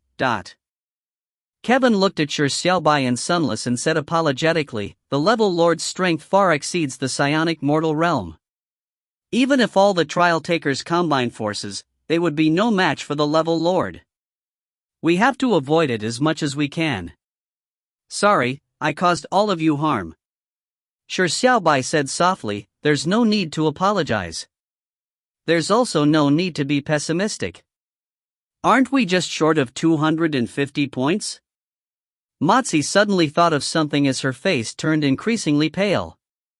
She said, "Lord Shi Xiaobai, the level lord will first descend onto the crystalline grounds. We need to meet up with Sister Yuesheng as soon as possible, or she will be in danger." Since the level lord would alternate between the crystalline grounds and stone doors, the crystalline grounds was inevitably an extremely dangerous place. As for the trial takers that hid in the stone doors, they had to rely on luck. After all, there were so many stone doors, so the level lord might not immediately find them. However, every second meant greater danger. It was now a race against time. Although Shi Xiaobai was not afraid of the thousand-eyed demon sovereign, he was worried that the other four would be eliminated. He made a calm decision and exchanged looks with Sunless, immediately seeing and understanding the thoughts in each other's minds. The two nodded and immediately rushed forward after turning around. Thankfully, they had already arrived at the guardian boss entrance for this medium difficulty stone door. As long as they defeated the guardian boss, they would clear the level and meet up with Muyue Sheng. Shi Xiaobai and Sunless utilized all their strength. The two rookies were already very strong to begin with, so by using all of their strength, killing the patrolling enemies and the guardian boss was as easy as cutting vegetables. In less than a minute, both the patrolling army with more than 100 members and the guardian boss were defeated. Motzi and Kevin were astounded. They believed that, after becoming a lot stronger, they had at least managed to close the gap between them and the two before them by a small margin. However, they never expected to see that the gap between them and the duo was still as immeasurable as before. Were super rookie grade rookies so strong? No, even a super rookie would not be this strong. It should be said that the duo far exceeded the range of a super rookie. As the quartet returned to the crystalline grounds, there was only Muyue Sheng waiting alone in the boundless crystalline plain. The other rookies panicked and had hidden in the stone doors. The crystalline grounds that was meant for them to rest and regroup had now become the most dangerous area. There was less than a minute before the thousand-eyed demon sovereign descended. Shi Xiaobai did not waste any time, and immediately found a stone door that he had yet to open. There were two other types of stone doors that he had yet to attempt. It was now a race against time, so it was best if he settled it with a single door. They were still short of 250 points, so it was likely that the rewarded points from the hard difficulty stone door were insufficient. As such, they had to choose a hell difficulty stone door. Shi Xiaobai carefully examined the two stone doors. His intuition didn't work constantly, and at that moment in time, it happened to be not working, but without a way to use his intuition to judge which door was of the hell difficulty, Shi Xiaobai had to guess using his logic. The stone door in front of him had a mountain glyph. There was a tiny tree sapling growing on the mountain. On the other stone door, there was a vivid pair of dragons playing with pearls. Seeing Shi Xiaobai seeming to be in a dilemma, Kevin hurriedly said, "I believe the door with the pair of dragons playing with pearls is more likely to be of the hell difficulty. Dragons in China are considered one of the most noble creatures, and so there is profound meaning behind a pair of dragons playing with pearls." Furthermore, Kevin began to eloquently analyze. "Alright, this king knows." Shi Xiaobai nodded with appreciation. Then, he pushed open the stone door carved with a mountain and he took a step into the door. "Kevin, did he say something wrong?" "Welcome to stone door 233, Magical Beast Forbidden Mountain. This stone door's difficulty is hell. Please kill the guardian boss, Titan Ape." Kevin stared with widened eyes. This stone door was really at hell difficulty? Shi Xiaobai patted Kevin on the shoulder and said with a grin, "Well done. Your judgment is just as inaccurate as always." Kevin was immediately rendered speechless when he heard this. Shi Xiaobai had used his incorrect judgment to make a correct one. Was Shi Xiaobai so confident that his judgment was wrong? Was he that inaccurate? At such a critical moment, how could such a trifling fact be used to decide on such important matters? Ah, pooey. Shi Xiaobai is still that Shi Xiaobai after all. To think that he believed that he had changed into someone else after becoming a mentor. With this thought in mind, Kevin gradually revealed a smile. He previously found Shi Xiaobai very annoying, but from another angle, he realized that although Shi Xiaobai rendered people speechless, he was someone who calmed one's heart. Mozi and Muyuesheng gave knowing smiles. In Sunless eyes, there was a hint of a smile as well. At this moment, the resounding voice boomed once again. The Thousand-Eyed Demon Sovereign has entered Stone Door number 666. All trial takers in Stone Door #666. The authoritative voice suddenly turned sharp and husky. Using a terrifying tone, it said the word run. All trial takers in Stone Door number 666, run. With this said, the rookies still on the third level felt the terrifying pressure that came from the Thousand-Eyed Demon Sovereign. At the same time, they also prayed for the rookies in Stone Door number 666 to last longer so that they could buy them more time. Shi Xiaobai and company did not stay for long.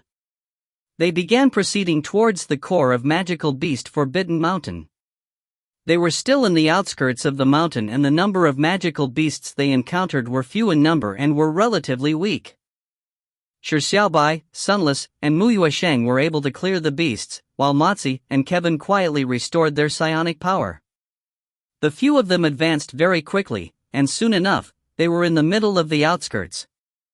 However, after just 3 minutes, the resounding voice echoed again. The Thousand-Eyed Demon Sovereign has entered Stone Door number 233.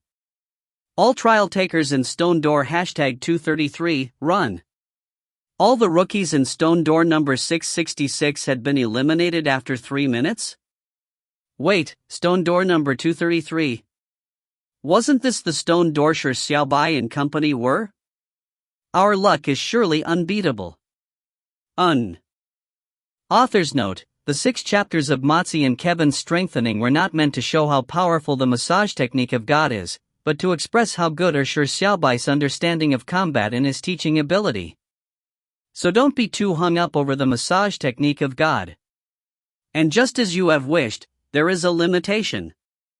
This limitation was actually planted early on by me. As for those who think that Mozi and Kevin being able to surpass super rookies in less than 20 hours is unreasonable, aren't you being unnecessarily worried? How can I write something so unreasonable? The laying of foundations here is not to let them beat super rookies. You will know as you continue reading. Here's a small hint. What is the direction of them becoming stronger? All this foreshadowing isn't for nothing. If you find any errors, ads pop up, ads redirect, broken links, non-standard content, etc., please let us know. Report chapter so we can fix it as soon as possible. Chapter 261, feels like I've fallen for a scam. Chapter 261, feels like I've fallen for a scam. The Thousand-Eyed Demon Sovereign has entered Stone Door number 233. All trial takers in Stone Door #233, run. The voice resounded across the world. Similarly, the last word was said in an extremely strange way that could not help but give people chills. The rookies in the other stone doors immediately gave bitter looks. Although the Thousand-Eyed Demon Sovereign had luckily yet to come to their stone door, the cruel fact that the rookies in Stone Door number 666 were unable to last 3 minutes made them have an intense sense of imminent crisis.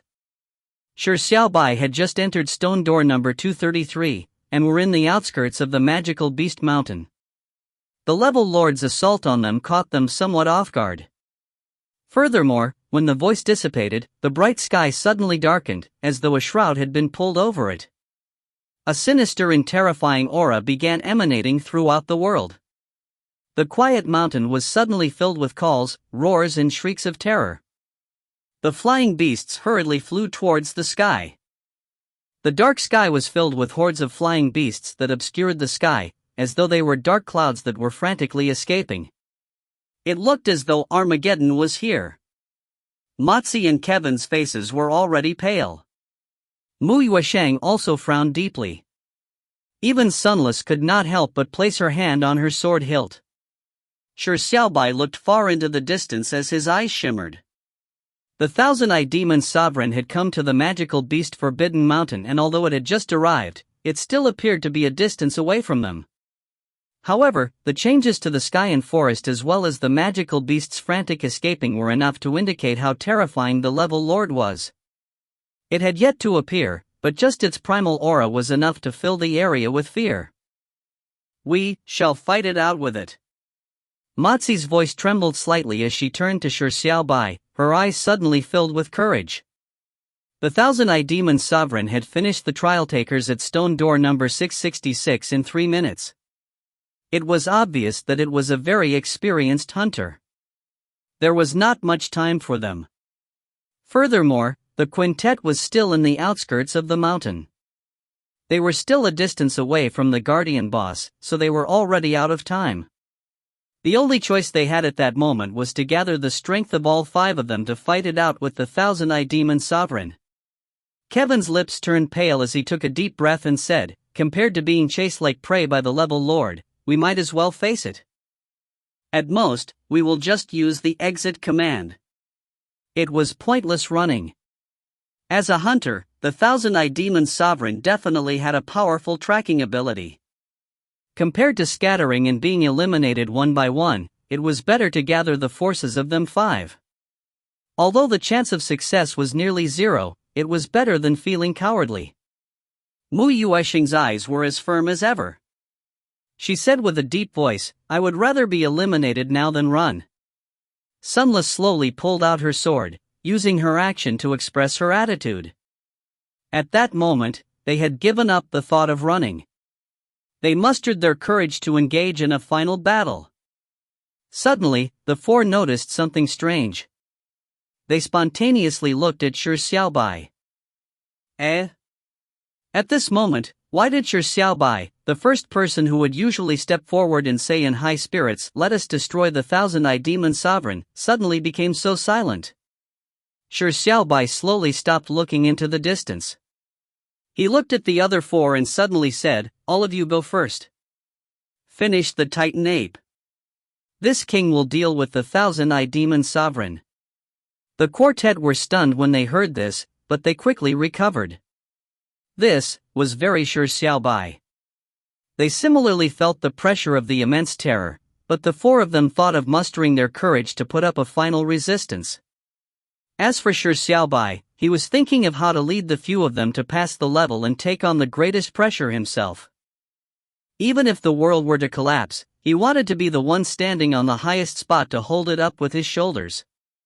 He had no fear and did it at no expense. However, how could the quartet agree to Shi Xiaobai's willfulness? Mozi shook her head and said, no, Lord Shi Xiaobai, I want to fight alongside you. Kevin said firmly, although I'm very weak, I have to stay behind even if I can only buy you a second. Mu Yuesheng said with a deep voice, I'm not leaving.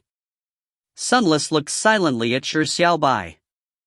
It had a feeling of, here's my look, you'll understand. Her attitude was very clear. Shi Xiaobai could only nod his head helplessly. The Thousand-Eyed Demon Sovereign emanated an aura that was rather terrifying. It could be said to be the most frightening demonic being Shi Xiaobai had ever encountered. Shi Xiaobai truly did not wish for his companions to risk their lives with him. However, Shi Xiaobai also knew that the quartet would not agree for him to line the back for them. This was because there were certain things more important than clearing the level or the selection. However, his nagging intuition told him that the Thousand-Eyed Demon Sovereign was coming for him, or something on his body. It was not as simple as hunting trial takers. What would follow would be an intense battle. Shi Xiaobai gave the others a glance and prepared to say some encouraging words.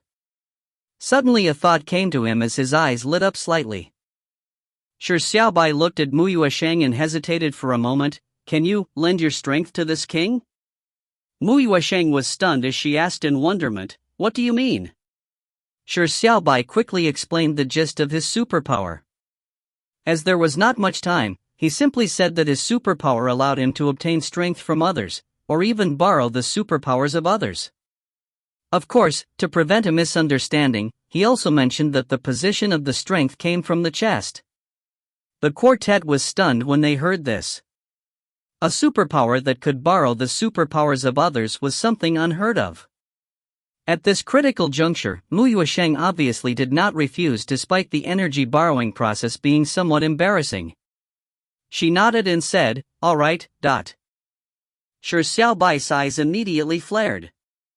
He actually had ideas regarding Mu Yuesheng's lightning superpowers. Now, he finally had a chance to try to realize those fantastic ideas. Shi Xiaobai could not help but reach his hand towards Mu Yuesheng's chest.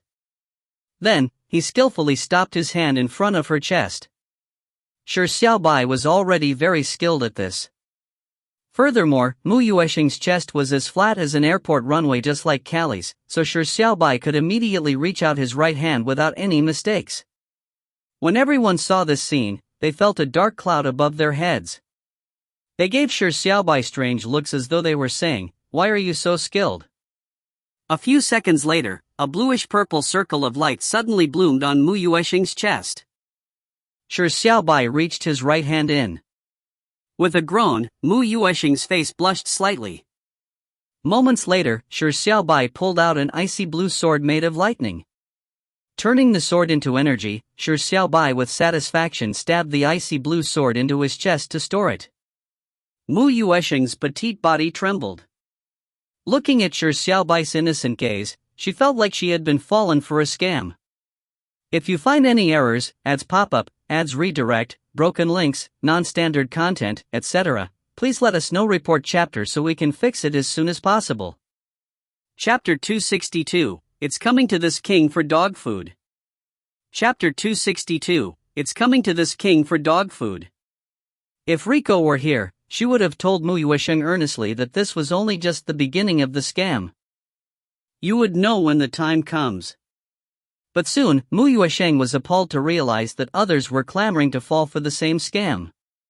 Kevin took a deep breath and suddenly said, "Shi Xiaobai, you can take my superpower away as well." Kevin did not know what sort of feeling he would feel when his superpower was borrowed. If not, he would rather die than make such a stupid decision. Matzi also immediately said, "Lord Shi Xiaobai, although I do not have any superpowers, please take away my strength if you need it." Even Sunless eyes lit up. She pointed to herself and whispered, "I." Mu Yuesheng immediately turned her head away and could not bear to look. She thought to herself that the three of you would definitely regret it. Shi Xiaobai was stunned. He felt that the appearance of bliss was too sudden. Shi Xiaobai turned to glance at Kevin. Although Kevin's superpower was pretty good, Shi Xiaobai's intuition told him that it would be a terrible choice. Shi Xiaobai, who always believed in his intuition, immediately turned to look at Matzi. Matzi's tiny mosquito bites were not much different from Mu Yuesheng's. The chances of failure were extremely low and was not a bad choice. Unfortunately, she did not have any superpower. Shi Xiaobai turned to glance at Sunless. This girl who always had a silent and cold temperament was actually somewhat adorable. Her figure was surprisingly good. The curvature around her chest could chase up to Rico in a few more years.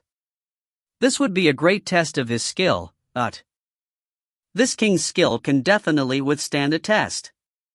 Shi Xiaobai had this thought in mind, and indiscriminately reached out his hand towards Sunless' chest. Kevin gave Shi Xiaobai a contemptuous look. He thought, this rascal was indeed a perverted wolf in sheep's clothing. Shi Xiaobai came to a steady halt a few centimeters in front of Sunless' chest.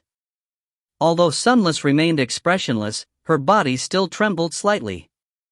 However, moments later, there was no bluish-purple circle that lit up like around Mu Yuesheng's chest. Instead, nothing happened at all. Shi Xiaobai sighed and said wistfully, "It seems that this king can temporarily only use a single person's power." Shi Xiaobai had the nagging feeling that he could simultaneously borrow the powers of several people, but with his current strength, it appeared like he could only borrow from a single person. However, the other four revealed looks as though it was obvious. Being able to borrow the superpowers of others was already insane. If he could borrow several, he would probably be viewed as a research specimen by insane scientific organizations. However, Shi Xiaobai was still rather pleased to be able to borrow Mu Yuesheng's superpower. Just as he wanted to say something, his expression changed slightly. He turned to face the direction of the mountain's outskirts and whispered, "It's here." The thousand-eyed demon sovereign was here. At this moment, the sun that had been shrouded by fog but still emitting faint sun rays was rapidly devoured by a black figure, as though a solar eclipse was happening. The dimly lit world suddenly seemed overwhelmed by darkness. There was no light left to be seen. This terrifying scene made them draw a cold gasp. Shi Xiaobai hurriedly pulled out holy radiance from his right hand. The pure white blade emitted a warm glow, illuminating the path ahead, banishing the darkness. Mu Yueshang had dancing icy blue bolts flashing around her. Although Shi Xiaobai had borrowed a portion of her superpower, he did not take away all of it. She could still use her superpower. The mountain had fallen dead silent. The magical beasts that had been frightened were so afraid that they did not make the slightest sound. The white glow and the icy blue bolts of lightning seemed to be the only light in the mountain. And at the end of the light's range, a figure suddenly appeared mid-air in the darkness. A figure darker than the darkness allowed its contours to be seen. Thousand-Eyed Demon Sovereign? Kevin exclaimed, and upon a closer look, he said in shock, "No, it's a dog?" The figure that appeared had the outline of a dog. It was a tiny poodle. If it were any other time, everyone would believe this was a rare black poodle species. But at this moment, the poodle was floating in the air. Its fur was blacker than darkness. Its shimmering red eyes seemed to exude very anthropomorphic emotions, as though it exuded a certain desire. This was clearly no ordinary magical beast, much less an ordinary dog. But what was it? What was with this black poodle for it to suddenly appear in a burst of light in this dark world? Woof! Woof! The black poodle let out two barks no different from an ordinary poodle's. If dog lovers were here, they would probably melt from the two barks. However, the few of them were aghast because these two extremely ordinary barks made them have a strong innate desire to run away in fear. It was a pressure that came right to the soul. What sort of dog is this? Motzi was nearly about to cry. This isn't a dog. Shi Xiaobai suddenly took a step forward and stood in front of everyone. He said, "It is the Thousand-Eyed Demon Sovereign. You might not believe it, but it's coming to this king for dog food." Stone door number 666. Four strangely dressed youths and a boy in an ordinary jacket were prostrated to the ground. They were drawing in deep breaths with a lingering fear. A freckled youth turned to look at an armored youth beside him and grumbled, "Hey, Feng Yuanlin, you were after all one of the top 10 people on the official forecast. Why are you in such a terrible state? I thought I would die together with you." The armored youth named Feng Yuanlin guffawed and said, "Don't mind the details. Aren't we fine now?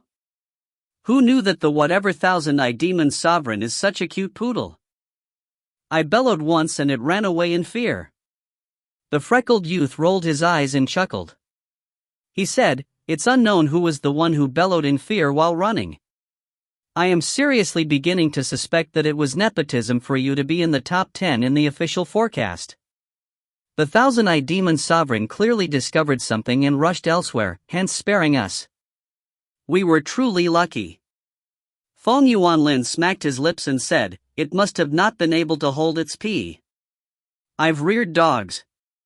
It's a bad habit of theirs." The freckled youth was rendered speechless as he said, "I feel like you are insulting my intelligence. The level lord is on a completely different level from the other creatures of the trials. That Thousand-Eyed Demon Sovereign can kill you with a fart." Feng Yuanlin said with lingering fear, "It's that powerful? Even a fart can stink me to death?" At this moment, a boy wearing a white jacket could no longer bear listening to the conversation. He said, "Feng Yuanlin, did you not check the information regarding the 9 Revolutions Transcendental Tower before you came?"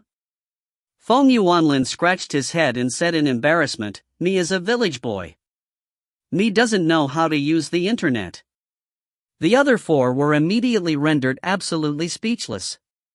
The freckled youth drew a deep breath and said, "I'll help you fill in the details regarding the level lord. Listen carefully. I'll say it only once.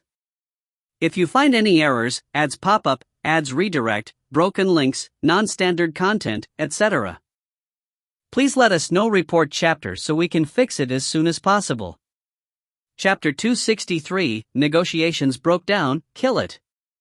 Chapter 263, Negotiations broke down, kill it. The freckled youth drew a deep breath and said, I'll help you fill in the details regarding the level lord.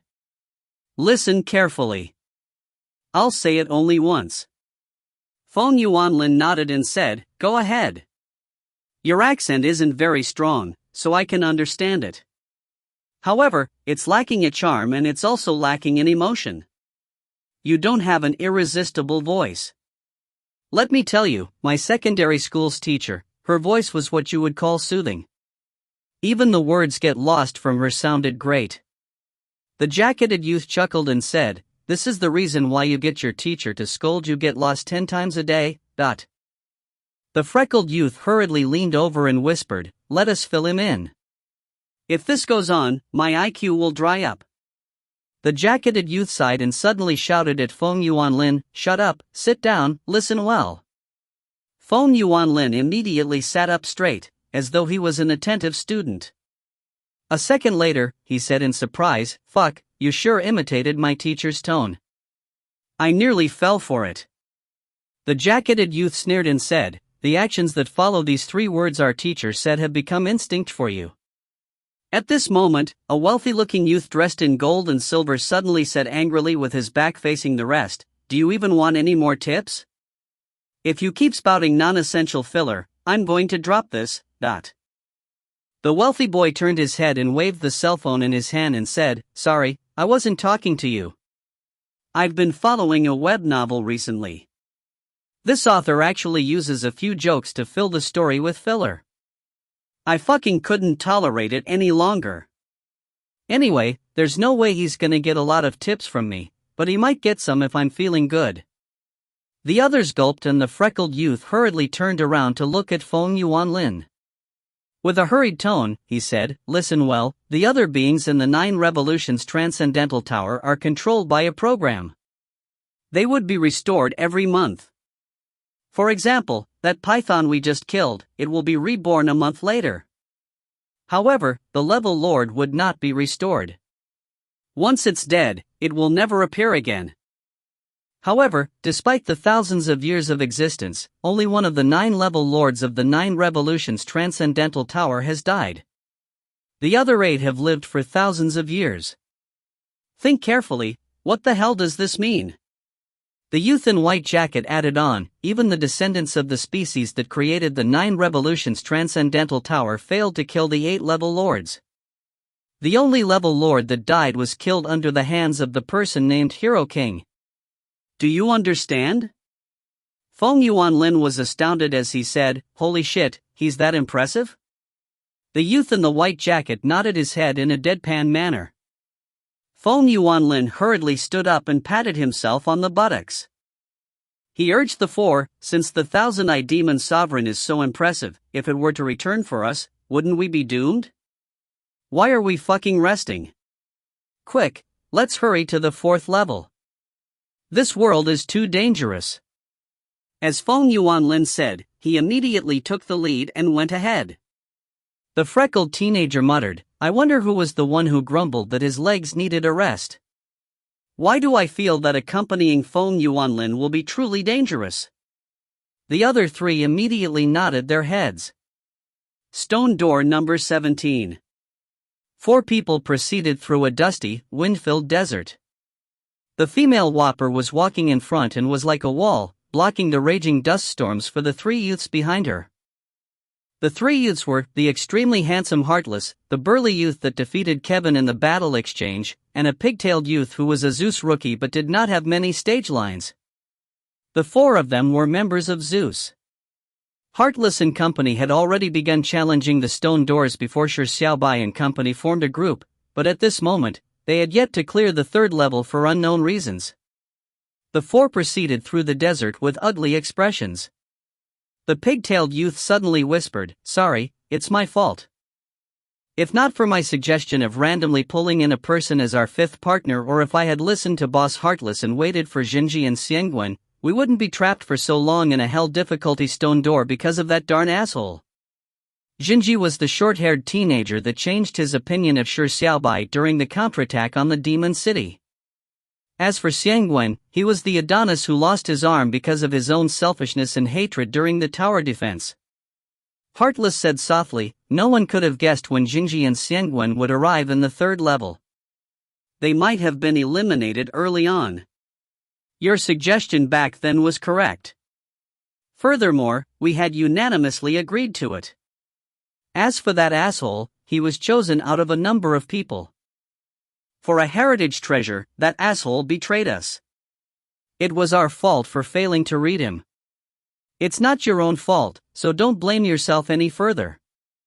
The pigtailed youth sighed. His eyes were full of remorse as he said, Jinji, he arrived in the third level along with 2 Dahe.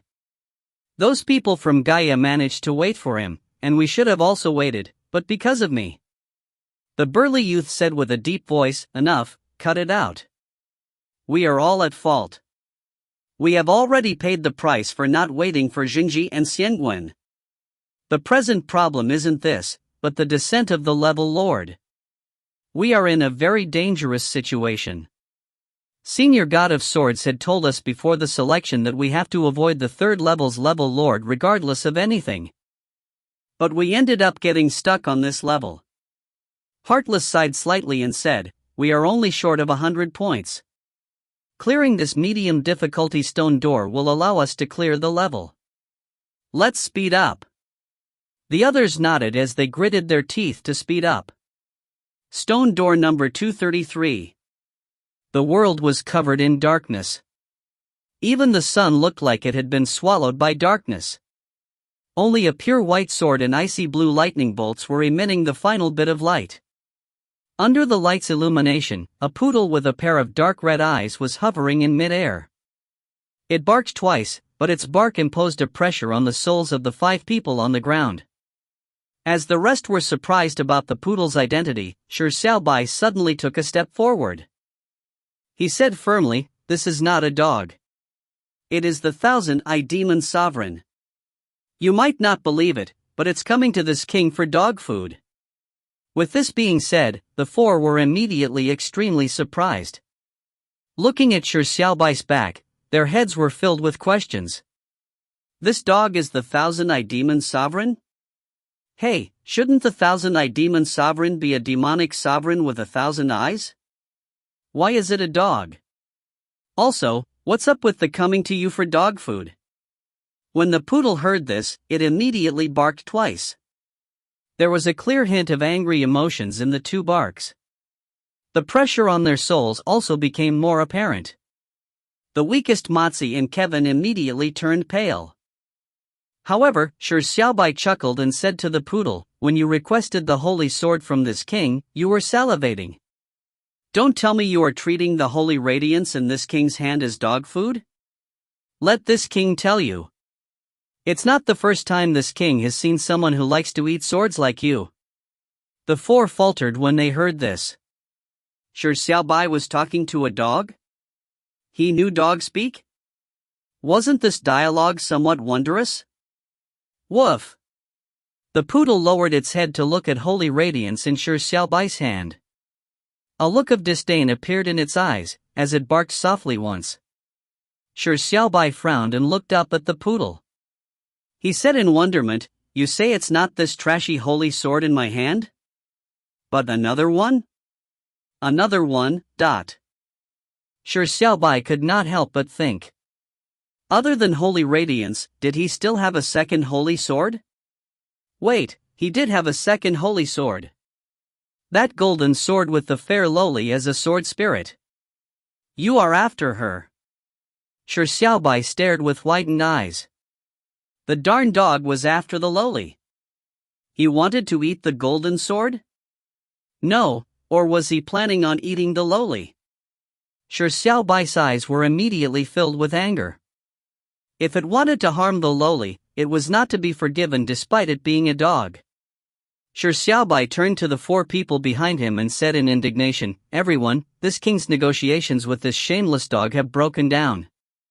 Looks like we need to engage in battle, Shi Xiaobai raised holy radiance, as though there was an irreconcilable enmity with the thousand-eyed demon sovereign. The poodle's look of disdain turned even more intense. The other four were at a loss. Why did the negotiations break down so suddenly? Holy shit, who can translate the dog speak for us? If you find any errors, ads pop up, ads redirect, broken links, non-standard content, etc., please let us know. Report chapter so we can fix it as soon as possible. Chapter 264, The Abrupt Sure Death Scenario. Chapter 264, The Abrupt Sure Death Scenario.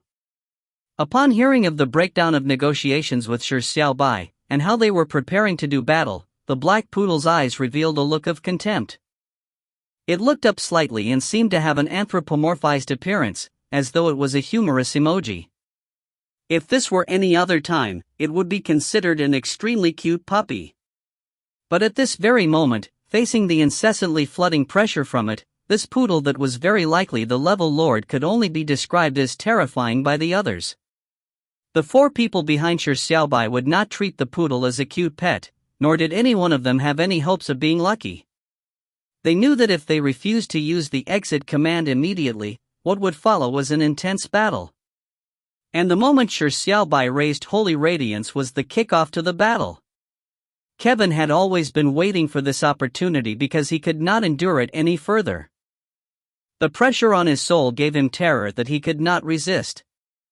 His legs were constantly trembling as though they innately wanted to retreat and escape. He had been suppressing his innate terror, but if this carried on, it was very unlikely he could control it. Kevin knew that he could not escape. Be it Motzi that he liked or Shi Xiaobai that he was grateful towards, he was not to disappoint them. It was not easy for him to wake up from the wallowing in glory he had always suffered. He had now seen the light, the future ahead of him. He did not want to run back into the darkness. Go to hell. Kevin was the first to break ranks. With an angry roar, he threw a gigantic boulder at the thousand-eyed demon sovereign. This was an ordinary boulder, but Kevin had thrown it out using the price of might, turning it into a missile. Boom! The missile-like boulder flew in mid-air, but about 10 meters away from the poodle, it seemed to strike something. With an explosion, it turned to fragments that rained down. The black poodle turned its head to glance at Kevin. Suddenly, a gigantic eyeball grew out of the darkness in front of Kevin. Be careful! Shi Xiaobai sensed a danger and shouted. He immediately turned to slash at the gigantic eyeball, but regardless how fast the strike was, it was too late. The eyeball had blinked at Kevin the moment it appeared. Once it blinked, the gigantic eyeball was concealed by its black eyelids. It merged into the darkness before vanishing. As for Kevin, he was petrified into a cold-looking stone sculpture. The rate of petrification was too fast. It went from the toes to his head. It was as though he had been brushed by a grayish-brown paintbrush instantaneously. Shi Xiaobai stared with widened eyes as anger overwhelmed his heart. He turned around and raised holy radiance to slash at the thousand-eyed demon sovereign. A gigantic eyeball suddenly appeared in front of Shi Xiaobai. As the eyeball stared at Shi Xiaobai, both his arms that had raised the sword immediately petrified. His feet, which were about to take a step forward, had petrified up to his waist. At the same time, 3 gigantic eyeballs appeared in front of Sunless, Motzi and Muyue Sheng. The 3 failed to react in time and were unable to resist it. They were instantaneously transformed into stone sculptures. From the moment Kevin threw the boulder, only 3 seconds had passed. Other than Shi Xiaobai having his limbs petrified, the other 4 were now cold stone sculptures. The poodle gave a disdainful look as it raised its head to howl. One gigantic eye after another began to appear like stars in the darkness in the forest and the mountain. Instantly, gigantic eyes that filled the world had opened. The dense and numerous eyes turned as they looked at Shi Xiaobai. The poodle slowly flew over and barked lightly. Its red eyes were filled with greed and desire. Shi Xiaobai could not understand the dog speak from the thousand-eyed demon sovereign, but he could sense what the barks were conveying. And at this moment, it was saying, "Human, hand over the holy sword, and this sovereign will spare your life." Shanghai City, 9 Revolutions Transcendental Tower, Main Auditorium. More than 10 hours had passed since the rookies entered the 9 Revolutions Transcendental Tower. In the real world, the sky had already darkened as it was late at night. Quite a number of people had left the packed auditorium. This was because more than half the rookies had been eliminated in the past 10 or so hours. There was not much meaning left for many to continue waiting. However, there were a few people who were staring at the large stone monument, waiting for the numbers to change. Rico and Yama Minamiya were already sitting in the front rows of the auditorium instead of the back. They stared intently at the stone monument with serious looks. At this moment, a white-haired elder whose complexion was like a child's walked into the auditorium. He walked straight to the front rows of the auditorium with a wooden sword slung behind his back. Seeing Yama Minamiya and Rico, he hesitated for a moment before sitting at the only empty seat beside Yama Minamiya. Yama Minamiya obviously noticed someone sitting beside him. Turning his head over, he was slightly surprised before saying politely, "Senior God of Swords." The elderly God of Swords nodded and said, "I left a while ago because I had something on. How's the situation?" The elderly God of Swords saw the gigantic stone monument with densely packed text and immediately gave up on the thought to carefully look at it. Since there was a junior he barely knew at least, the elderly God of Swords did not want to waste his efforts to analyze the data. Yama Minamiya was a person who valued propriety, so he did not dare to think lightly of the elderly God of Swords who enjoyed a very high status. He hurriedly said, "Now, 552 people have been eliminated, leaving 448 people behind. There are 2 people at the 6th level, 150 people on the 5th level, 1 person on the 4th level, 260 people on the 3rd level, and 35 people on the 2nd level. There's already no one left on the 1st level, but..." When the elderly God of Swords heard the numbers Yama Minamiya gave, he frowned slightly and said, "The 4th level is a middle level, but there's only 1 person. It appears that the 4th level has been randomly selected to be a competitive battle mode?" Yama Minamiya nodded and said, "It's likely such a mode. The 4th level will eliminate quite a number of people." The God of Swords fell silent when he heard this and asked again, "Who are the 2 at the 6th level?" Yama Minamiya answered, speechless and Mulungshi. "Oh.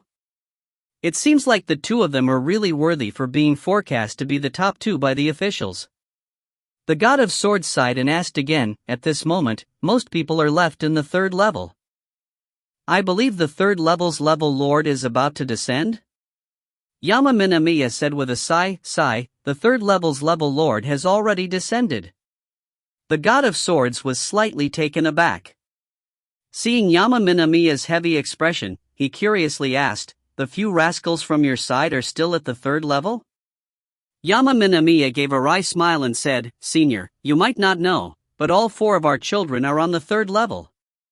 The God of Swords could not help but look pitifully at Yama Minamiya. He said, "Then be mentally prepared. The 3rd level's level lord is rather greedy. If any of your rascals have a treasure on them, their lives might be in danger. If you find any errors, ads pop up, ads redirect, broken links, non-standard content, etc. Please let us know. Report chapter so we can fix it as soon as possible." Chapter 265, Those Foolish Lives Are Worth Anything? Chapter 265, Those Foolish Lives Are Worth Anything? Yama Minamiya frowned as well. There was obviously a lot of rumors regarding the 3rd level's level lord amongst the common populace. According to the data over many years, the 3rd level's death rate was the highest. This was because the other levels' level lords would abide to the assessment program's rules to pursue trial takers. They seldom truly killed. As for this dog, it was extremely greedy. For the treasures on the trial takers, it could do nearly anything. In order to obtain better results, the trial takers would usually bring rather precious treasures or weapons that could raise their strength. But in fact, This was just a tiny tidbit regarding the entire 9 Revolutions Transcendental Tower. Nearly every level's level lord had the same description. If you were unlucky to encounter one, there is a high chance of being eliminated. Yama Minamiya had only received news of the selection mode and that it was held in the 9 Revolutions Transcendental Tower this morning. Usually, he did not engage in much research regarding the 9 Revolutions Transcendental Tower, so the short amount of time given to him was clearly not enough for him to research on the level lord, which did not matter much. He had only heard about it from the surrounding people's chatter. Yama Minamiya said in an intro-punitive manner, "Sigh, I should not have been this careless. If I were more meticulous, and knew about the information regarding the 3rd level's level lord, maybe." At this moment, Riko turned her head over and consoled him. "Actually, even if we knew, it wouldn't be of much use. The 9 Revolutions Transcendental Tower is competitive in nature. Whether one encounters the 3rd level's level lord is an outcome after the competition. Furthermore, the level lord's information is something everyone doesn't pay much attention to because it's not very useful paying attention to it. Its strength far exceeds the psionic mortal realm. If they encounter a level lord, there is almost no way for the trial takers to escape from its hunt. They would eventually have to use the exit command. The informative notices regarding the level lord were always condensed into a passage. Try to clear the level before the level lord descends. If it's impossible, try your luck because the level lord released by the assessment program is to push the survival of the fittest another step further. Hence, when the level lord hunts, it would hold back. There would be a number of people who would escape the calamity, but those who are unfortunate enough to encounter the level lord, make sure to use the exit command in a timely manner." The elderly god of swords did not agree with Riko's words. He said with a heavy heart, "The details determine the outcome. Back in my youth, I was given the glorious name of Sword Prodigy. At the 4th level of the psionic mortal realm, I ignored the advice of others and entered the 9 Revolutions Transcendental Tower arrogantly. As I was not alert enough, I wasted a lot of time in the 2nd level. At the 3rd level, I encountered the level lord. Although I managed to survive, my sex-important treasure was snatched. Hence, before the selection, I had exhorted the children several times. If those children take it to heart, it would probably be very useful for them." The elderly god of swords was using his experience as an example. It was rather educative in nature, but he was very bad at choosing the right time to say this. After he finished speaking, the intro-punitive mood in Yama Minamiya's eyes intensified. However, with the elderly god of swords' identity, he obviously did not care about the feelings of a junior he had just met a few times. Riko was somewhat irritated. Her father's pain was also hers. She bore a tiny grudge against the elderly god of swords in her heart when she suddenly thought of something. With a sly smile, she said, Why do I seem to see the Yi siblings' names among the list of names on the 3rd level? Impossible." Upon hearing this, the elderly god of swords subconsciously retorted. However, he immediately turned his head to the stone monument. The stone monument was separated into 6 areas by 5 red lines. The 3rd level had the most number of people, so the elderly god of swords squinted his eyes to carefully examine each line. The reason why he did not inquire the situation of the Zeus rookies was because he partly did not think Yama Minamiya would pay any attention to them and because he had absolute confidence in them. However, when Riko said that she saw the Yi siblings listed on the 3rd level, he immediately found it unbelievable and somewhat worried. Soon, the elderly god of swords' pupils constricted. He saw the name Heartless. Following that was the names of the female Whopper, the burly teenager and the pigtailed youth. The elderly god of swords gaped slightly. At a location slightly lower, he saw Sunless name. The high-spirited elderly god of swords immediately felt like a deflated balloon. The elderly god of swords murmured, "Impossible. I told you about the matter in all seriousness and even mentioned the embarrassing mishap I encountered years ago. All of you should have taken it to heart. Little son might have been deducing sword arts and did not pay attention, But Heartless and the other rascals had sworn not to fall at the third level. Could that darn dog be my nemesis? The elderly god of swords' eyes glazed over as though he was immersed in an unpleasant memory. Upon seeing this, Yama Minamiya stared at Riko.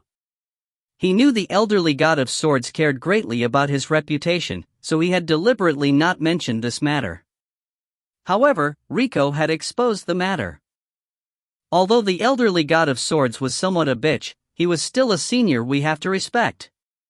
Riko stuck out her tongue as she thought in her mind. You can't blame me. I must have learned all this from Shi Xiaobai. Stone door number 233. In just the first encounter, Shi Xiaobai had his limbs petrified.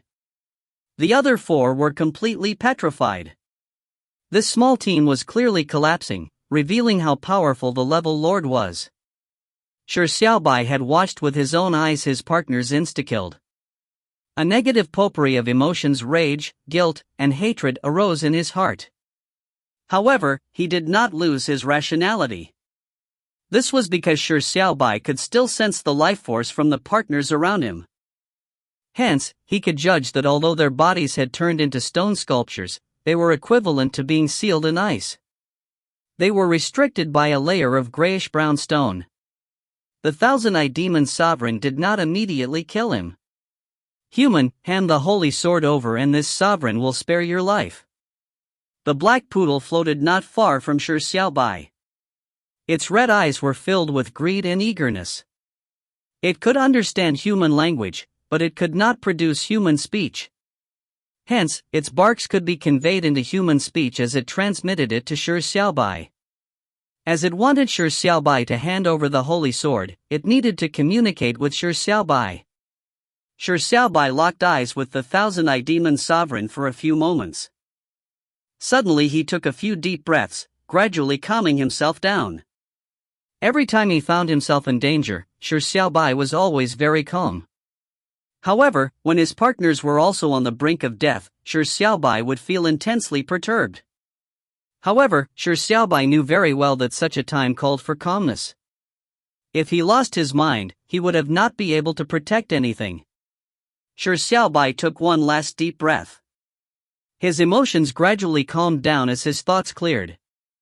The thousand-eyed demon sovereign gave Shi Xiaobai a derisive look. With a bark, it meant, your partners have yet to die, but after 10 minutes, no one else can save them. Hand over the holy sword and this sovereign might spare their lives. Upon hearing this, Shi Xiaobai gave a dismissive sneer and said coldly, do you think that compared to the holy sword, those foolish lives are worth anything? If you find any errors, ads pop up, ads redirect, broken links, non-standard content, etc., please let us know. Report chapter so we can fix it as soon as possible. Chapter 266, This is a True King. Chapter 266, This is a True King. Do you think that compared to the holy sword, those foolish lives are worth anything? The cold voice that came out of the black-haired youth's mouth, the dismissive sneer, the cold disregard towards life in his eyes coupled with the heartless and cruel words gave Shi Xiaobai an aura as cold as a bitter winter through and through. The thousand-eyed demon sovereign's eyes glazed over briefly before it gave a few probing stares at Shi Xiaobai. Moments later, it barked, what you said is right. The lives of these few humans are not even worth a ray of golden light of the holy sword. This sovereign was muddle-headed. Then, what if it was your life? Which do you think is more important, life or an external object? This king's life is obviously much more valuable than the holy sword. Shi Xiaobai coldly said, however, this king's life is decided by himself. You cannot use it as a chip. The thousand-eyed demon sovereign sneered and said, fool, do you still not see the situation you are facing? If this sovereign wants you dead, it would not even need a second thought. The dense swarm of gigantic eyeballs immediately stared at Shi Xiaobai with intense murderous intent. The bloodthirsty atmosphere pervaded the world. If it were anyone else, they would probably pee their pants and faint from fright. However, Shi Xiaobai did not even winch his eyebrows. Instead, he coldly said, if you dared to kill this king, would you have waited to this point in time? You want this king to hand over the holy sword, which is why you took the initiative to interact with this king. This proves one thing. Unless this king willingly hands over the holy sword, there will be no way for you to take the holy sword from this king. If not, why is there a need to ask this king for the holy sword? The eagerness in your eyes have revealed something. You do not dare to kill this king because once this king dies, you will similarly fail to obtain the holy sword. With the eagerness you are currently feeling, you would have already killed the goose for the golden egg. Hence, this king's life cannot be used as a chip. When Shi Xiaobai said this, the thousand-eyed demon sovereign was momentarily confounded. Quite a while later, it said in a deep voice, "It looks like you are rather smart. However, you should know that in front of absolute strength, whatever intelligence is useless." This sovereign does thirst for the holy sword, but that does not mean this sovereign needs to obtain the holy sword. If this sovereign turns impatient, so what if the holy sword is given up and you killed? Shi Xiaobai shook his head and laughed when he heard this. It was as though he had heard the greatest joke in the world. He said, "That sentence of yours reminds this king of a humorous phrase, a dog will leap over a wall in desperation. Unfortunately, you have probably overlooked something. Sorry, but you can't hold back this king." When Shi Xiaobai finished saying this, he suddenly closed his eyes. The thousand-eyed demon sovereign was just about to laugh derisively when it noticed Shi Xiaobai closing his eyes. Immediately, it said in surprise, "How did you discover it?" Shi Xiaobai chuckled with his eyes closed. "This king noticed from the beginning that those petrifying eyes appeared in front of us, so this king guessed that your petrifying eyes can only be effective when it locks eyes with others. And the outcome is that a simple attempt by this king made you give it away. Now, the situation is clear. There is no way for you instantly petrify this king, and he can leave this world just by speaking the exit command. Unless you attack and kill this king now, there is no way for you to hold back this king." The thousand-eyed demon sovereign's eyes had a bloodthirsty look in them. What the human in front of it said was indeed true. Its thoughts had been seen through, and it felt like it was being twisted around the human's little finger. This infuriated the thousand-eyed demon sovereign, but its greed for the holy sword made it unable to kill the darn human. With the instantaneous petrification seen through by Shi Xiaobai, other than instantly killing Shi Xiaobai, there was indeed no other way to prevent Shi Xiaobai from saying the exit command. However, this would lead to it losing the holy sword. This made the thousand-eyed demon sovereign fall into an extremely passive situation. The thousand-eyed demon sovereign calmed down moments later as it suddenly thought of something. It said with a sneer, "Do you think you can fool this sovereign? Since you did not immediately use the exit command, it proves that there are reasons in this world that prevent you from leaving." Bullshit. Shi Xiaobai gave an expression that said, "Talking to you is tiring." He said, "This king obviously has a reason to stay behind, if not, why would this king engage in all this nonsense with you? The reason why this king came to this trial grounds is to become the first person in the trials and clear all 9 levels. How can this king quit here? And most importantly, this king's dignity of a king forbids this king to run away at this moment in time. The dignity of a king is more important than life." The thousand-eyed demon sovereign was momentarily stunned. It actually suddenly sensed a regal aura from the human in front of it. Although the words he said sounded arrogant, his tone and attitude were as though it was only natural. It could not discern its authenticity. The thousand-eyed demon sovereign fell silent for a few moments before saying, "This sovereign agrees to the reason of you staying behind. Although your strength is insufficient to clear the 9 revolutions transcendental world, but this sovereign thinks highly of your courage and spirit. Hand the holy sword over and this sovereign will let you leave." Shi Xiaobai shook his head as he said with a sigh, "You still haven't understood the intentions of this king. This king does not care about a puny holy sword. What this king cares about is dignity and glory. Your tricks have been seen through by this king. If this king were to surrender over the holy sword without doing anything else, even this king will look down on himself. Do you understand? You are unable to make this king hand over the holy sword in a convincing manner. When the thousand-eyed demon sovereign heard this, its eyes shimmered. Immediately, it said, "How will you be able to hand over the holy sword in a convinced manner?" The corner of Shi Xiaobai's lips revealed a smile.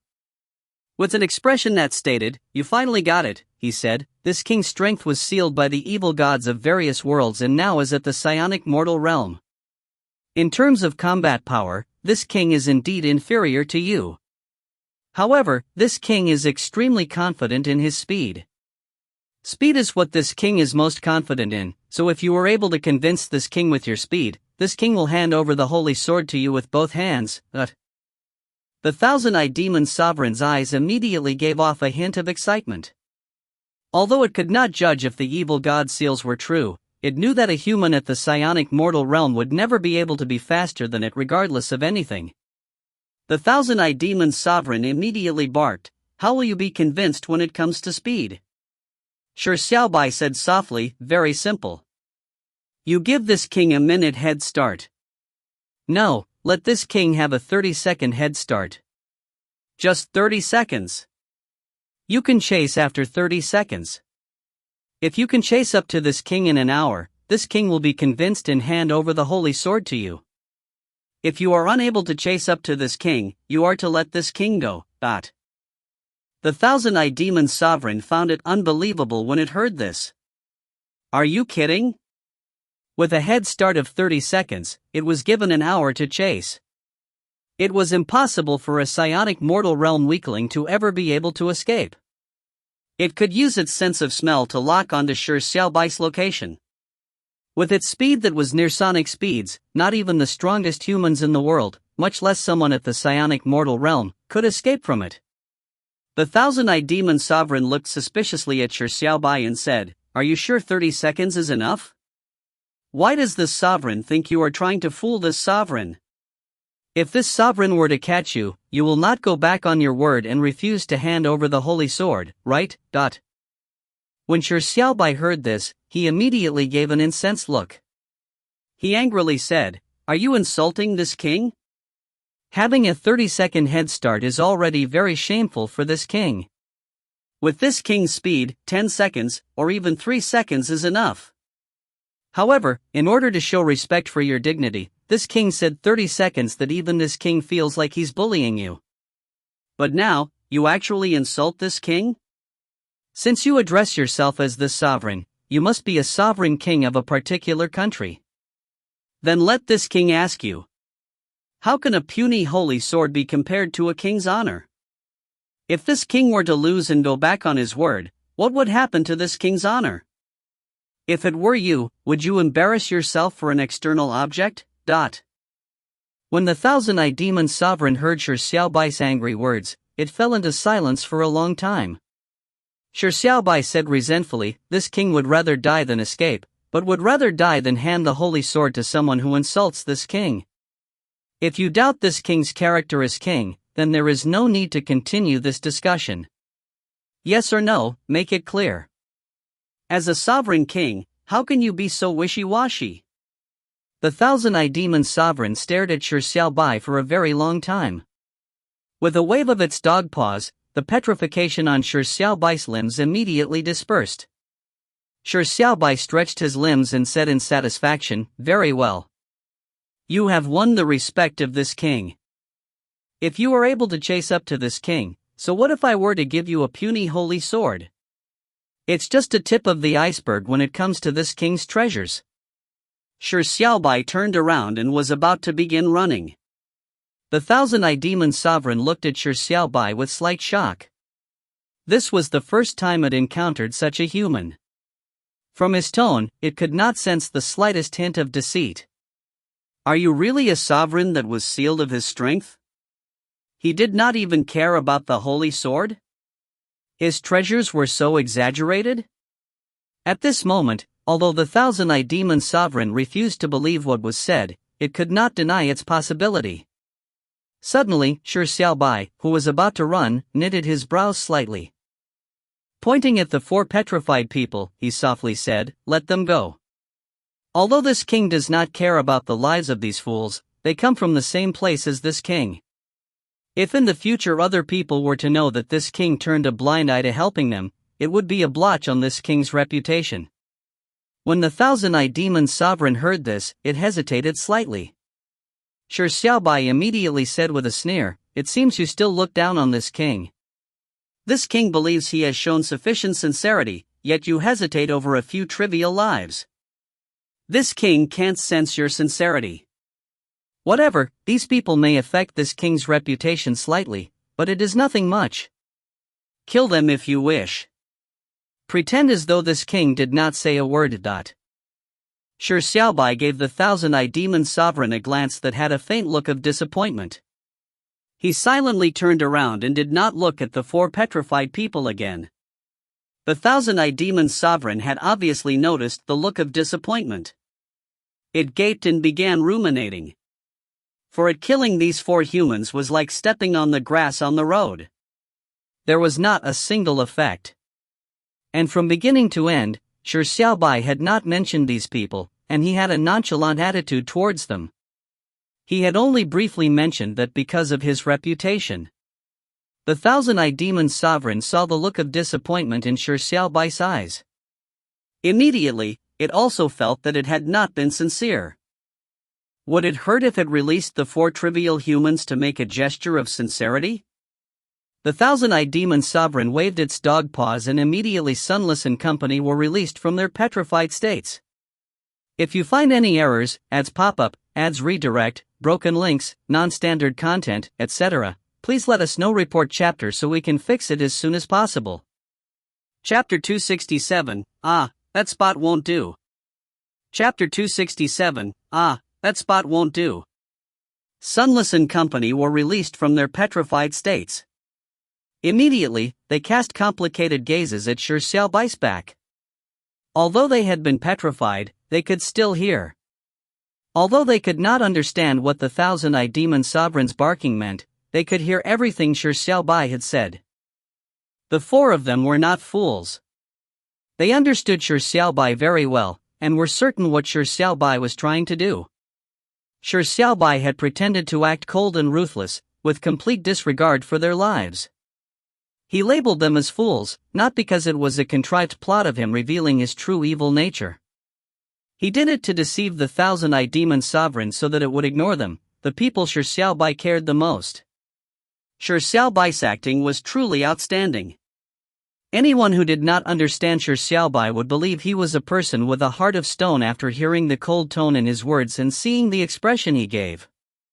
The thousand-eyed demon sovereign clearly did not understand Shi Xiaobai, so it had been deceived. However, the quartet who understood Shi Xiaobai's character knew Shi Xiaobai was acting.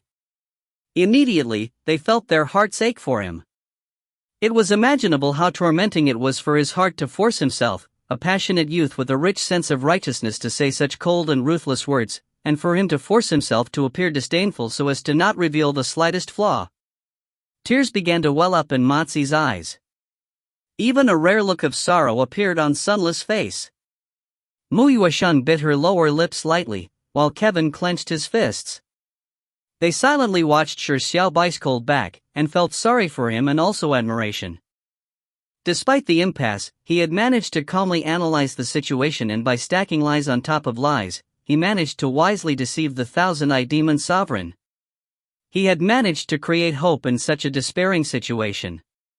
How could such a youth not stir the feelings of admiration and for them to gasp at his awesomeness?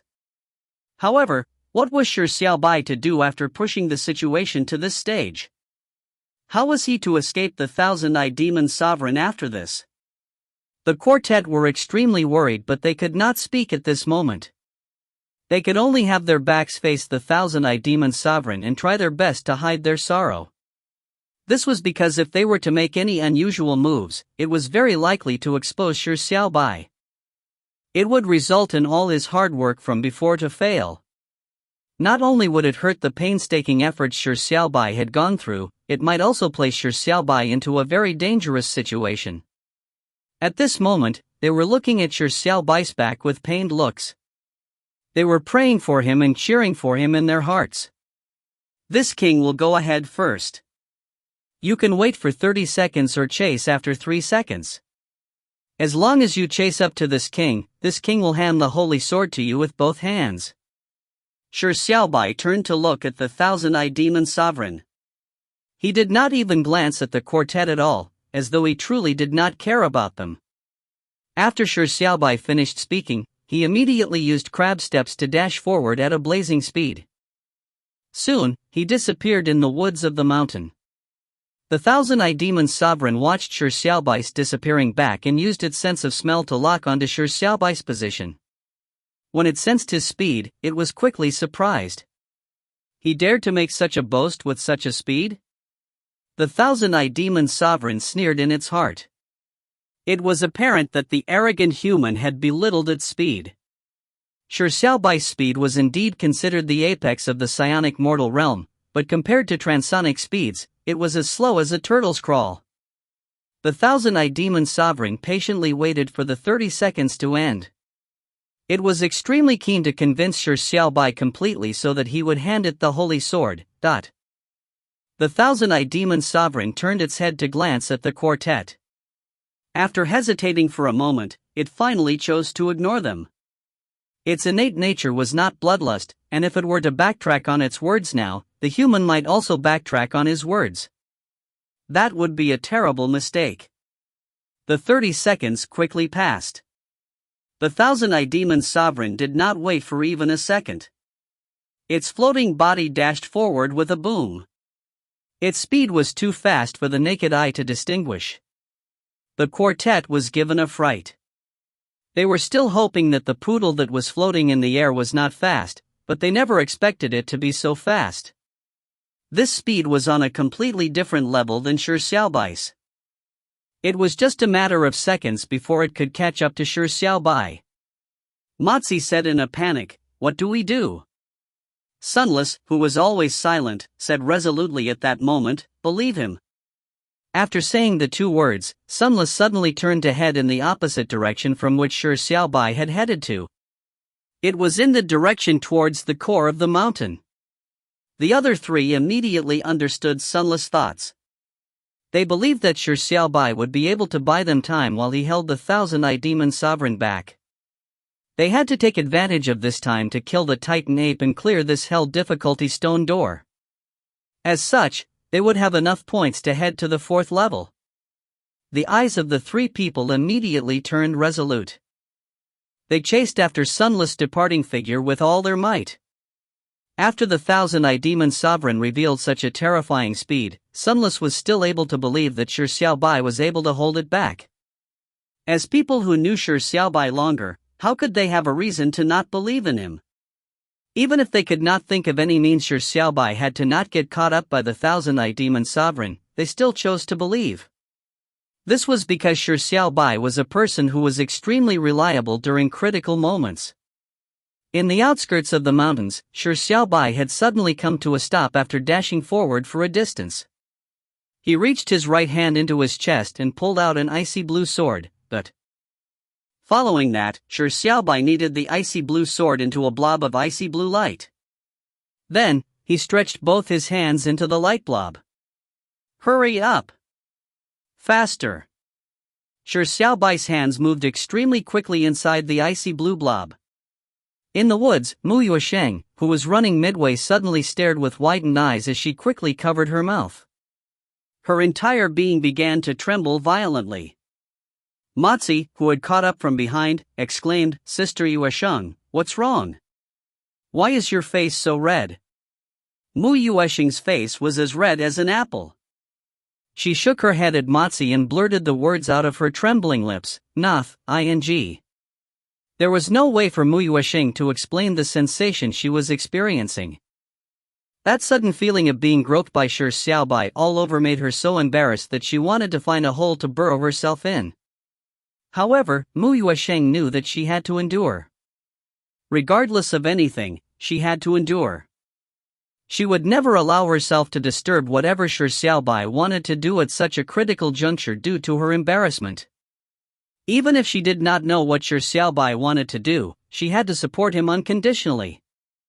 "Ah, that spot won't do. How can you?" Mu Yuesheng wailed in her heart. She covered her mouth to prevent herself from making a sound while closing her eyes.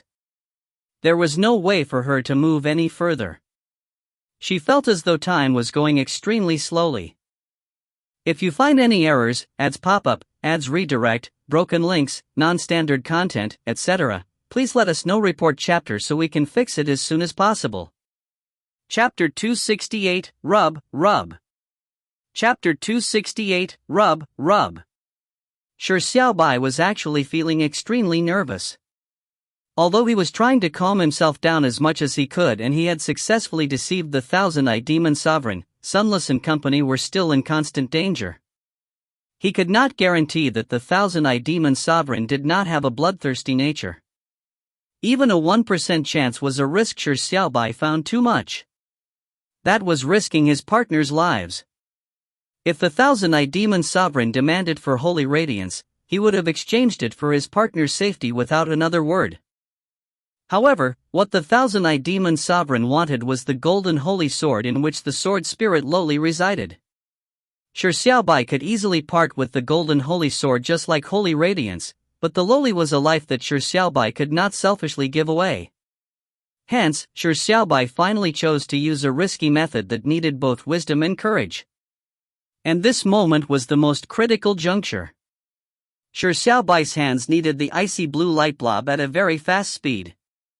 Slowly, the light blob began to take the shape Shi Xiaobai wanted. It's done! Shi Xiaobai had completed the design he had in his mind very quickly. A pair of icy blue shoes had appeared in his hands.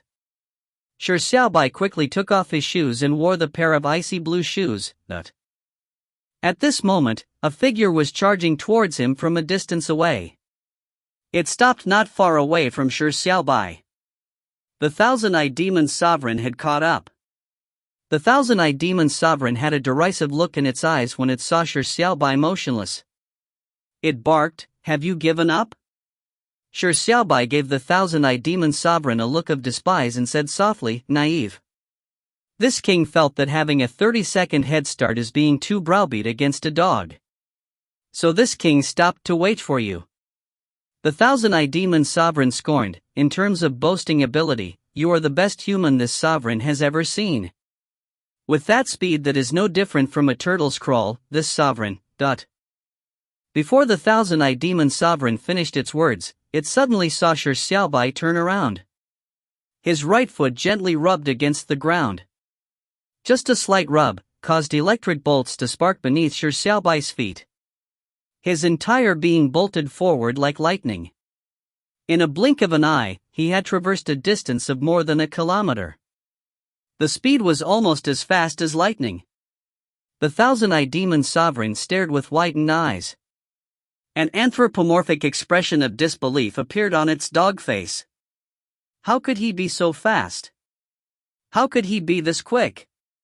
Shi Xiaobai turned his head and shouted at the Thousand-Eyed Demon Sovereign, "What do you think of this king's speed that is like a turtle's crawl?"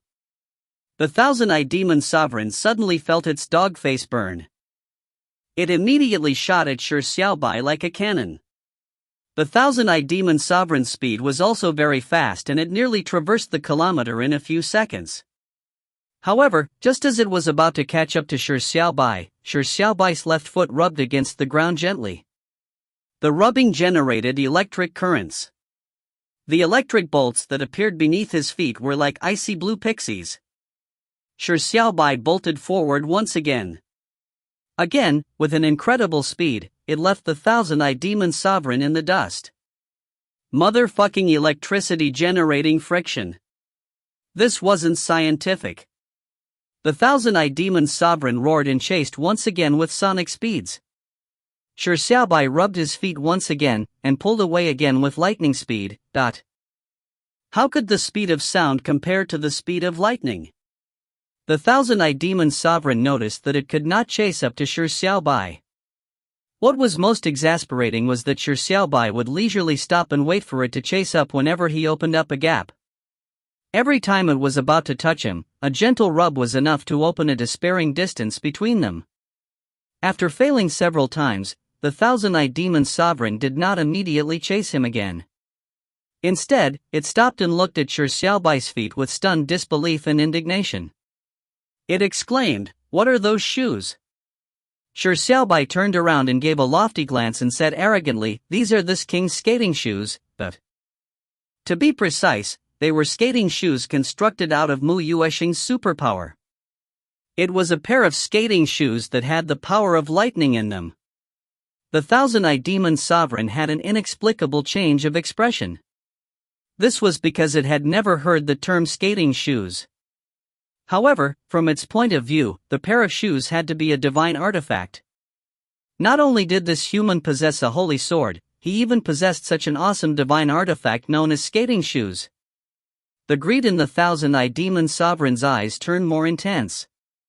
However, it did not immediately take action because it had realized that there was no way for it to catch up. Shi Xiaobai lightly laughed and said, "Have you given up? In terms of boasting ability, you are the best dog this king has ever seen." When the Thousand-Eyed Demon Sovereign heard this, it let out an angry bellow and rushed forward once again. Shi Xiaobai turned his head and rubbed his foot once more. Immediately, he appeared a kilometer away. The Thousand-Eyed Demon Sovereign gnashed its teeth in anger. It felt that this was the most embarrassing moment it had ever experienced in its life. Suddenly, the Thousand-Eyed Demon Sovereign saw a forest in front. The Thousand-Eyed Demon Sovereign's eyes lit up immediately. According to its observations, the human would only run straight every time. The spots he stopped at were a result of different heights or because he needed to make a turn.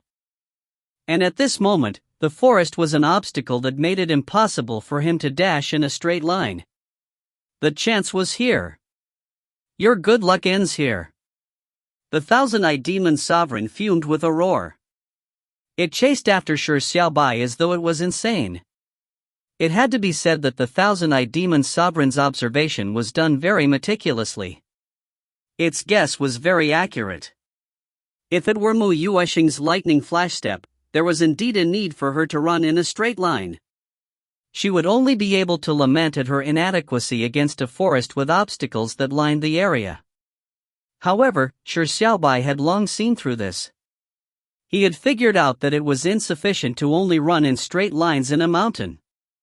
Hence, he had constructed skating shoes. Shi Xiaobai charged towards the forest at lightning speed, and just as he was about to collide with the first tree, he suddenly rubbed his foot gently. He abruptly stopped the forward momentum he had.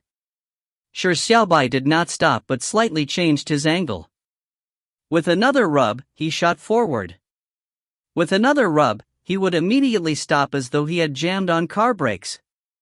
Shi Xiaobai was still somewhat unfamiliar at the beginning, but after a few seconds, he slowly became adept at it. He constantly rubbed his feet and would at times charge forward like lightning, or at other times stop and change his direction. He was able to dart through the forest, which was filled with obstacles, like flowing water. Shi Xiaobai was like an electric bolt that could change trajectories and reflect. He snaked through the forest at an extremely fast speed. The Thousand-Eyed Demon Sovereign was flying above the forest and was not obstructed by any of the obstacles, but even so, it could only close the gap by a tiny bit. It could not catch up to Shi Xiaobai no matter what. Ha ha ha. Shi Xiaobai, who was darting through space like a bolt of lightning, guffawed. His boisterous laughter resounded through the quiet forest. 1 step, 2 steps. 1 step, 2 steps. Each step was like a claw. As though they were devil's footwork. Rub, rub.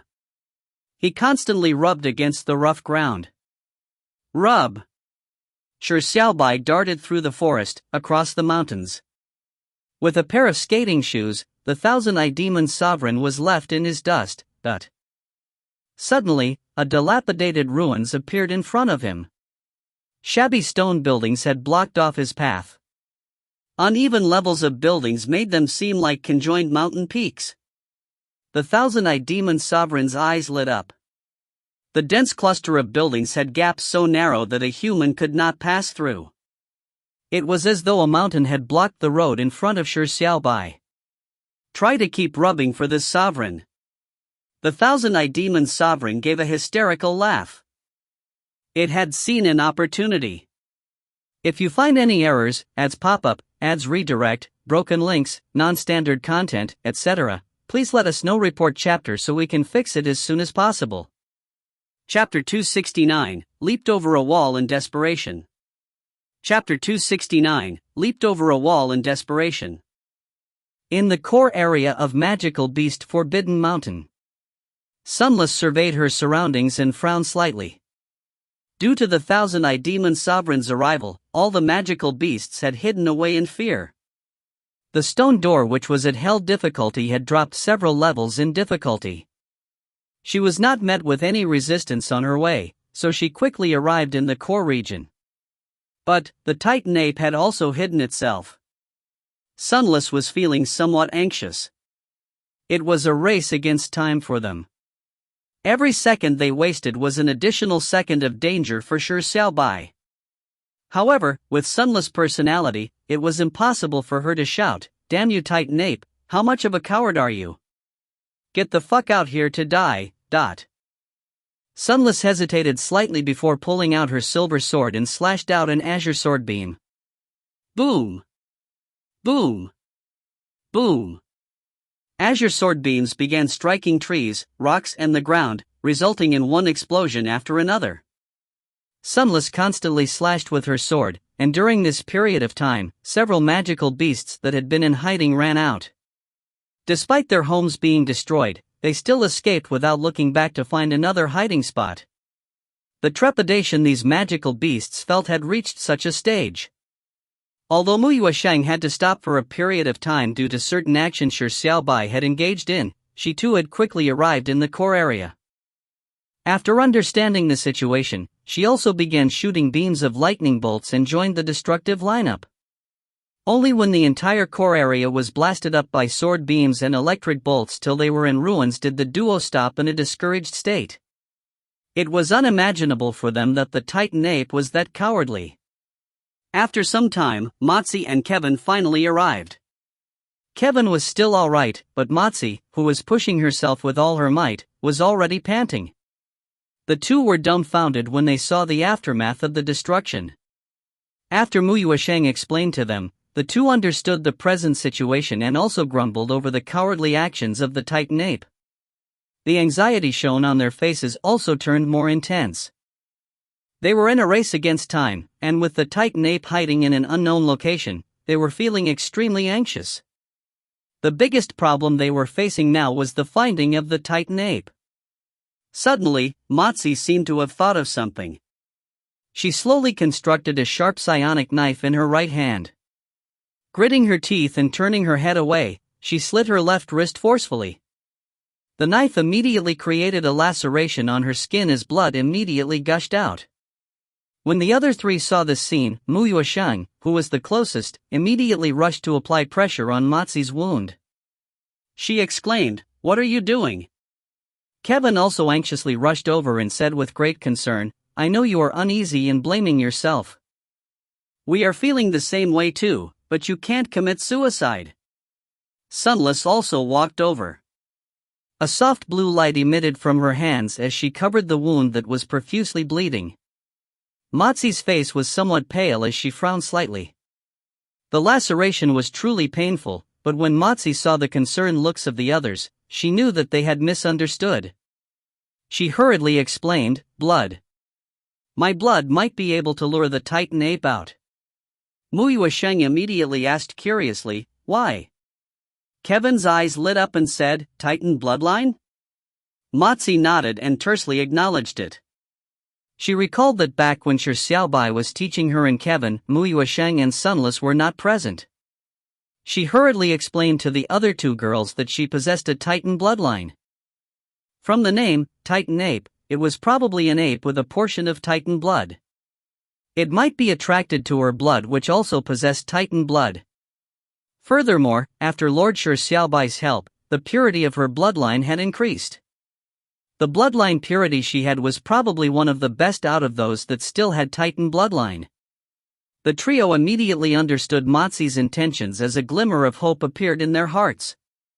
Sunless suddenly whispered, "Nose. Everyone turned around in surprise and saw Sunless gesture for them to pinch their noses. Mozi had spent some time with Sunless, so she immediately understood her as she said, "You want us to pinch our noses?" Sunless nodded. She used her sword's tip to suspend in midair the mud that had soaked with Mozi's blood. Suddenly, a strong smell of blood emanated from the mud. It began spreading like clouds being spread apart. The rest hurriedly pinched their noses and said in surprise, "This?" Sunless said in a deadpan manner, "Air." Her superpower, which was related to air, was not restricted to sucking away all the air and creating a partial vacuum in an area. At this moment, she was using her superpower to allow the smell of the blood to spread better. The smell of blood began spreading through the air like a stream, and soon, most of the core region was tinged with the smell of Mozi's blood. As time slowly passed, the quartet held their breaths as they waited with great anticipation. Suddenly, the ground began shaking violently. Boom! A series of deafening footsteps resounded. From behind a nearby mountain, a huge head popped out. It was an ugly ape's head filled with black fur. This black ape stretched its head out. Its nostrils spewed hot white gases that twirled around like clouds. This was the Titan ape. Heavens, this ape was larger than a mountain. On the other end of the mountainous area, the thousand-eyed demon sovereign believed that it had seen a chance when Shi Xiaobai arrived in front of the buildings, but it soon realized that it was extremely wrong. Shi Xiaobai jumped to the top of the buildings and immediately turned into the embodiment of a parkour youth. He constantly jumped and proceeded forward through the concrete jungle. At times he would seem to bore through holes like lightning and at other times spin in midair. He demonstrated the art of parkour through the use of extreme actions. The thousand-eyed demon sovereign tried with all its might and realized it was still unable to chase up to Shi Xiaobai. Furthermore, the gap between them was slowly opening up. Even though it was in midair and it did not encounter any geographical obstacles, it still could not make up for the gap between the speed of sound and the speed of lightning. The thousand-eyed demon sovereign felt a true sense of defeat. Just recalling Shi Xiaobai previously comment having a 30-second head start is already very shameful for this king immediately made it feel depressed and in need of weeping. It had been ravaged by the speed of a scum at the psionic mortal realm. "You are forcing this sovereign." The thousand-eyed demon sovereign was incensed. Its pride would not allow it to be this humiliated. Roar! The thousand-eyed demon sovereign opened its mouth and produced a resounding roar. The dark sky sun was once again eclipsed by the huge shadow. The sky immediately turned completely dark once again. And amidst the darkness, the black poodle's tiny profile began to suddenly expand again and again. Like a constantly expanding balloon, the thousand-eyed demon sovereign transformed into a gigantic ball darker than the darkness. The ball expanded into a size with 100 meters in diameter before suddenly changing shape at a rapid speed. Its 4 legs reached out to the ground from the ball. A massive mastiff's head appeared out of the ball and a tail, which seemed like a column that reached into the skies, stood straight up. Roar! A black mastiff that was several hundred meters tall, a height taller than the mountains, stood in between the heavens and earth. Its roar was deafening, as though it was about to shatter the sky. Shi Xiaobai had already run very far away, but when he heard the roar, he turned his head in horror. He saw the massive black mastiff at the ends of his vision. A pair of gigantic crimson eyeballs were like suns that emanated a cold beam of light. The murderous intent was intense, spreading from one horizon to the other. At the next moment, the gigantic black mastiff moved. Running in mid-air, it was able to cross more than a kilometer with a single step. Its movement speed was appalling. At the same time, the dense and dark clouds in the sky suddenly shot a black bolt of lightning to the ground in front of Shi Xiaobai. A ravine opened up in the land when it was struck by the heavenly black lightning. With ravines in front of him, was there any path for him to proceed forward? Shi Xiaobai was dumbfounded. The thousand-eyed demon sovereign had leaped over a wall in desperation. If you find any errors, ads pop up, ads redirect, broken links, non-standard content, etc., please let us know. Report chapter so we can fix it as soon as possible. Chapter 270, Cowardly retracted its head like a turtle. Chapter 270, Cowardly retracted its head like a turtle. In the core area of Magical Beast Forbidden Mountain, the black-furred ape's head that peeped out of the mountain looked extremely ferocious. Its gigantic nostrils spewed out white gases that looked extremely hot, as though a cold mountain was burning. This is the Titan ape. It's massive. Everyone was shocked. The Titan ape was more than a head higher than the 100-meter-tall mountain. Without even seeing its body, it was imaginable how massive it was. The Titan ape's gigantic eyes, that looked like empty sockets, looked at the Mozi's fresh blood spilled on ground. Wrinkles seemed to appear on its forehead, as though it was deep in thought. Moments later, the Titan ape suddenly let out a disappointed but angry bellow. It stared at Mozi with eyes filled with murderous intent, as it sensed that it had been tricked. The four immediately were on full alert and readied themselves as they prepared for the intense battle that was about to begin. However, not only did the furious Titan ape not appear out of the other side of the mountain to kill these ants that dared to trick it, but it roared in indignation before retracting its head back, becoming a cowardly turtle that retracted its head. When the four saw this scene, they were immediately taken aback. Kevin said in a speechless manner, "What the fuck, that's way too cowardly?" The Titan ape's fear for the thousand-eyed demon sovereign was so deep that it was willing to swallow the rage of being tricked. It was an act of extreme cowardliness. However, the Titan ape had already revealed its location, so how could the four let it go? They immediately charged towards the mountain and circled around it, arriving on the other side of the mountain. On the other side of the mountain, the Titan ape, whose body was bigger than a mountain, was squatting on the ground with its body curled up. It was using the mountain as cover and deceiving itself into thinking that it was doing a good job hiding. But in fact, its buttocks had been exposed on the other side of the mountain. The Titan ape's hiding posture, like a child's playing of hide-and-seek, formed a stark contrast with its massively large and black-furred body. This contrast was also a testimony of how terrifying the thousand-eyed demon sovereign was. To make the Titan beast, a lord of magical beasts, to be so afraid that it was hiding like a child, showed how terribly frightening the thousand-eyed demon sovereign was. The four did not dare to approach the Titan ape. Just 100 meters away, they could already sense the terrifying power emitted from the Titan ape's body. Sunless was the first to lead the charge. Slashing out with her silver sword, an azure-colored sword beam struck the Titan ape's body. Boom! The azure sword beam exploded on the Titan ape's body, producing a cold, metallic shimmer on its black fur, as though it was unscathed. At the same time, Mu Yuesheng had gathered a blob of electric bolts and shot it at the Titan ape like a missile. Mozi slashed out grilling hammer from afar while Kevin picked up a massive boulder and threw it out after using Price of Might. Boom! Explosive sounds succeeded one after another. The metallic sheen on the Titan ape's black body intensified. Despite being subject to such attacks, it did not make even a sound. All it did was turn its head at the quartet 100 meters away. Its eyes were filled with contempt, as though it was watching four trivial ants. It was as though the quartet's strike was just giving it a scratch. It was unimaginable how powerful the Titan ape's body defense was. Sunless was not discouraged as she slashed out again. The sword produced an azure sword beam once again, but this time, there were howling winds that accompanied the beam, as though there were numerous sharp blades. Clang!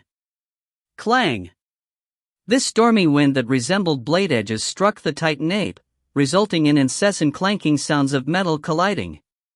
Mu Yuesheng conjured a gigantic icy blue light blob in her hands. The electric bolts sizzled as they sparked around, like testy icy blue pixies. With a sharp cry, Mu Yuesheng shot out a thick icy blue beam of light at the Titan ape. Boom! Boom! Boom! The icy blue electric current crawled around the Titan ape's body as it constantly exploded. Mozi gritted her teeth and continued launching several Koan Pang hammer strikes as well, enveloping the Titan ape in flames and their high temperatures. Kevin kept picking up boulders from the ground and constantly threw them at the titan ape as though he was pelting it with a barrage of artillery strikes.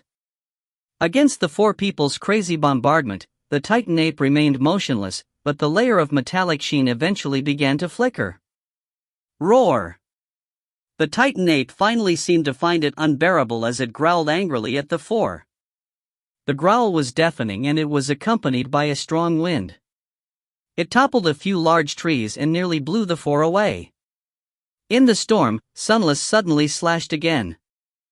This strike split the storm apart as it headed straight for the titan ape's head. The sword beam smashed into the titan ape's gigantic nostrils. The gushing hot gases that it constantly breathed out suddenly came to a halt.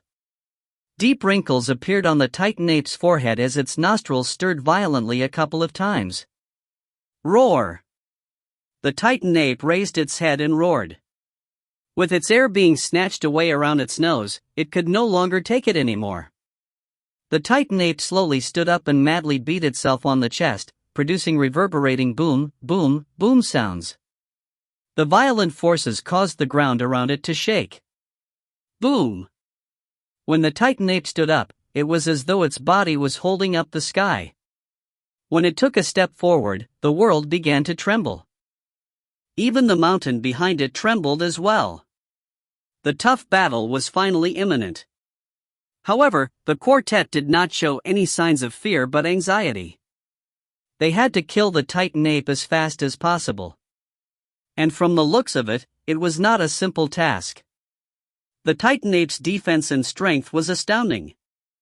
However, Shi Xiaobai was facing the thousand-eyed demon sovereign, a terrifying existence that made the powerful titan ape hide away like a scared toddler. The danger Shi Xiaobai faced was correspondingly much higher than theirs. They did not want to waste even a single second at that moment, grabbing every second they had to strive for victory. The titan ape stepped its foot down, immediately producing a deep ravine. The four scattered to dodge his foot, but they simultaneously launched their third assault on the titan ape. In the outskirts of magical beast Forbidden Mountain, dark clouds loomed as thunder rumbled while black bolts of lightning kept striking the ground, like a downpour of rain.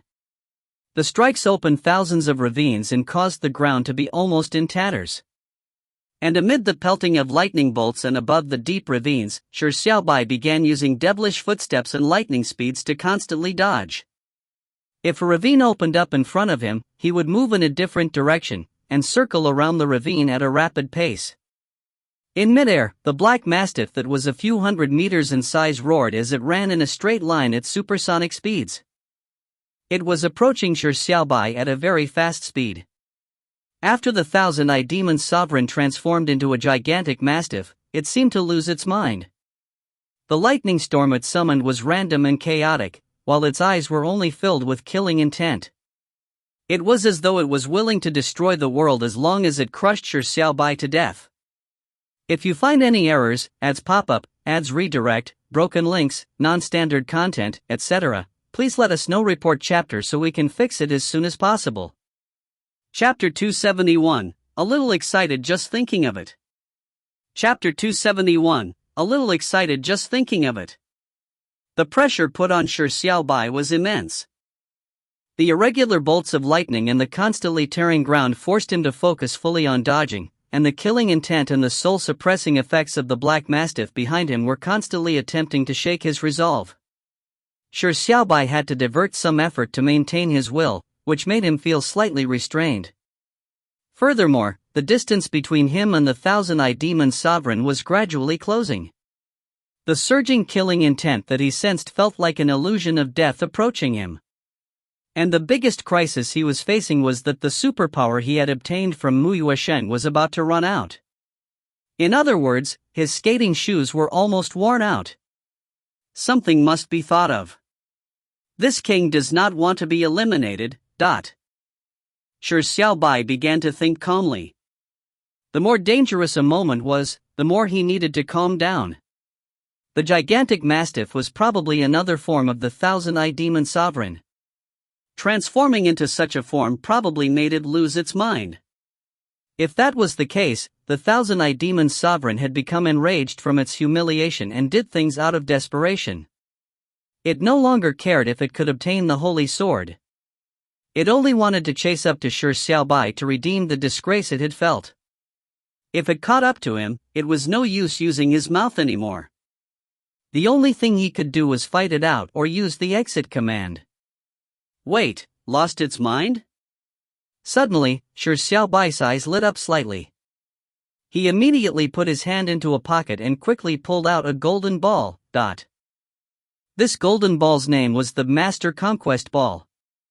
It was the B-level reward he had obtained after completing the Absolute Choice's destruction of 15 cities. It had a 100% chance of conquering a non-highly intelligent biological being. Shi Xiaobai did not know what the exact definition of non-highly intelligent biological being was. However, the thousand-eyed demon sovereign was lacking in intelligence to begin with, and now with it losing its mind, shouldn't it be called a non-highly intelligent biological being? Shi Xiaobai turned his head to steal a glance. The black mastiff was already beginning to close in on him. The ground in front of him was riddled with holes. The skating shoes beneath his feet could no longer hold out. In such a desperate situation, a miracle was needed. Was this golden ball able to create miracles?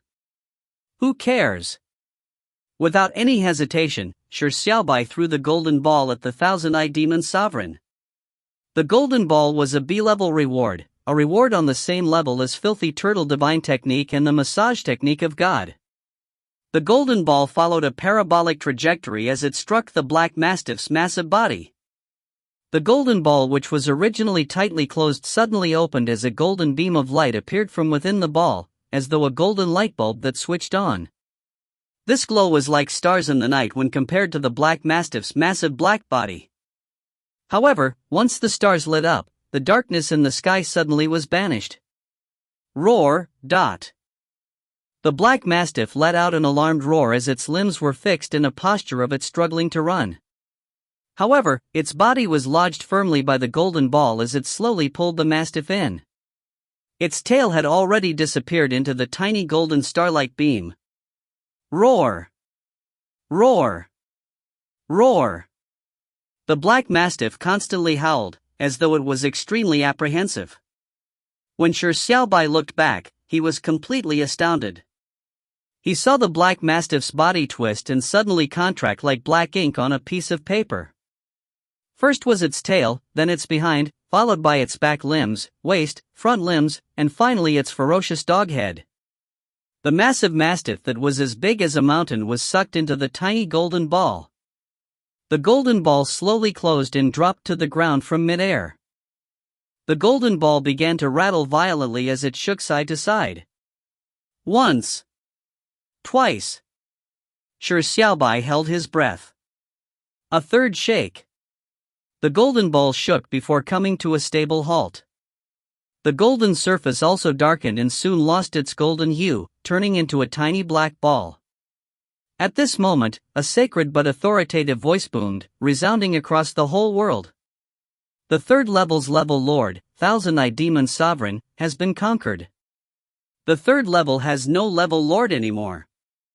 The conqueror is Shi Xiaobai.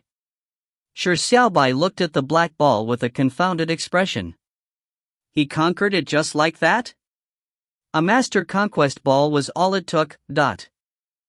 He had previously relied on his mouth for so long, rubbed with all his might, but had subconsciously overlooked this golden ball because he never expected the master conquest ball to be so powerful. If he knew earlier that all he needed to do was throw a ball, he wouldn't have needed to do so much stuff. However, there was no way to judge if the poodle-shaped thousand-eyed demon sovereign was considered a non-highly intelligent biological being or not. After all, the thousand-eyed demon sovereign might have seemed silly back then, but it could at least understand human speech. Shi Xiaobai slowly walked towards the black ball and recalled the fiery voice mention that the master conquest ball could conquer any biological being to make it his private pet. A gigantic mastiff hundreds of meters tall as a pet? It was a little exciting just thinking of it. In the core area of magical beast Forbidden Mountain. Sunless and company were engaging in a fierce battle with the Titan ape. The heavens were fair. Despite giving the Titan ape superior defense and terrifying destructive power, it had stripped it of its speed. The Titan ape was extremely slow in its motions. Although its foot stomp could create a deep hole that extended dozens of meters, the four would usually be able to dodge it. After dodging, the four would attack again without any rest. The third round of attacks, the fourth round of attacks, the fifth round of attacks. With round after round of attacks that were like a storm, this was the 10th round of attacks. Even though the Titan ape's defense was powerful, it could not withstand such senseless bombardment. Its furious roars finally sounded anxious. If this carried on, it was very likely that it would die from a battle of attrition by these four human scum. The orange-haired petite girl and the blonde youth's damage to it was average, but the short brown-haired girl and the azure-dressed girl's attacks could not be dismissed, especially the azure-dressed girl's sword techniques. Each strike was more dangerous than the other. Nearly every strike was enough to cut through its hard flesh. However, the four appeared to be in an extremely tired state. Motzi looked pale in the face. The hand which held the warhammer was trembling slightly. Kevin was covered in sweat. His arms were extremely sore from throwing boulders. Mu Yuesheng was slightly out of breath. The amount of time she took to charge her electro-cannon was getting longer as well. Sunless did not seem to have any obvious changes, but her hair was slightly disheveled. Her azure dress was also stained with a lot of dust. It was an uncomfortable matter for a girl who was a germaphobe. However, none of them stopped. They had to win every second for Shi Xiaobai. Motzi shouted, "Come on!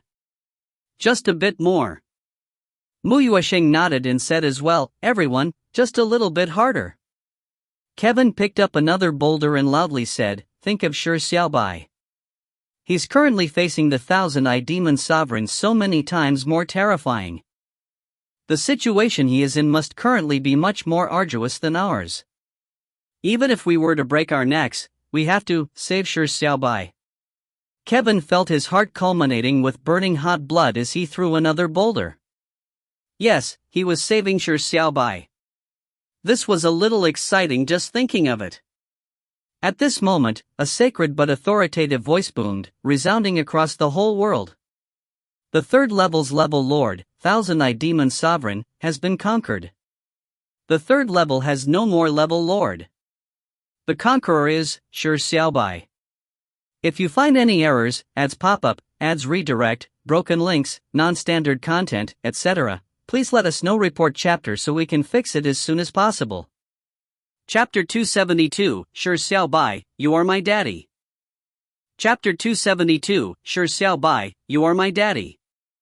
Kevin had just said a passionate and heartfelt speech about saving Shi Xiaobai.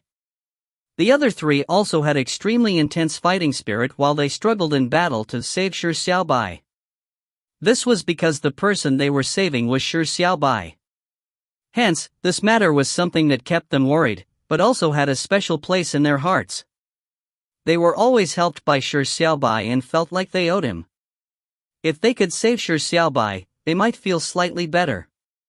But they never expected a voice to suddenly resound. The third level's level lord, Thousand-Eyed Demon Sovereign, has been conquered. The third level has no more level lord. The conqueror is Shi Xiaobai. When the voice resounded, the dark sky suddenly cleared.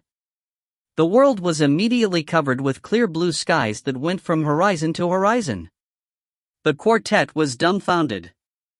Kevin said in embarrassment, "Forget what I just said about saving Shi Xiaobai. I was too naive." Motzi exclaimed, "Awesome, my lord Shi Xiaobai." Mu Yuesheng's eyes flickered as she exclaimed, "Shi Xiaobai reminds me of a legendary figure." An undetectable smile suffused across Sunless lips as she quietly said, "Hero King." Mu Yuesheng nodded her head. Her eyes were filled with gratitude. Legendary figures were always people she idolized. The Titan ape was also as excited as the quartet. It raised its head and roared as it constantly pounded its chest. The terrifying aura that made it tremble in fear had finally disappeared. At the same time, cheerful sounds erupted throughout the magical Beast Mountain. The silent mountains suddenly became extremely noisy. The expressions of the four immediately changed. The magical beasts that had hidden away were back. If they saw their territories destroyed, they would probably go mad, right? Now was not the time for them to relax. The four immediately launched their 11th round of assaults. The Titan ape, which was attacked, was left stunned for a moment before it was immediately enraged. Can't this ape be happy for a moment during this joyful juncture? Stone door number 17. Heartless and company were dashing through the desert at full speed, but they were still a distance away from the Guardian Boss Zone. The four looked nervous. Traveling through the desert in a rush made them look fatigued from the journey, but the pressure from the Thousand-Eyed Demon Sovereign gave them ugly expressions. Before the trials, the elderly god of swords had specially exhorted them not to slack in the first 3 levels. They had to clear the level before the 3rd level's level lord descended. Back then, they had vowed and guaranteed to do so. The pigtailed youth had even scoffed, saying that if they could not maintain being in the leading group, they would definitely not call themselves Zeus rookies in the future, but as rookie representatives of a top-tier domestic organization, it would be too embarrassing to not be part of the top 10% members of the leading group. However, they had really been reduced to such a state. They did not dare to think what would happen if the Thousand-Eyed Demon Sovereign were to suddenly appear in the stone door they were in. What would happen then? Being eliminated was nothing in comparison to how the elderly god of swords would think of them. How would the outside world look at them? How would the media evaluate the Zeus team? Even the tiniest scandal of the extremely famous Zeus organization would be pushed to the forefront of public opinion. If the 4 of them, including the super rookie, Heartless, were to fail at the 3rd level, it was easy to imagine what sort of pressure those anti-fans and the meddling media would put on them. Therefore, the 4 of them, who were filled with confidence, immediately felt intense pressure. But at this moment, a voice resounded. The 3rd level's level lord, Thousand-Eyed Demon Sovereign, has been conquered. The 3rd level has no more level lord. The conqueror is Shi Xiaobai. Heartless and company stared with widened eyes as they drew a gasp. Moments later, they broke out into surprised cheers. The burly teenager could not calm down as he exclaimed, "Heavens, who is Shi Xiaobai? How is he so awesome?" The pigtailed youth no longer knew what he was saying. "Regardless of who he is, he's my brother from now on." The female whopper was beaming as she said, "That's wonderful. There's no need to worry about being eliminated at the 3rd level. Thank you, Shi Xiaobai." Heartless also revealed a smile as he said, "Talents appear every generation, but ever since the Hero King, there has been no one who managed to complete the feat of conquering a level lord. This Shi Xiaobai must be an impressive heroic figure. It would be extremely good if we are able to befriend such a figure. Regardless of the case, we must try to find a way to repay his kindness in the future." The other 3 nodded their heads heavily. They began sketching a heroic youth's image in their minds. The Hero King back then was said to be extremely handsome, and he made everyone in the world admire him. He was chased by numerous girls. This Shi Xiaobai was probably not far from that. Stone door number 666. Fong Yuanlin was constantly urging the people behind him along. He constantly muttered, damn it. We are still short of a few hundred points. We are truly doomed this time." The 4 people behind him had extremely ugly expressions. They were truly lacking in a lot of points. Although there was no commotion regarding the Thousand-Eyed Demon Sovereign after it entered stone door number 233 after a long period of time, no one could be sure when the Thousand-Eyed Demon Sovereign would suddenly descend on them. They still needed to clear several stone doors. It was as though they were in a doomed situation. Suddenly, the voice resounded through the world. The 3rd level's level lord, Thousand-Eyed Demon Sovereign, has been conquered. The 3rd level has no more level lord. The conqueror is Shi Xiaobai. The five came to a spontaneous halt as they revealed looks of surprise and disbelief. This surprise was truly timely. Feng Yuanlin immediately felt moved to tears as he looked up into the sky with tears streaming down his cheeks. He shouted loudly, "Shi Xiaobai, you are my daddy." The other four who wanted to express their gratitude immediately shut their mouths. Fuck, you could even shamelessly recognize someone else as your daddy. How do you expect us to follow up on that? Shanghai City, 9 Revolutions Transcendental Tower, Main Auditorium. The elderly god of swords was staring intently at the names on the third level shown on the stone monument with an ugly expression. Riko and Yama Minamiya were also staring at the third level with nervous expressions. The level lord had descended for a period of time, while all the Zeus and Gaia rookies were still stuck at the third level. It felt like they were tiny boats in a thunderstorm which were at risk of being overturned by the angry waves at any time. On Gaia's side, it was still alright. It was considered a normal performance. However, on Zeus' side, it was terrible. The auditorium was filled with gleeful whispers of schadenfreude. They were making jokes of how Zeus' 2 super rookies were both stuck at the third level. Many journalists had already drafted their articles. The titles were, "Is the falling behind of the 2 super rookies a result of the Yi siblings being unworthy of their titles, or has Zeus destroyed their talents?" Such a news topic would definitely stir the masses. It was something the media loved to see. If the Yi siblings were eliminated at the third level, it could not be any better. It could be the headlines for tomorrow. The elderly god of swords was very powerful, so he obviously had very good hearing. The whispers were all heard by him. His mood was as bad as it could be.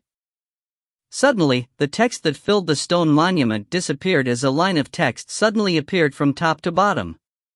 It filled up the entire stone monument's surface. The line of text read, "The third level's level lord, Thousand-Eye Demon Sovereign, has been conquered. The third level has no more level lord. The conqueror is Shi Xiaobai." Only when something major happened in the 9 Revolutions Transcendental Tower would the stone monument respond with such a full-screen notice. Sounds of disbelief resounded. The auditorium, which was considered rather quiet, suddenly turned into a cacophony. Heavens, the level lord has been conquered. It's been more than 3,000 years. Following the Hero King, he is the second person to conquer a level lord. This will be entering the history books. Shi Xiaobai, why does this name sound so familiar? Isn't Shi Xiaobai the one who cleared the first level the fastest? After that there was nothing from him. I thought he waned, but who knew, who could even guess this? So the reason why Shi Xiaobai stayed behind in the third level was to stir something up. This matter is too heaven-defying. I already have no idea what to say. It was said that Speechless was the one who could become the second Hero King in 3,000 years, but now, someone will change what they will say. SS. I'm looking forward to Shi Xiaobai and Speechless' confrontation. Who do you think will go further in this trial? Back then, the Hero King only reached the 8th level. Throughout history, only 4 people managed to reach the 8th level. It's unknown if any of these 2 heroic youths will be able to reach the 8th level, or even create brand new history.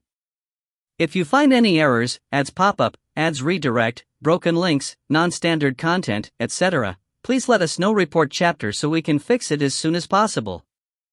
Chapter 273, Battle Arena, enemies often cross each other's paths. Chapter 273, Battle Arena, enemies often cross each other's paths. The exclaiming praises did not come to an end. The conquering of a level lord was unimaginable. This was because the level lord's strength was on par with the top mighty human figures in the world. With trial takers limited to the psionic mortal realm, there was nearly no way they could conquer a level lord. Throughout history, the only person who had done so was the Hero King, a unique genius that managed to accomplish this miraculous feat. But today, another person had repeated such a miracle. His name was Shi Xiaobai. The journalists rushed to delete their drafts. Compared to this divine miracle, the matter regarding the Zeus rookies was worth less than shit. Yama, Minamiya and Riko were at a loss as to what to say. They knew Shi Xiaobai never did things in an expected manner and usually surprised people, but this matter was too ridiculous. Shi Xiaobai was only at the 7th level of the psionic mortal realm. No, up until now, Shi Xiaobai had only been cultivating for about a month. The elderly god of swords did not know that Shi Xiaobai was too dahe, as he said in a gratified manner, heroes come from youngsters. It's really true that heroes come from youngsters. I wonder which organization such a figure came from. Thor? Diablo? Or is it Muses? Yama Minamiya gaped. He felt a little embarrassed to tell the elderly god of swords that Shi Xiaobai was too dahe. He felt that no one would believe it even if he said so, Riko gave a sly smile and said to the elderly god of swords, Senior, probably organizations like Thor won't be able to produce such a heroic youth, right? The organization that nurtured Shi Xiaobai must definitely have a deep and robust foundation. The organization that is capable of doing so has to be like Zeus, right? When the elderly god of swords heard this, he immediately gave a conceding nod and said, What you said is right. Even Zeus has trouble nurturing such a talent, so it would be impossible for Thor. The organization that nurtured Shi Xiaobai must be at least on the level of Zeus. Yama Minamiya fell silent. He had a nagging feeling that his daughter had changed. She had been led astray by Shi Xiaobai. However, this form of being astray was rather adorable. Yama Minamiya coughed gently and said with a laugh, Shi Xiaobai is awesome. The organization he is from must also be very awesome. It's something everyone needs to learn from. After Yama Minamiya said this, he suddenly felt full of energy. Hey, you don't say, this was quite a refreshing feeling. In the outskirts of magical beast Forbidden Mountain. Shi Xiaobai did not know that after throwing a tiny golden ball, not only did people recognize him as their brothers, there was even someone who called him daddy. He did not know that he had been divinized by the media as a heroic youth who could one day follow the footsteps of the Hero King. At this moment, he was staring at a tiny dog. It was a snow-white poodle floating in mid-air. It was smaller than an ordinary poodle. It could be called a mini-sized white poodle. The mini-sized white poodle floated and gave a standing posture. Its 2 front paws were curled to its chest as it cocked its head. It stared at Shi Xiaobai with its large and dewy black eyes, as though it wanted to be affectionate, but feared to do so. Woof! The poodle barked softly, as soft as a kitten's purr. It had a hint of desire for affection. Shi Xiaobai was rendered speechless. This poodle was actually the thousand-eyed demon sovereign. After it came out from the Master Conquest Ball, not only had it shrunk, its black fur had also turned white. Even its nature had changed. It seemed to lose all its past memories, turning sweet and cute like a kitten. It fucking mentioned transforming into a pet, but to think it would truly become a pet. Shi Xiaobai sighed as he stretched his hand towards the poodle. The poodle's eyes lit up and after a moment of hesitation, it slowly drifted downwards and sat in Shi Xiaobai's palm. Shi Xiaobai held it up and stared at it, saying, Can you still transform? Woof! The poodle cocked its head and gave a questioning bark. After hesitating for a moment, it stuck out its tongue and gently licked Shi Xiaobai's face. This was apparently pure dog speak. Shi Xiaobai was helpless to realize that he did not understand it at all. Forget it. At least you are cute. It's at least much better than that cocky thousand-eyed demon sovereign. Shi Xiaobai forcefully comforted himself. He stored the poodle back into the internal space of the Master Conquest Ball. He was planning to reinforce his partners who were battling the Titan ape. However, as Shi Xiaobai began walking, an authoritative voice boomed in his mind. Congratulations on killing the Guardian boss. Everyone obtains 300 points for conquering Stone Gate number 233, Magical Beast Forbidden Mountain. You have accumulated more than 1,000 points. You will be transported to the 4th level in 10 seconds. Shi Xiaobai was momentarily stunned before a smile suffused across his lips. These partners were rather reliable after all. 10 seconds later, Shi Xiaobai felt himself enter a trance. He had finally arrived at the 4th level. He surveyed his surroundings and was slightly stunned. At this moment, he was standing in a coliseum that resembled ancient Rome's. However, the entire site was much bigger than an ordinary arena. There was no one in the audience stands, and the walls around him looked extremely hard. There was a transparent dome-like domain that enveloped the entire coliseum. The authoritative voice boomed once again. Welcome to the 9 Revolutions Transcendental Tower's 4th level, Battle Arena. In the battle area, you will be randomly matched with a trial taker and engage in a single formal duel. The victor of the duel will be sent to the 5th level, while the loser will be sent out of the 9 Revolutions Transcendental Tower. As the battle arena only has 5 other people excluding you, with 4 of them teammates from the previous level, they will not be matched with you. Furthermore, you have not been matched with the 5th non-teammate, so you will have to wait for others to arrive in the 4th level. This duel will last till one side dies, faints, or uses the exit command before the victor is determined. Wishing you the best of luck. Once the voice was done, Shi Xiaobai felt delighted. Duel? Come on, this king is unable to endure the thirst. However, were there still anyone strong at this point in time? The rules of this level were in fact not very friendly for the leading group. This was because the moment they were sent here, they would be matched with similar members of the leading group in battle. It was like Mars striking Earth. It was very likely many excellent rookies had been eliminated by more excellent rookies at this level. Shi Xiaobai patiently waited. Although he knew that the opponent matched to him was likely to be someone unimpressive, he was still hoping that he would meet an unlucky mighty person. A few minutes later, a golden beam fell from the sky. Shi Xiaobai's opponent had come.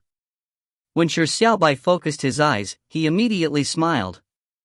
The person who came was heartless. 4th level of the 9 Revolutions Transcendental Tower, Battle Arena number 3. Mozi's face was slightly pale. In order to kill the Titan ape quickly, she had expended most of her stamina. She never expected the 4th level to be a duel. It was disadvantageous for her considering her present state. Mozi began using her endurance technique as she tried to speed up her recovery. Suddenly, a golden beam of light fell from the sky. When Mozi focused her eyes, she immediately frowned as her face turned paler. The person who came was the female Whopper. When the female Whopper saw Mozi, she immediately said with a boisterous laugh, "The heavens are really helping me." 4th level of the 9 Revolutions Transcendental Tower, Battle Arena number 4. Kevin faced the burly teenager and gave a slight wry smile. The scene of him being defeated in one hit during the battle exchange was still fresh on his mind. After the burly teenager understood the rules, he cracked his neck and said with a sinister laugh, "I happen to have some anger I was unable to vent because of 2 dahe. I hope you don't run away too quickly and let me have some fun." 4th level of the 9 Revolutions Transcendental Tower, Battle Arena number 5. Mui Washeng looked at the pigtailed youth across her eyes flashed with a cold glint. Although the pigtailed youth did not leave much of an impression on her, she could still remember the swaggering attitude he had after he defeated one of the Gaia rookies that was pulled in to fill the numbers. It was true enemies often crossed each other's path. There was no need to show mercy. The pigtailed youth swung his pigtail and said, "Great, at least it's not the other 2 trash. However, it's still trash. 1 minute. If I'm unable to finish this battle after 1 minute, I'll cut my pigtail. If you find any errors, ads pop-up, ads redirect, broken links, non-standard content, etc., please let us know. Report chapter so we can fix it as soon as possible." Chapter 274, That night, she shattered several toilets squatting. Chapter 274, That night, she shattered several toilets squatting. Shanghai City, 9 Revolutions Transcendental Tower, Main Auditorium. As everyone was in heated discussion over the matter of Shi Xiaobai conquering the level lord, the stone monument finally returned to its ordinary feet after a few minutes. Immediately, a keen-eyed member of the audience noticed something as he exclaimed, "Everyone, look at the 4th level." Everyone immediately turned their heads and revealed shocked expressions. They saw that on the stone monument's 4th level zone, which only had one name on it, there were suddenly 9 more names. And most interesting of all, out of the 9 names, 5 of them were Zeus rookies, 3 Gaia rookies and 1 Shi Xiaobai. Some people had originally speculated that Shi Xiaobai was a rookie from Gaia, but the data they later obtained was that Gaia's Shi Xiaobai had yet to begin psionic cultivation when he entered Gaia. After the matter of Shi Xiaobai conquering the level lord, many people immediately debunked the theory of Shi Xiaobai coming from Gaia. Yama Minamiya did not try to forcefully prove the matter because he realized that using facts was more useful than words. He began imagining what everyone's expressions would be when Shi Xiaobai came out and everyone realized Shi Xiaobai was too dahe. However, Yama Minamiya found it extremely uninteresting for what was happening now. The 4th level was in between the 3rd level, which had the most number of people, and the 5th level. It should have been a level with many people, but reality was just the opposite. There was constantly few people on the 4th level. This meant that the 4th level was likely randomly selected to be a dual elimination. Nearly everyone had deduced this conclusion. Dual elimination was one of the most cruel forms of survival of the fittest. It was something everyone did not wish to encounter. And now, on the 4th level, out of the 10 people, 5 were Zeus rookies, 3 were Gaia rookies, and a single Shi Xiaobai. Furthermore, according to the order, it appeared as though Heartless was matched with Shi Xiaobai. The 3 Zeus rookies were matched with 3 Gaia rookies. Sunless was matched with an unknown rookie. Heartless versus Shi Xiaobai. This match would be cruel. One is a super rookie, and the other is a dark horse that created a divine miracle. Both of them have what it takes to be in the top 10, but one of them will be forced to stop at the 4th level. That's why dual elimination mode is the most worrisome. In past years, many genius rookies who could clearly go far encountered a more talented trial taker than them in dual elimination, resulting in them coming to a regretful end of their trial. Heartless and Shi Xiaobai, one of them will end in regret. Although I'm a fan of Heartless, I do not wish for Shi Xiaobai to be eliminated. Pfft, you are speaking as though Heartless can eliminate Shi Xiaobai. Did you notice that 3 of the Zeus rookies are facing 3 of the Gaia rookies? 2 of them have apparently met each other in a battle exchange not long ago? What you said is true. I paid attention to the battle exchange. I remember that Gaia's Wen Haijing and Kevin did not even last 10 seconds in battle. Now, they are facing the same opponents, and should it be said that enemies often cross each other's path or that Gaia's luck is really bad? It can't be? Not even 10 seconds? 10 seconds is just an euphemism. In fact, it ended in 6 or 7 seconds. The gap between the two sides is just too great. There is no point focusing on such a battle that is overwhelmingly advantageous to one side. The outcome is already decided. Pitying Gaia. Everyone was in a flurry of discussion. Yama Minamiya and Riko's emotions were experiencing the twists and turns of a roller coaster. They were still extremely excited for Shi Xiaobai previously, but now they felt worried. This wasn't called enemies often crossing each other's path, it was called colliding with a ghost, but they were already nearly certain that Matzi and Kevin would be eliminated. Mu Yueshan might need to endure a bitter fight with the outcome unpredictable. She was similarly in danger. It was not that they chose to lack trust in their rookies, but it was because the outcome at the battle exchange was just too terrible. It was even called one of the most one-sided battle exchanges in recent years. If not for Shi Xiaobai changing the tides at the very end, the battle exchange would probably give Gaia flake for many years. The elderly god of swords looked somewhat complicated. The 5 Zeus rookies had reached the 4th level and had encountered the Gaia rookies that they could easily crush. That was obviously a good thing, but with Heartless meeting Shi Xiaobai, it made the elderly god of swords worry. Could his disciple beat the mysterious Shi Xiaobai, who had just created a divine miracle? This dual elimination that seemed to be arranged by fate had aroused the concern of many people. 4th level of the 9 Revolutions Transcendental Tower, Battle Arena number 3. Mozi's pale face finally turned for the better through the use of her endurance technique. The female Whopper's appearance had panicked her for a moment, but she quickly calmed down.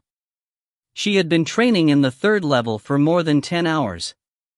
Furthermore, she had received advice from Lord Shi Xiaobai. She was no longer an ignorant girl. At least, she would not be defeated in a few seconds like last time. Mozi slowly constructed a psionic warhammer as her eyes revealed courage and fighting spirit. The female Whopper saw the change in stance of Mozi and immediately said scornfully, "I thought you would immediately escape. Who knew that you were naive enough to attempt resisting? It looks like you still haven't realized the difference between us." Mozi smacked her lips and said, "The difference between us? Are you talking about the difference of this mosquito being cute and endearing and you being fat and old-fashioned? You're courting death." The female Whopper immediately widened her bell-like eyes as her nostrils spewed hot gases. Angrily, she said, "I'll beat you flat." Mozi brandished her warhammer and shouted without fear, "Come on, let's see who's afraid of who." At this moment, a mechanical voice resounded in the arena. "The duel is about to begin. Countdown in 10 seconds, 10, 9, 8. Mozi took a slow deep breath. Although she was not afraid, she was still somewhat nervous. The fat Whopper's body looked somewhat frightening as though she was a tiny mountain. The fat face of the female Whopper had an oily shine to it, making her even more ferocious looking. All her life, she had hated petite and cute girls that attracted the stares of boys the moment they appeared, just like Mozi. Furthermore, this cute girl was from the same organization as the evil two Dahe, but only the heavens knew how many toilets she shattered that night from squatting. 3, 2, 1, begin. The moment the voice disappeared, the translucent domain separating the two participants immediately vanished. Die. The female Whopper thundered and ran at full speed towards Mozi. Her speed was extremely slow, but every step caused the ground to shake. She was like a rumbling heavy armored vehicle that came smashing at Mozi. This time, Mozi did not rush up to clash with the female Whopper with her body, like at the battle exchange. Instead, she slowly raised her psionic warhammer. If you find any errors, ads pop up, ads redirect, broken links, non-standard content, etc., please let us know. Report chapter so we can fix it as soon as possible. Chapter 275, Bronze Minotaur. Chapter 275, Bronze Minotaur. After Mozi slimmed down, her strength had increased rather than decreased. However, due to the loss of fat, her physical defense had indeed decreased. There was no way for her to engage in a head-on clash with the female Whopper who was covered in hard fat. Furthermore, Mozi was no longer a pure melee warrior. Eat this mosquito's hammer. Mozi seized the moment and raised her warhammer to slam heavily onto the ground. Boom! The moment the warhammer slammed down, the ground cracked. A high-temperature force snaked through the ground straight at the female Whopper. Mozi had developed a good eye for judgment over the entire training period. With the fat Whopper running so slowly, coupled with her massive body, there was no reason for her to miss. A high-temperature force spewed out from the ground like a transparent wok lid. The fat Whopper, who was running towards her, happened to step on the transparent wok lid. The fat Whopper had wanted to laugh derisively when she saw Mozi slam the warhammer on the ground, but when she stepped onto the high-temperature wok lid, her expression immediately changed. My feet! The female Whopper cried out and immediately jumped forward. Her heavy body nearly stumbled when she landed on the ground. When she finally came to a halt, her forehead was oozing with hot sweat. The high temperature had burned a hole in her shoes. Both her soles suffered burns, and with her poor feet supporting her massive body weight, it made her gasp in pain. She had been careless for this strike. She did not expect Matsi to use such a high-end offensive skill, so she had failed to use hardening to protect her feet. As a result, her soles made direct contact with the high temperature of stewing wok hammer. The female whopper had suffered a devastating blow. However, Matsi did not halt her assault. With a charming cry, she slammed her warhammer again. A continuous swirl of fire swept towards the female whopper. With an angry roar, the female whopper conjured a translucent psionic barrier to protect her body. Matsi did not stop. Despite having just used grilling hammer, she was able to retract her warhammer extremely fast as she paid attention to the distribution of her power. As a result of not overexerting herself, she immediately produced a second grilling hammer. Matsi closed her eyes as she constantly screamed as she flailed her warhammer with all her strength, sending incessant flames at the female whopper. The female whopper had conjured a psionic barrier to withstand the flames, but the pain in her soles made her proceed forward at an extremely slow pace. Due to her clumsy movement, she was unable to dodge the assault of the flames. She could only try to withstand the incessant flames. Suddenly, after an unknown number of flaming blows, the psionic barrier the female whopper conjured suddenly shattered. Flames surged through the cracks and ignited the fibers on the female whopper's clothes. Fuck! The female whopper cursed angrily and quickly used her hands to extinguish the flames on her body. However, a burnt hole was left in her clothes, exposing her disgusting fat. The female whopper was immediately incensed. The short moment of sparring had put her at a complete disadvantage. She had been reduced to such a wretched state by such scum? Although it was because she had been careless and because of the long-range advantage over her, this was an outcome the female whopper could not accept. She felt humiliated and enraged. Her ferocious expression turned into a hysterical frenzy. "You're courting death!" The female whopper angrily roared as her skin suddenly became dyed in a layer of bronze. Her eyes turned red as two horns slowly grew from her head. Her facial features also began to distort. In a short moment, the female whopper's head had turned into a bronze ox head. Her fat body was covered in a layer of bronze skin. She looked like a massive bronze minotaur. The female jumbo took a step towards the flame. Boom! The ground opened up into a deep pit, as the flames that struck her body were instantly extinguished. Roar! The female whopper roared and took one step after another towards Matsi while disregarding the flames.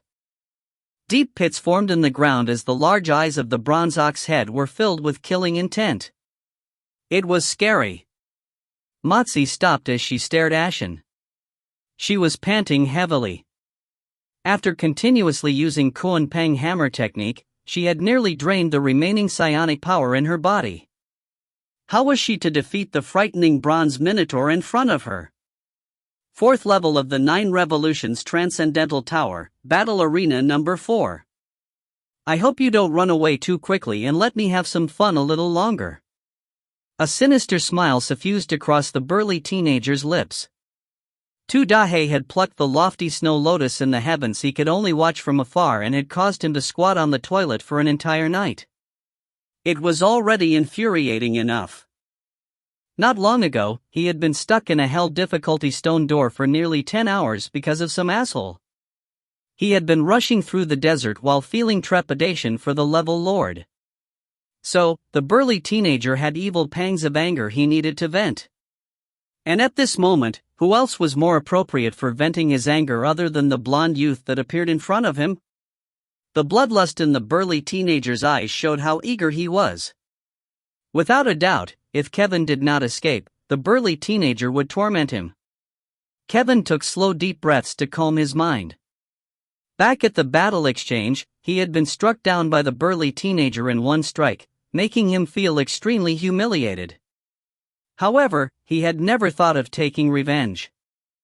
This was because Kevin knew how disparate his strength was from the burly Tiangers, so there was no hope of revenge. But at this moment, Kevin was first alarmed after meeting the burly teenager again, but he soon calmed down. He was no longer the same person from a few days before. He had completed a metamorphosis over the past few hours, a true metamorphosis. 3, 2, 1, begin. The moment the mechanical voice disappeared, the burly teenager rushed at Kevin like a cheetah. He was extremely fast. At the battle exchange, the burly teenager had created an illusion to hide the fact about his speed to end the battle as soon as possible. But now, in their second encounter, there was no need to pretend to be a strength-based warrior. Although his body was built like a strength-based warrior, what he was really good at was speed. Kevin did not move.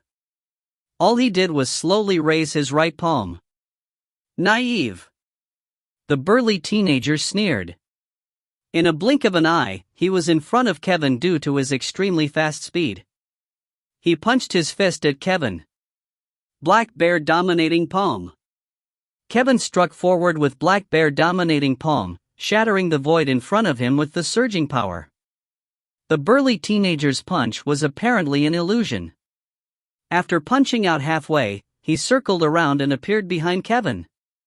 With Kevin missing, his body suddenly turned stiff. The burly teenager grabbed this opportunity to kick Kevin in the buttocks. Kevin was immediately sent flying forward. He fell to the ground in a pathetic manner. Ha ha ha ha. The burly teenager guffawed with his head tilted up. His laughter resounded through the world, as though he was laughing at a comedic clown. If you find any errors, ads pop up, ads redirect, broken links, non-standard content, etc., please let us know. Report chapter so we can fix it as soon as possible. Chapter 276, Always Ready. Chapter 276, Always Ready. Kevin was sent flying with a kick and fell to the ground in a humorous manner like he was a dog eating shit. The burly teenager immediately laughed. He did not use any offensive skills for this kick, and had just relied on his strength. It did not deal much damage to Kevin, but it would cause physical pain, as well as produce comedic effects. The burly teenager immediately felt better. Since he wanted to vent his flames of anger, he could not immediately finish the battle. He had to slowly torture his opponent and torment his opponent psychologically. Only then could he fully enjoy the fun. Kevin crawled up from a wretched posture and turned his head to say angrily, "You deserve death." Seeing Kevin's annoyed expression, the burly teenager felt delighted. He charged up once again.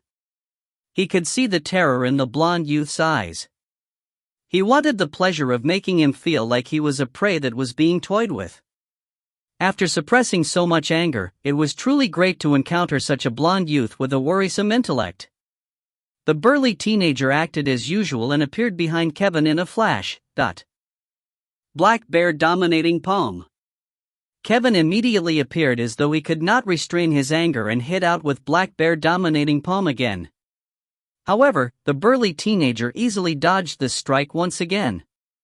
The explosive power missed completely. The burly teenager kicked Kevin in the buttocks once again as Kevin fell to the ground in a pathetic manner. This scene felt like a playback of the previous scene.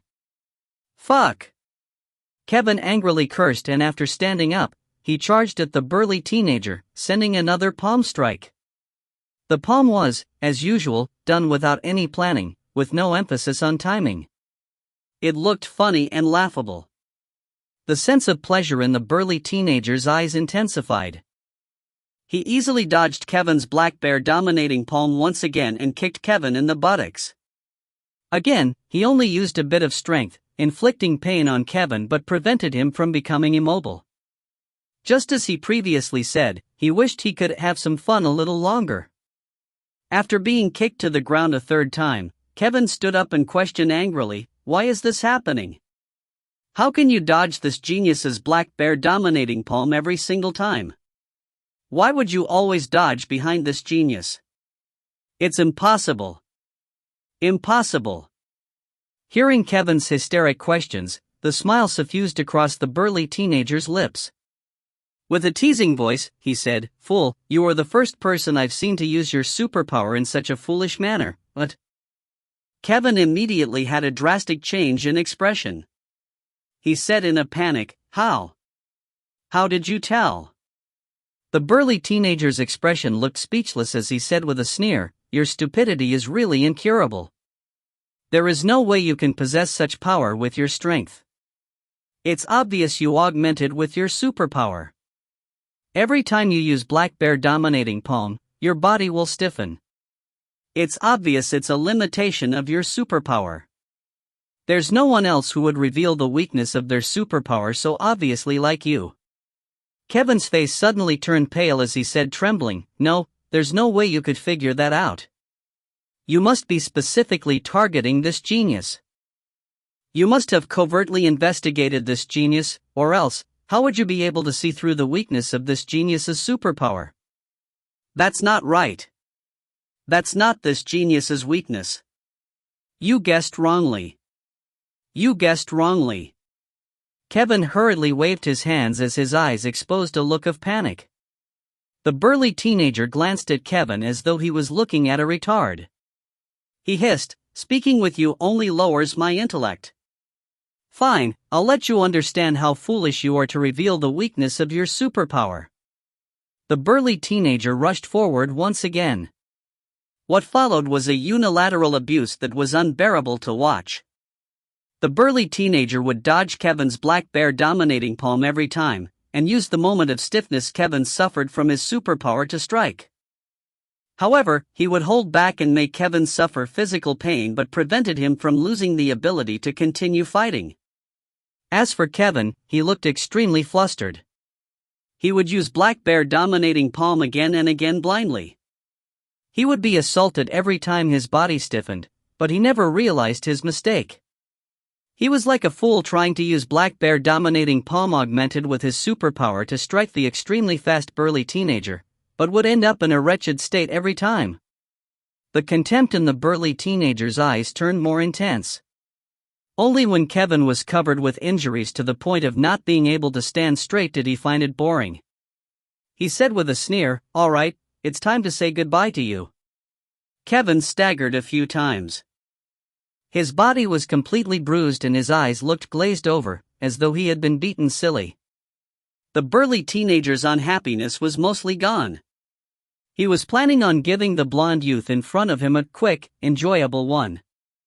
Obviously, he would not deal a fatal blow, but it was likely it would leave an indelible memory on the blonde youth. The burly teenager did not realize that although Kevin's eyes were glazed over, the cold glimmer in his eyes was calm and resolute. His 5 fingers had never separated from beginning to end. His right palm appeared to be always ready. 4th level of the 9 Revolutions Transcendental Tower, Battle Arena number 2. Heartless looked at the black-haired youth with delicate facial features in front of him. His eyes looked as though he was in a trance. He had recalled the day of the battle exchange. The strike that he was helpless against, and the power from that strike that clearly did not belong to a person of this level. Tu da hei. Heartless never expected to encounter the opponent he absolutely did not want to meet in the dual elimination. But similarly, the pride of being a super rookie made him unafraid to face the battle. Heartless slowly pulled a black sword from his back. This sword was more valuable than the previous one he used. The Yi family's head had sent him this sword in anger after learning that Heartless' sword that had accompanied him for a decade had been shattered. This sword did not have a name. It was entirely black in color and was one of the sacred items passed down in Yi family for countless years. However, this black sword once belonged to a legendary figure, so this black sword did not easily recognize a master. Although the Yi family had lasted for several millennia, few could truly control this black sword. Heartless had yet to be able to fully control the sword, but his sword talent was astounding, so he had obtained a preliminary recognition of the black sword. When the Yi family head sent the black sword over, an angry message came along with it: if you were to shatter this black sword, you are no longer part of the Yi family. Heartless raised the black sword as fighting spirit gradually ignited in his eyes. He would not lose this time, nor could he lose. Shi Xiaobai smiled slightly as he was rather happy. To be able to meet Heartless at the 4th level's duel of elimination was an extremely good thing for him. Back at the battle exchange, in order to help Gaia, he had used 1 second Shura. In fact, it was not Shi Xiaobai's usual style. It did not conform to his kingly ways. Shi Xiaobai was still nursing a grievance over the matter. Hence, to be able to fight Heartless with his true strength was something Shi Xiaobai anticipated greatly. Shi Xiaobai slowly stretched out his right hand. White light bloomed as a pure white holy radiance appeared in his hand. The two of them faced each other in silence, but their eyes were filled with burning fighting spirit. It only professed a single word: battle. 3, 2, 1, begin. Once the mechanical voice was done, Heartless immediately charged at Shi Xiaobai. Shi Xiaobai raised holy radiance and gradually lifted his right foot, as he was prepared to charge head-on. At this moment, a fiery voice suddenly resounded in Shi Xiaobai's mind. Daily style absolute choice is over. 12 hours have passed. Massage technique of God has yet to reach the exemplary mastery realm. You will experience a C-level punishment. From this moment forth, your right hand will completely and absolutely lose all feeling for the next 12 hours. Receive your punishment, youth. The moment the voice was done, the right hand Shi Xiaobai had raised immediately lost all feeling. His 5 fingers that held holy radiance immediately stiffened. Clang. Holy radiance fell out of Shi Xiaobai's right hand and dropped to the ground. At the same time, Heartless black sword slashed over. If you find any errors, ads pop-up, ads redirect, broken links, non-standard content, etc., please let us know. Report chapter so we can fix it as soon as possible. Chapter 277, This Black Sword is Against Him. Chapter 277, This Black Sword is Against Him. Receive your punishment, youth. The absolute choice apparently liked to do surprise attacks. The moment of the punishment was just perfectly timed. It caught Shi Xiaobai off guard, with an accident nearly happening. But thankfully, Shi Xiaobai reacted very quickly. He dazed for an instant after holy radiance fell, but he quickly squatted down and rolled towards the right.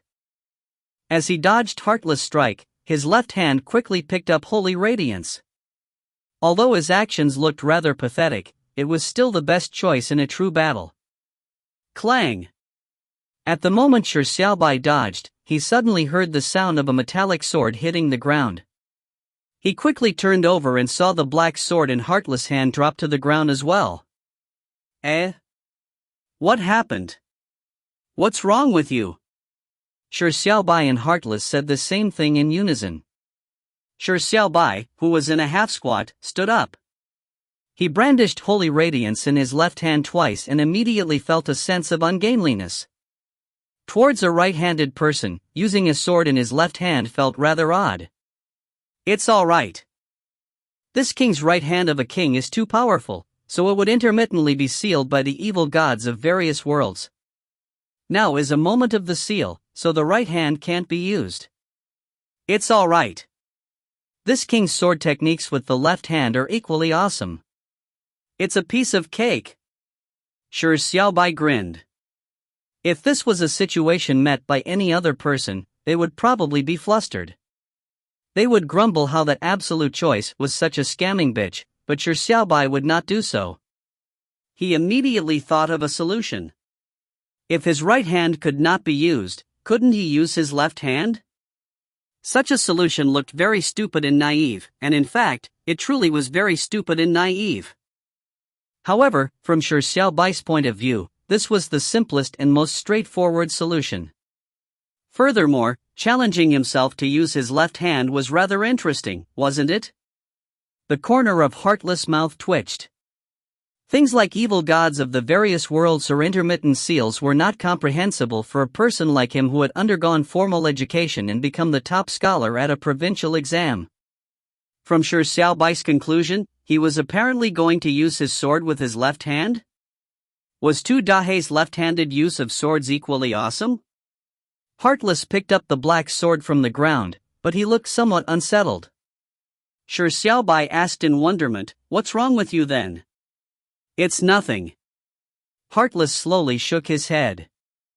He lowered his head to glance at the black sword in his hand and could only give a wry smile. He believed he had received the preliminary recognition of this nameless legendary black sword, but he never expected that the black sword would suddenly resist him at a critical moment.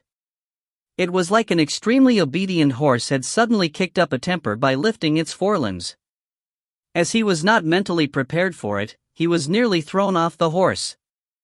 However, Heartless was not irritated. After all, this black sword had been passed down for several millennia, but few managed to control it. Only the original owner was able to fully control it.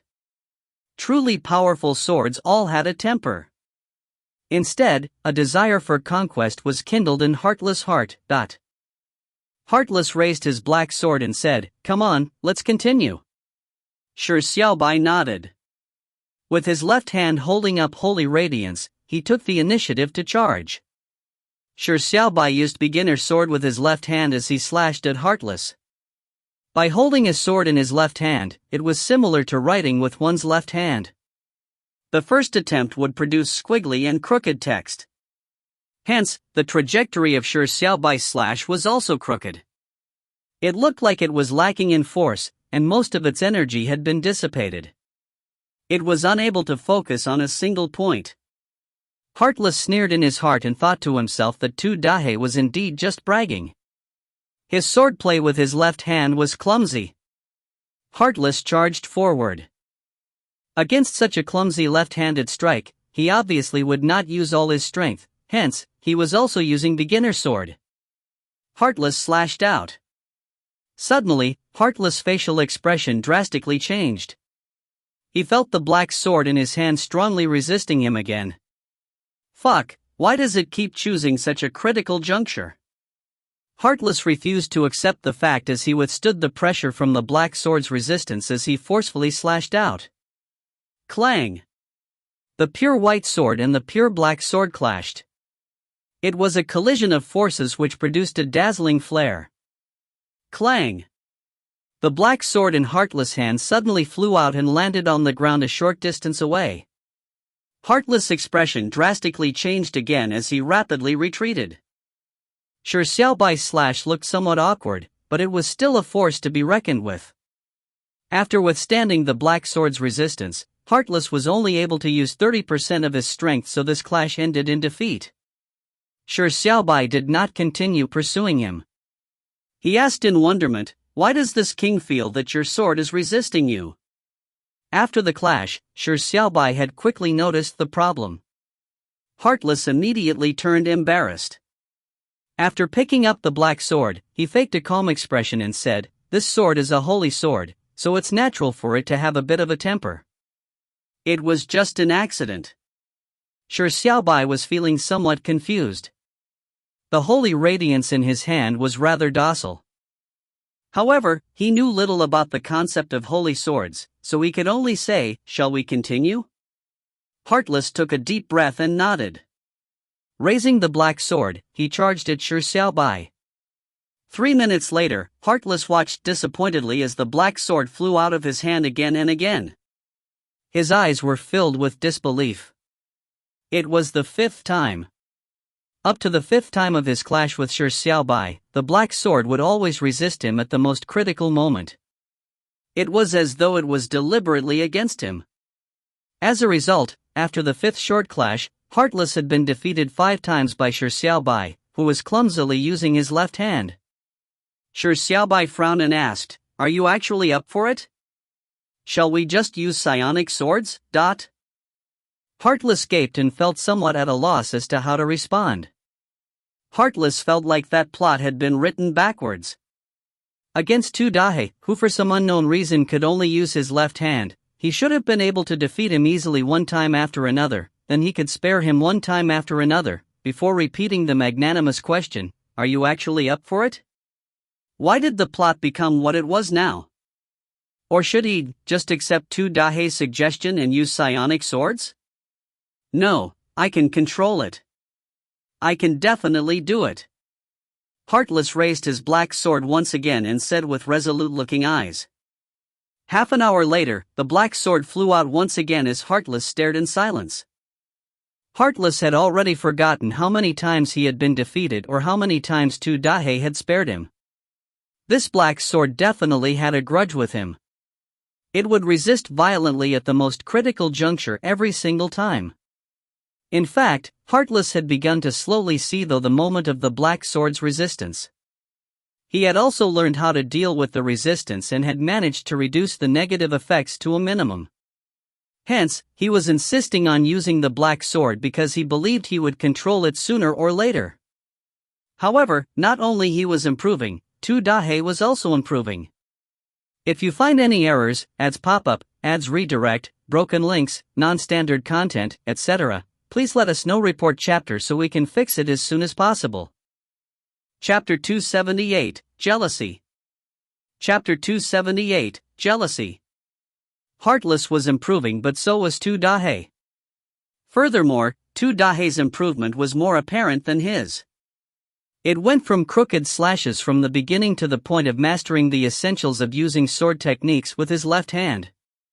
In just half an hour, Tu Dahei's usage of sword techniques with his left hand looked as skilled as a lefty. Without a doubt, Tu Dahei was a genius, a mind-boggling genius. He had spent only half an hour to conquer the unfamiliarity of using his left hand. Furthermore, he gained an understanding of how to use sword techniques with his left hand. Heartless was extremely taken aback, and similarly, he was rendered very speechless. In this duel, he had played the role of a pathetic training partner. Furthermore, it was the kind that kept being defeated. No, this plot must have been written backwards. Heartless looked at the black sword in his hand. Most of the time, it was rather docile, but it would resist violently only during a clash. This black sword was the culprit of everything. How good would it be if they had begun with psionic swords? Heartless had such a thought as he began to feel a baffling sense of resentment towards the black sword. Are you actually up for it? Let's just use psionic swords. This king does not like to bully others. Shi Xiaobai inquired once again. He had used a trick in his victory at the battle exchange, so despite him not being able to use his full strength due to the absolute choice's punishment, Shi Xiaobai still wished to be able to defeat Heartless while he was using his full strength. Heartless gaped but did not say a word. It wasn't him not being up for it, but because this black sword was too much of a dirty trickster. Anyone would know how bad this black sword was if they used it. No wonder few people in the Yi family could control it over the millennia. Its temper was too bad. Heartless wanted to throw the black sword and use a psionic sword. He knew that even with the drop in quality of the sword, he would then be able to use his full strength. So despite this trade-off, it would be a cinch for him to defeat Tu Dahei, who could only use his left hand. However, Tu Dahei had made a goodwill offer for him to use psionic sword every single time, so if he truly switched swords, Heartless felt that it was equivalent to telling Tu Dahei that he was not up for it. A struggle appeared in Heartless' eyes for a few moments before his eyes suddenly lit up. He had thought of something. Heartless suddenly threw the black sword to the ground in front of Shi Xiaobai and said with a deep voice, "Why don't you try?" That's right. By letting Tu Dahei experience the black sword's temper, he would know why he was in such a pathetic state. Don't be a fucking backseat driver. Just a single sentence. If you can't do it, then don't even criticize. Shi Xiaobai was slightly surprised but was more happy than alarmed. He was truly curious how bad the black sword's temper was. Shi Xiaobai was in no hurry to pick up the black sword as he only had one hand he could use at the moment in time. Thinking of something, Shi Xiaobai gently threw holy radiance from his hand to Heartless. Heartless subconsciously caught holy radiance. Shi Xiaobai said, "I'll lend you this sword for now. It's also a holy sword, but it has a rather mild temper." Heartless felt the warmth from the pure white sword in his palm. He was slightly alarmed. This pure white sword was also a holy sword? This rich aura of light exuded a warm sense of affinity. This holy radiance was very docile, But why were swords so disparate? At this moment, Shi Xiaobai had picked up the entirely black sword from the ground. Immediately, there was a look of anticipation in Heartless' eyes. This black sword was rather unfriendly to strangers. There were very few people who obtained the black swords acknowledged in the Yi family throughout millennia. The black sword would crazily resist just from a single touch of most inheritors. Heartless was anticipating the moment Tu Dahei embarrassed himself. However, something Heartless found completely unexpected happened. At the moment Shi Xiaobai raised the black sword, the dull black sword suddenly emitted a blurry black halo. The light black halo enveloped the black sword. The halo's light black color stood in stark contrast with the sword's dark black color. It was as though a film had suddenly developed around the sword, giving it a refined luster. Ding! The black sword vibrated slightly as it reverberated a clear sword hum. Shi Xiaobai was given a fright. He felt the black sword stuck to his left hand like suction cups. The sword's hum seemed to express a form of ingratiating closeness at him. This black sword's temper was bad? Shi Xiaobai felt it was the opposite. He had a nagging illusion that the black sword was prepared to cling onto him until death. Heartless was confounded as he said with a tremble, "It initiated the acknowledgement of you as master? How? How could this be?" Over the past millennia, a few people from the Yi family had managed to gain control over the bad-tempered black sword, but none of them managed to make it acknowledge them as master.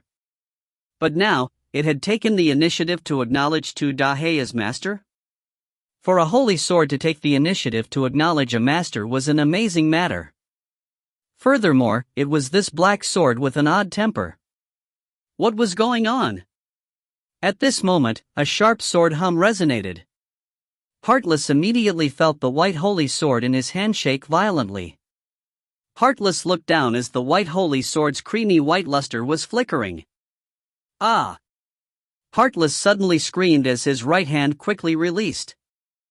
The holy sword's hilt, which was originally extremely warm to the touch, suddenly became extremely cold, a cold colder than the dead winter's ice.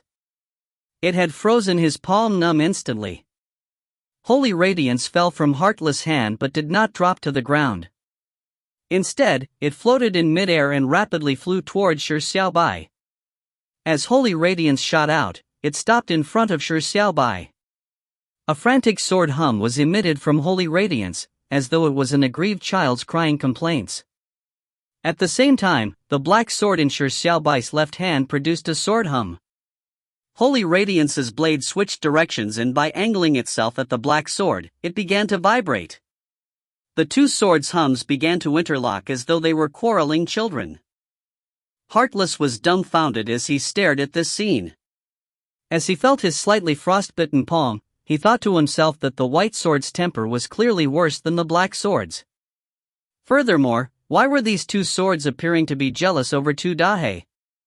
It wasn't just appearance, it was definitely jealousy.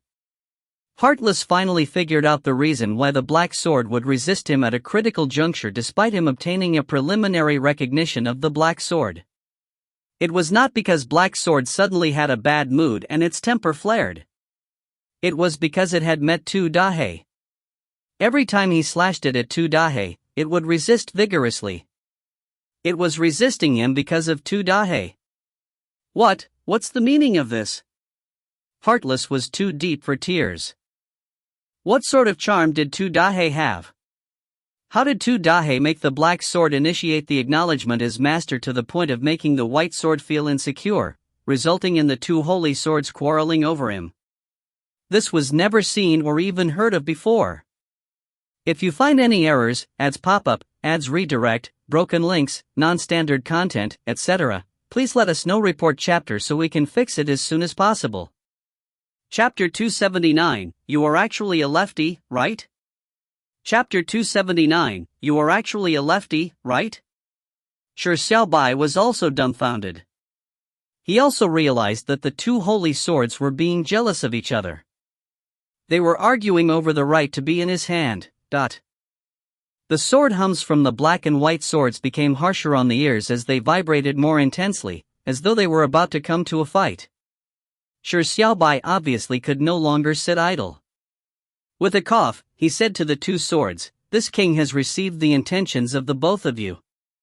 There is no need for the both of you to argue any further. Doesn't this king have two hands?" The black and white swords apparently understood what he said as their sword hums came to a halt, but very quickly, they began buzzing again, as though they were arguing over who should be the right-handed sword and left-handed sword. Shi Xiaobai stared at them as he stabbed the black sword in the ground and said, "No more fighting or this king will not use either of you, but..." This sentence was certainly effective as the two swords immediately became like deflated balloons. The sword hums came to a stop and moments later, two ingratiating low hums were produced, as though they were two children who were admitting their faults. Shi Xiaobai could not help but shake his head and sigh. "Sigh, it is not your fault. The fault lies with this king being too excellent." When Heartless saw this scene, the corner of his mouth could not help but twitch. "Can you not be so shameless?" When Heartless saw the ingratiating black and white swords, a trace of envy could be seen in his eyes. These were holy swords. Ordinary people, even sword geniuses like him, would thank their lucky stars to obtain the recognition of a holy sword. Getting a holy sword to recognize it as its master was a thing of dreams. Even the elderly god of swords could only force a holy sword to make it to recognize him as its master. No one was like Tu Dahei. Not only was he the recipient of two holy swords taking the initiative to recognize him as their master, they even became jealous over him. If this matter was made public, it would probably cause a brouhaha in the swordplay community. An envious storm would immediately stir. At this moment, Shi Xiaobai placed the two swords side by side and exhorted, "In the future, both of you are family. Learn how to get along together first." The black and white swords emitted a reluctant sword hum, but did not separate from each other, as though they were afraid of displeasing Shi Xiaobai. Heartless was immediately unhappy about this. Although the black sword had taken the initiative to recognize Tu Dahei as master, it did not mean it was his. Heartless hurriedly said, "This black sword is my Yi family's sacred heirloom. Brother Dahei, this black sword is only lent to you to try it out, and not as a gift."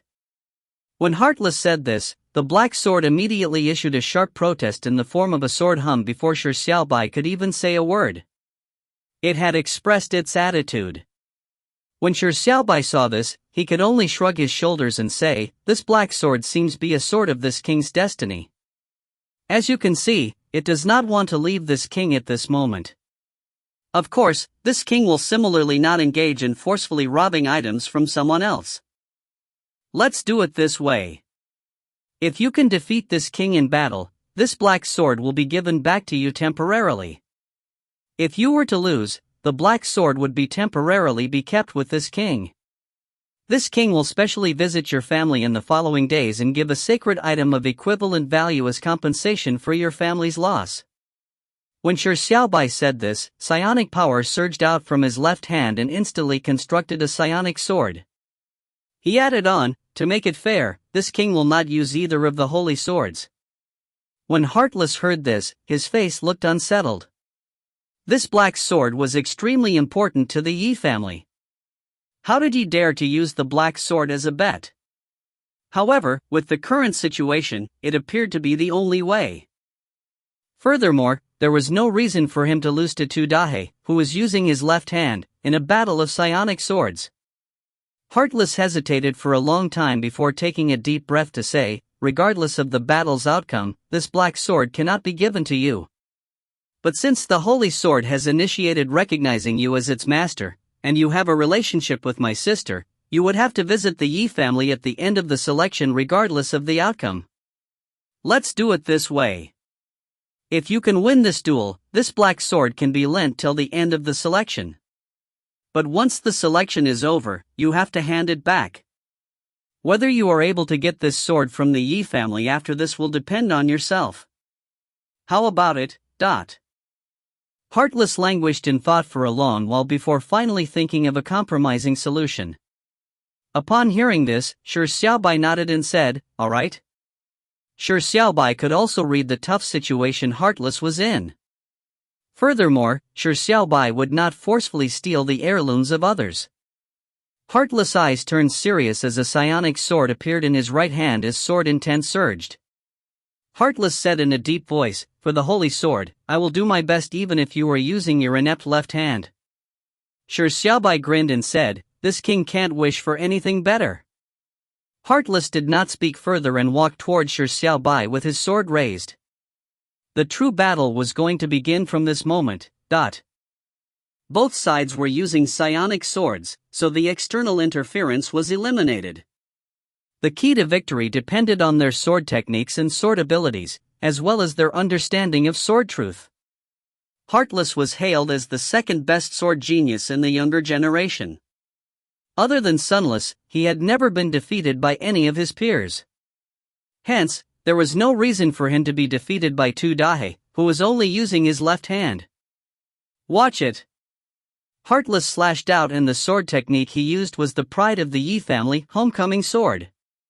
Shi Xiaobai's eyes lit up and met the strike with the sword in his left hand. What he used was a return to simplicity, beginner sword combined with the essence of the Koan Peng sword technique. Clang.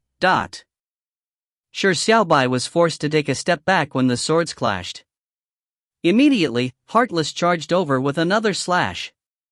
Shi Xiaobai calmly faced him, and with a block, he took another step back.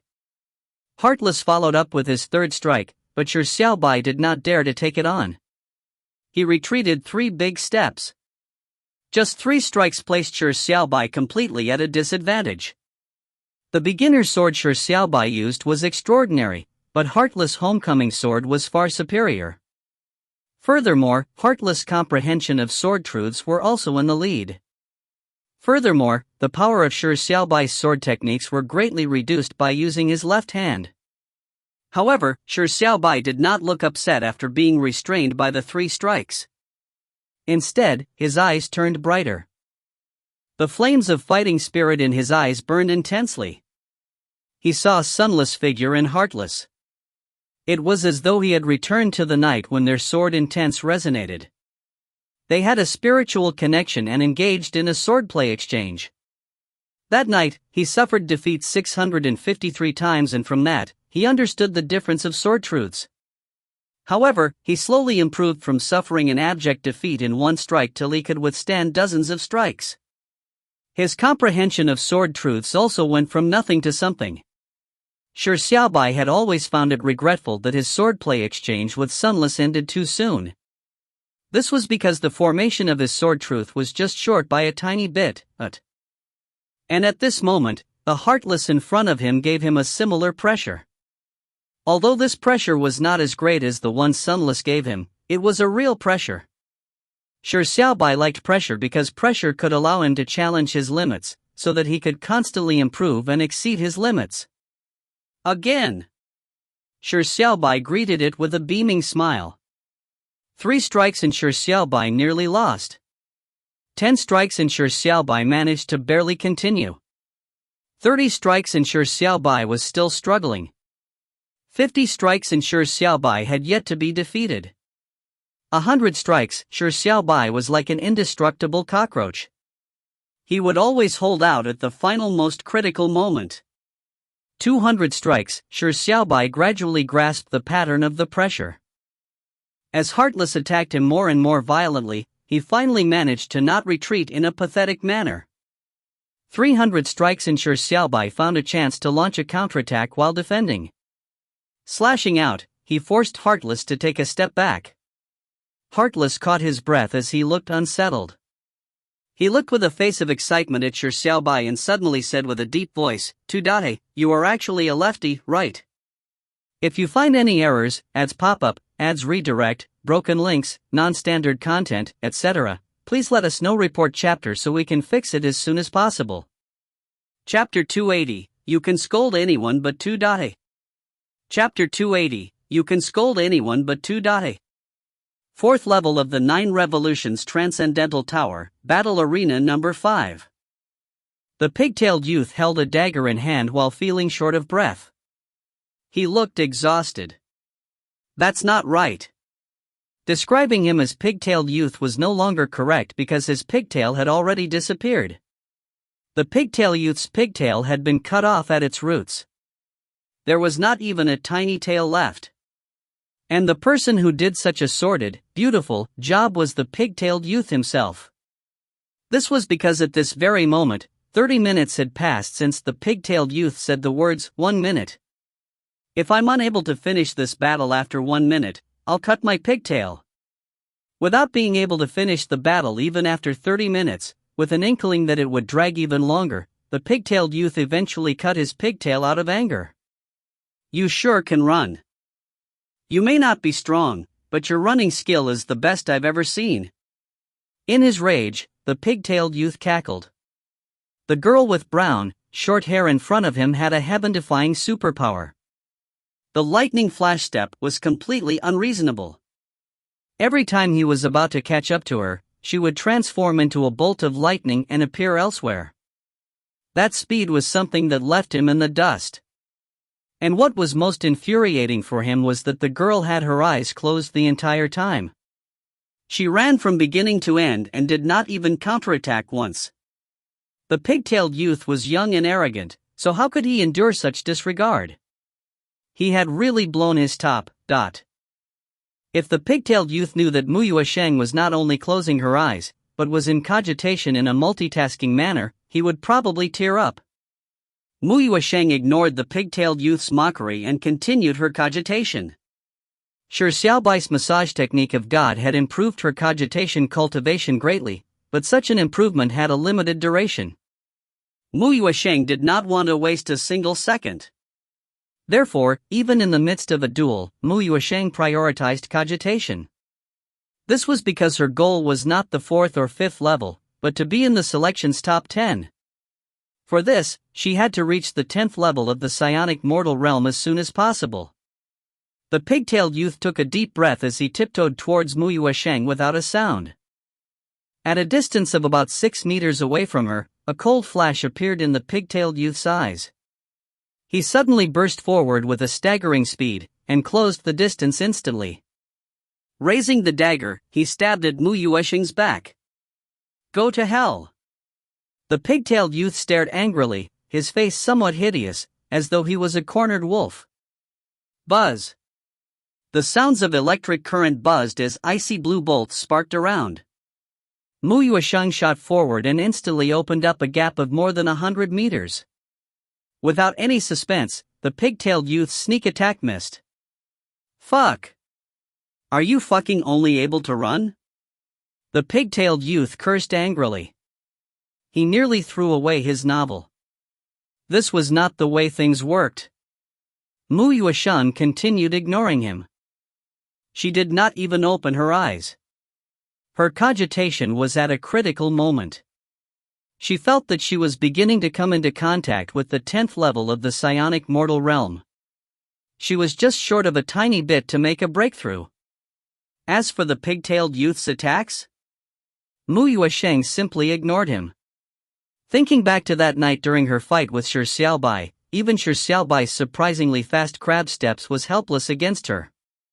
He had finally managed to wear her out with his strong endurance. If her opponent at the battle exchange was anyone else but Sunless, who completely inhibited her, she would not have been easily defeated, even if it was Heartless. In terms of psionic cultivation realm, damage or defense, Mu Yuesheng knew that she was still far inferior compared to the rookies in the selection. But in terms of speed and dodging, Mu Yuesheng believes she was one of the best. Maybe there would be a rookie who would be able to catch her in her bolt form, or there would be a rookie who had enough strength to corner her, or a rookie like Sunless, who possessed a method to inhibit her, but that person was definitely not the pigtailed youth in front of her. Mu Yuesheng continued her cogitation without any worry. She knew that the 5th and 6th levels determined if she would be able to enter the top 10. As for the 4th level, it was the last time she could catch her breath. The pigtailed youth, who was disregarded, felt incensed. There was truly nothing he could do to this brown-haired girl. Gaia is indeed the trashiest organization. All it nurtures are trash like you that only know how to run? As the pigtailed youth could not hit Mu Yuesheng, he began launching verbal invectives. Mu Yuesheng continued ignoring and disregarding him. She felt that she was about to break through. Just a little bit more. The pigtailed youth had given up attacking as he began to taunt to vent his anger. Trash that cannot last longer than 10 seconds in the battle exchange. Look at the trash that participated in the selection. A retard calling himself a genius? A humanoid pet that only knows how to act cute? And you, a coward that can only run away? Mu Yuesheng's eyes remained calm. Such a pointless and weak taunts could not make her heart quiver at all. Just a bit more. Mu Yuesheng felt that she was already about to touch the 10th level of the psionic mortal realm with her fingertips. She felt like a pupa being restricted in a cocoon. She had already broken out a tiny crack, and light was seeping through the crack. The desire to break out of it grew intensely as no one could prevent her from taking that resolute step forward. The pigtailed youth said with a grim look, "The funniest person is Tu Dahe. He's just a scum at the 7th level of the psionic mortal realm, yet he calls himself king? He's just a retard with 8 graders syndrome. He must have used a forbidden method with an extremely high price on the day of the battle exchange to increase his strength. He's just a dog that will go to despicable means raised by Gaia.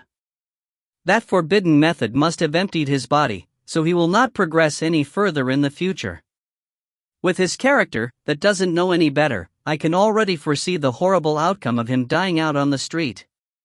When the pigtailed youth mentioned Tu Dahe, his eyes were filled with hatred, so he spoke with even more vicious words. "Just a bit more." Mu Yuesheng sighed and suddenly opened her eyes. She turned to look at the pigtailed youth, while her brown pupils looked as cold as snow. Mu Yuesheng coldly said, "You made a very bad choice, but..."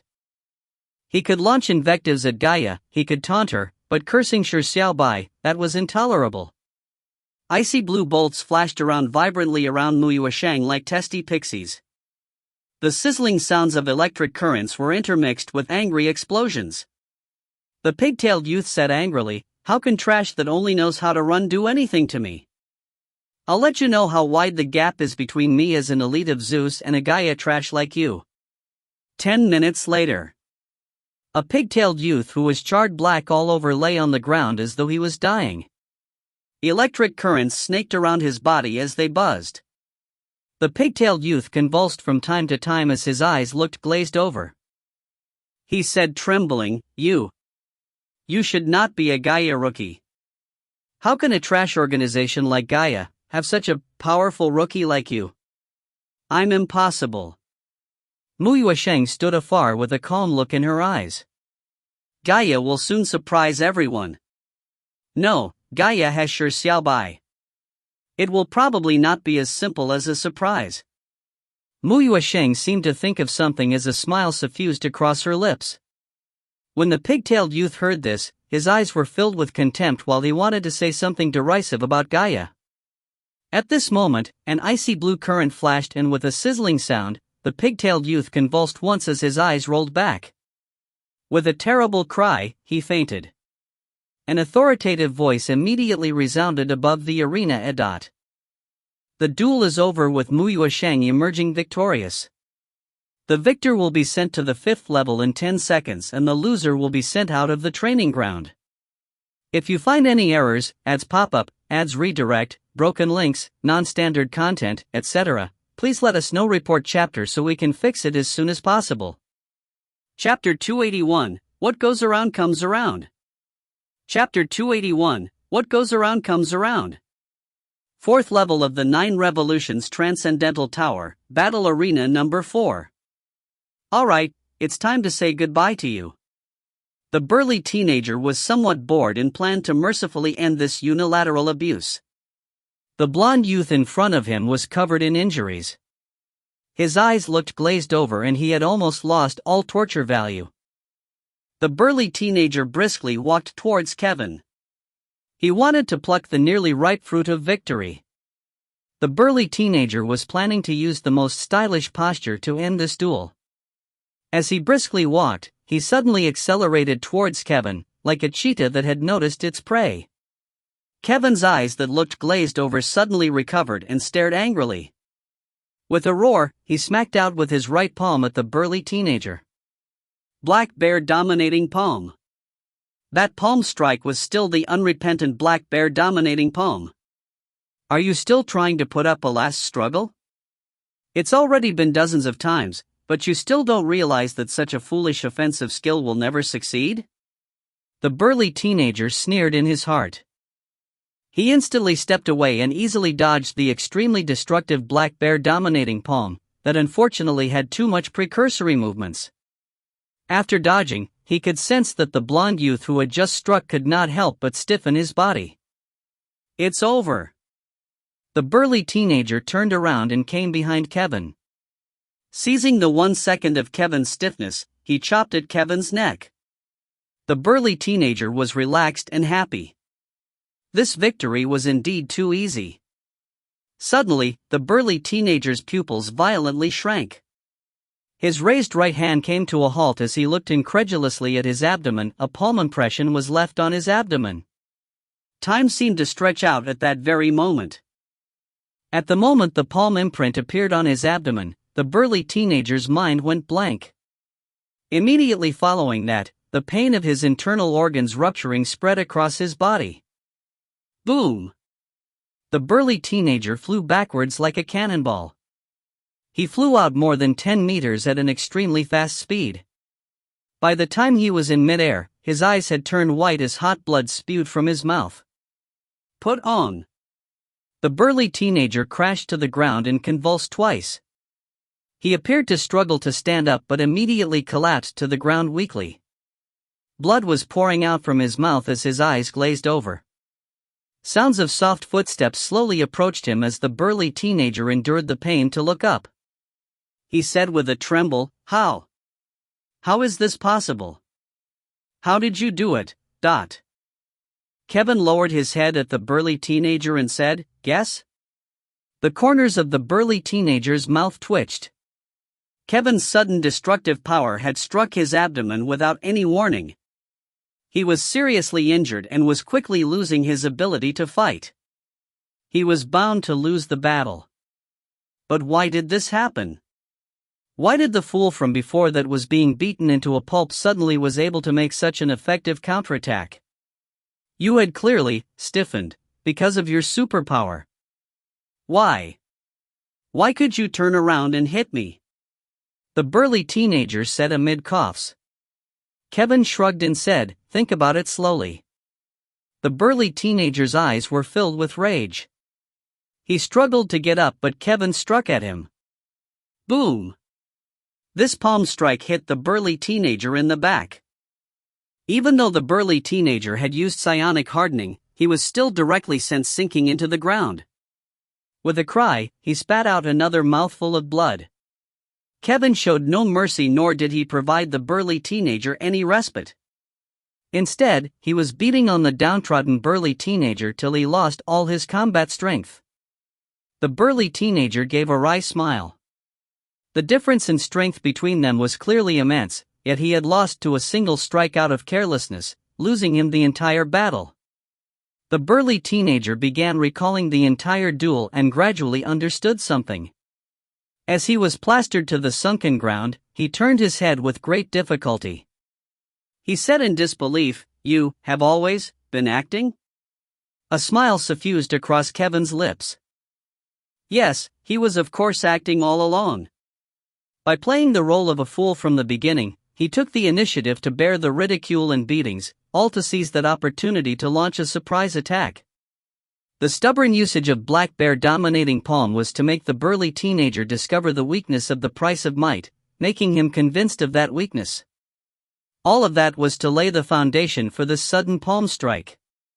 Kevin did not use his superpower for the final Black Bear dominating palm. The stiffness was faked so as to let the burly teenager turn careless before he seized the opportunity to strike out at an extremely fast speed with his palm. This palm was not any offensive skill. It was simple and fast, but with the augmentation of the price of might and the burly teenager not putting up any defense, this strike caused immense damage. This was a successful deceit, allowing him to make an absolute comeback in one move. All of this was taught to him by Shi Xiaobai, the essence of a deceptive assassin. Kevin said with a sneer, "I forgot to tell you, this genius is now an assassin." The burly teenager's eyes widened as he gave a wry smile. Back at the battle exchange, he had said something similar, but he never expected for it to be returned to him so quickly. However, he had indeed lost. Kevin had endured the humiliation and trampling, completing a near-perfect deceit. This was a textbook example of the weak beating the strong. He had lost without a cause, but it was also understandable. What goes around comes around. Kevin crouched down and raised his palm. Then, it's time to say goodbye. Kevin chopped the burly teenager's neck forcefully. With a cry of indignation, the burly teenager fainted after all the serious injuries had reached the point of not being able to move. At the next moment, the authoritative voice resounded above the arena. The duel is over with Kevin emerging victorious. The victor will be sent to the 5th level in 10 seconds and the loser will be sent out of the training ground. Kevin looked up. His eyes were slightly red. He had won. He had defeated a mighty Zeus rookie. He had avenged himself, avenging the humiliation of the 7-second defeat. He had changed. He had gone from a pathetic worm that indulged in his vanity, maturing to become a deceptive assassin who could endure humiliation. And all of this was because of that one person. That person clearly ought to have hated him, but he had given him help and guidance. He had made him understand the absurdity of vanity and had made him know what was true mightiness. That person had made him see a path filled with true light. That person was someone he previously hated and later was jealous of. But now, all that was left was admiration and gratitude. That person had never changed. He was always that person who you hated and loved, but he was able to change your opinion, mind, and even your values. Without that person, this victory would have been impossible. Shi Xiaobai. Kevin looked up into the sky and shouted, "This genius knew from the beginning that the term deceptive assassin is something you invented, but this genius still likes it a lot. If you find any errors, ads pop up, ads redirect, broken links, non-standard content, etc., please let us know. Report chapter so we can fix it as soon as possible." Chapter 282, for Lord Shi Xiaobai. Chapter 282, for Lord Shi Xiaobai. 4th level of the 9 Revolutions Transcendental Tower, Battle Arena number 3. The female Whopper's skin had turned bronze-colored, with a pair of horns growing on her head. Her face twisted and turned into an ox head. She had transformed into a massive bronze minotaur. Boom! The female Whopper took a step forward, fissuring the ground as the ground began to shake. Her eyes, which were the size of bells, had already turned red. Staring at Motzi, she had surging killing intent that felt suffocating. The female Whopper was thoroughly enraged. An ant she thought she could easily trample had taken advantage of her carelessness to burn her soles and clothes, making her appear wretched. The ant was not to be forgiven and deserved death for her sin. The female Whopper walked towards Motzi. The flames produced by grilling hammer did not blaze any further when they struck her bronze body. Even the high temperatures of stewing wok hammer were useless. Motzi could only constantly retreat, but her speed was extremely slow as well. Soon, she was cornered by the female Whopper. Die. The female Whopper bellowed angrily as her right hand that had transformed into a metallic hoof came smashing down at Motzi. Magical silver shield. Motzi managed to conjure a dark silver shield just in time. Boom! The metallic hoof that brought with it devastating power smacked down, causing the magical silver shield to vibrate violently, as a tiny crack appeared.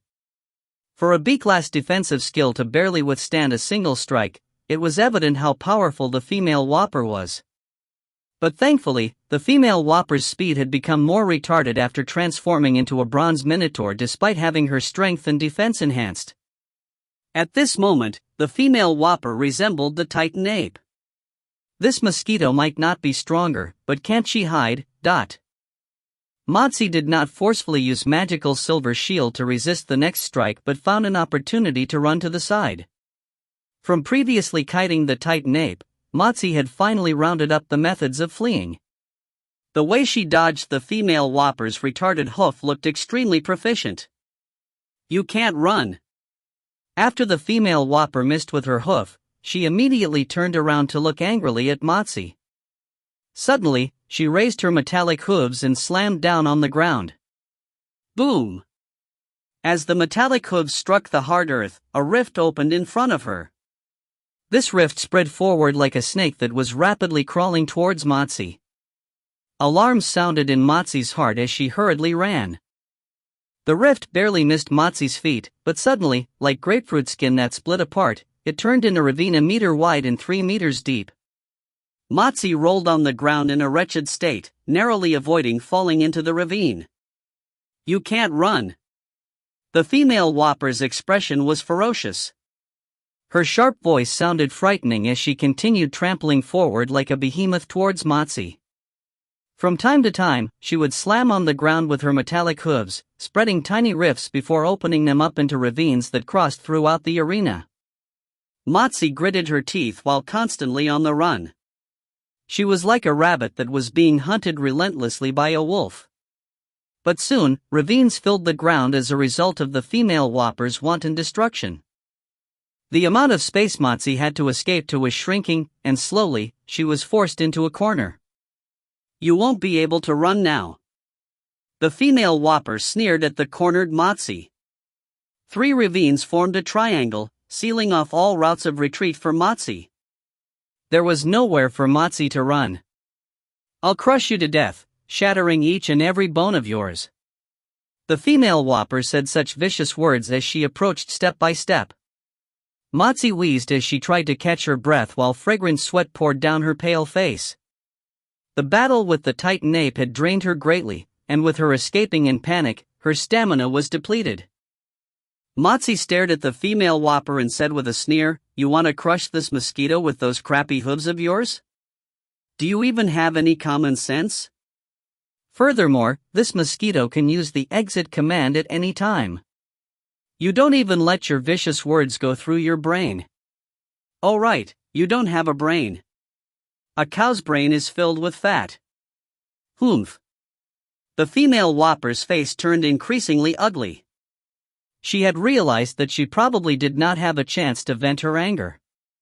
The female whopper stopped and stared angrily at Mozi. She cursed, "Darn exit command. Get lost. Count yourself lucky. The next time I grab the chance, I'll crush all your bones." Mozi stubbornly stared at the female whopper. She had been forced into a corner and there was no way for her to challenge such a frightening minotaur in a head-on fight. The only option for her was to escape with the exit command. Since this selection was only a form of training herself, she did not plan on going that far. She was already lucky enough to reach the 4th level, so what more was there to wish for? With her strength, it was only right for her to be eliminated at this moment. As long as she said the exit command, she would not need to remain so exhausted and forcefully persist on. She could lie in bed and have a good night's sleep. She could have a sumptuous meal to celebrate her reaching of the 4th level. No one would believe that she could defeat a Zeus rookie anyway. Even she did not think so highly of herself. Hence, no one would mock her for failing at this moment. No one would feel disappointed either. It was a trivial matter. Is that really true? Mozi went into a daze for a moment as her pupils slightly contracted. No, that's not true. There was still one person, a person who believed that she could go further and that she was not a weakling. That person even believed she had a chance of entering the top 10. That person had selflessly contributed and seriously guided her. That person had taken great risks in order for her to become stronger. That person had never obtained anything from her, but that person had allowed her to mature and be moved time and again. It was all very precious. Did that person hold any hopes for her? If she were to run now, would that person be disappointed? No, I can't disappoint Lord Shi Xiaobai. Even if there was a 1% chance, she could absolutely not disappoint Lord Shi Xiaobai. Mozi's eyes turned red. The cowardliness and confusion in her eyes disappeared at that moment, leaving behind resolve and determination.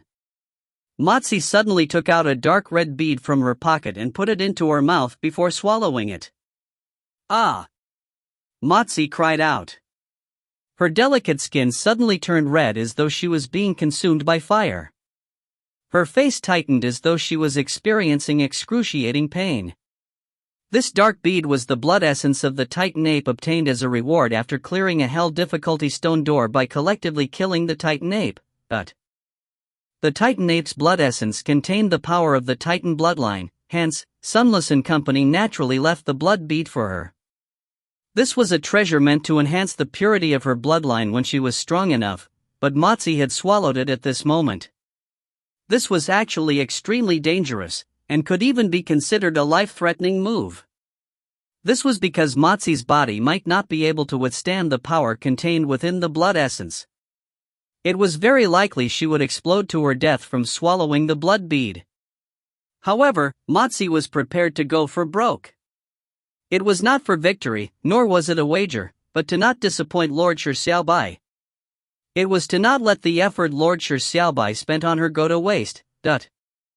It was all to vindicate Lord Shi Xiaobai. Hence, she wanted to win. She had to win. Mozi swallowed the Titan ape's blood essence and immediately felt her blood boiling. A pain surged across her body and shot straight to her head. She screamed and nearly lost consciousness. When the female Whopper saw that Mozi did not say the exit command but suddenly turned red as though she was in excruciating pain, her eyes immediately lit up. She walked towards Mozi with cold and terrifying eyes. At times, the thoughts of women could be more vicious than men's. Go to hell! The female Whopper roared angrily and slammed down at Mozi with her metallic hoof, straight at Mozi's cute and delicate face.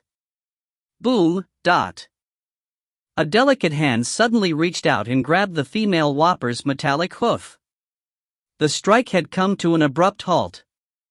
How can this be possible? The female Whopper's eyes were filled with disbelief. Despite exerting her strength till her face turned red, her hoof failed to inch forward. She could not retract it either. The fingers that clasped her metallic hoof looked like tender fingers, but they contained infinite power. How are you? The female Whopper lowered her head to look at the cute girl in front of her. At this moment, her skin and eyes were both red. There was a demonic and sinister look on her adorable face. An innate fear suddenly arose in the fat Whopper's heart. Mozi looked up, revealing her red eyes. With a hoarse voice, she said, "How dare a bronze ox offend the mighty Titan?" Mozi raised her hand gently, easily lifting the female Whopper up by her metallic hoof. The female Whopper screamed in extreme fear. Mozi hurled her lightly. Boom! The female Whopper was helpless as she flew out like a cannonball before slamming into a wall. She penetrated wall after wall, but the arena's walls did not seem to have an end. The female Whopper did not stop as she continued crashing through the walls. The female Whopper's eyes rolled over as she could not withstand such immense power. Soon, she fainted. The red glow around Mozi gradually dissipated. As she shook her head in a trance, she slowly regained her proper state of mind. She saw a hole in the wall that appeared to have no end in sight. The hole was no different in size to the female Whopper.